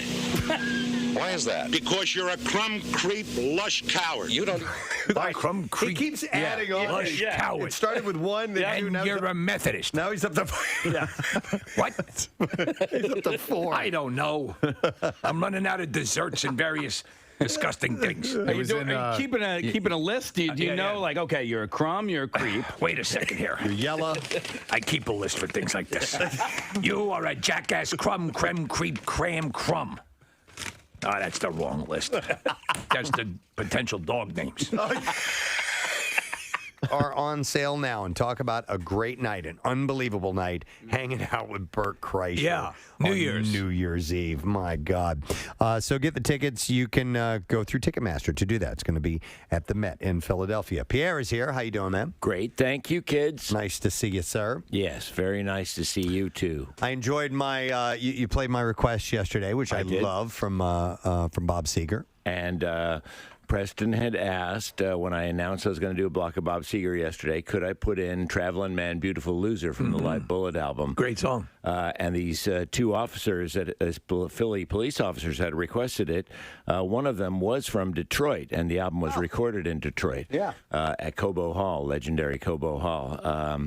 And the DJ was a friend of mine, in fact, Dan Carlisle, who introduced that show. Wow. He came to work in San Francisco later, but that's a side story. But Traveling Man, and he introduces it. Here's a couple of new songs from the new album. I'd forgotten about that part. I heard that intro, a couple of songs off of the new album. Right. And then hearing those, and they're just great tunes, man. They blend so well together. I forget. Did you ever interview Seger? One time, only one time, and only on the phone, which was disappointing. But he had an album out in the 90s, and I got him for about 10 minutes. American Storm? It might have been. That has Like a Rock? No, it was after that. Okay. There was a song called Lock and Load on that record. That's why I remember it. But I don't. It wasn't. Wasn't a long form interview, which is the kind I like. Yeah, you want to do the right, especially with somebody like that, with that body of work, with his body. There are that many great songs and that body. Wow. That Bob Seger body. That's what you go for. It was either The Fire Inside or It's a Mystery. Probably It's a Mystery, but I don't know. All right. It's a mystery to me what record it was. That's a mystery. There it is. It is. There it is. One mystery we want to unlock from that steel trap of a mind of yours. That letter of the day. Oh, boy, people must be scratching their heads over this week, but no more than I am. Here we go. Preston and Steve on 93.3 WMMR. Now, the Daily Letter. All right, and the Preston and Steve Show brought to you today by the letter. L as in letter. All right, letter. All right, and yes, these are the real letters, by the way.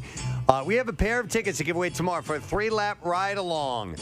You and a guest get to experience real-life racing thrills as you ride shotgun in a 600-horsepower NASCAR-style race car on Pocono Raceway's 2.5-mile superspeedway, and that's from Stock Car Experience. Don't give another boring gift.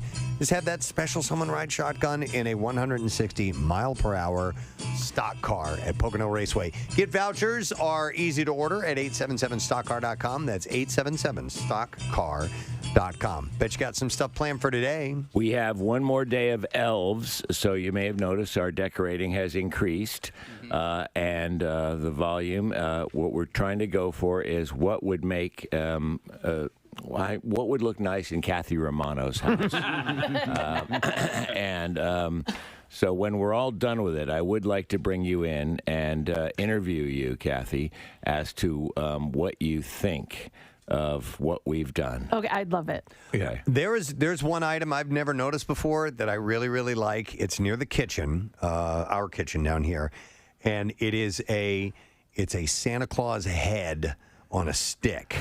You know what I'm talking about? Yeah, I do. It looks like a knife. I have not seen that before, and I guess you can walk around with this stick and have the head on it and just kind of wish everybody a Merry Christmas. That's not chilling. Or someone just put a stick in the back Maybe of the that. head. I don't know. No, but it's a handle. It's got a grip on it and everything. Okay. No, I saw it, too. Yeah. There are different things. We did find, by the way, not only a blacklight Christmas tree, but it's upside down. And I just bought it. It's an old tradition, apparently. Yes. That was a Victorian thing that was all the rage for that. They would have the tree inverted. Really? Which is very cool. Yep. Yeah. Okay. There's a guy on, it's either Instagram or TikTok. His name is Eric D'Alessandro, and he did a bit on the difference between like homemade decorations and basically what all of the stuff that you're using, Pierre, and then people who decorate like I do. It's really funny. Wow. If you can go to his cool. site. Basically, he says people like me, there's no love in the household. It's really good. Wow, cool. All right. So we'll have the elves decorating again, another block of Christmas tunes, Offspring block, ZZ Top Workforce block. Excellent. I want to thank our sponsors. Preston and Steve Show has been brought to you today by Dunkin', the official coffee of the Preston and Steve Show. Also brought to you by Iron Hill Brewery and their top-selling IPAs and holiday seasonal beers, which are now available everywhere craft beer is sold locally. And Trinity Rehab. You have nagging pain that you can't get rid of? Trinity Rehab can help. Go to trinity-rehab.com for info. Tomorrow, we're going to end the week in a proper form. It is no sad bro, of course. Of course. We will have Clint Howard on the show tomorrow. Holy hell, I was just talking about him. And Lavelle Crawford will be joining us. If you watch Breaking Bad, he was Huel, and he's been in a bunch of other things, too. So we'll have that, and we got prizes to give away. I think we're going to do a contest. We're going to do a holiday-related contest tomorrow for sure, the connoisseur, stuff like that as well. Whole bunch of stuff. That is it. We are done. Rage on and have a great day, and we'll see you tomorrow, gang. Bye-bye.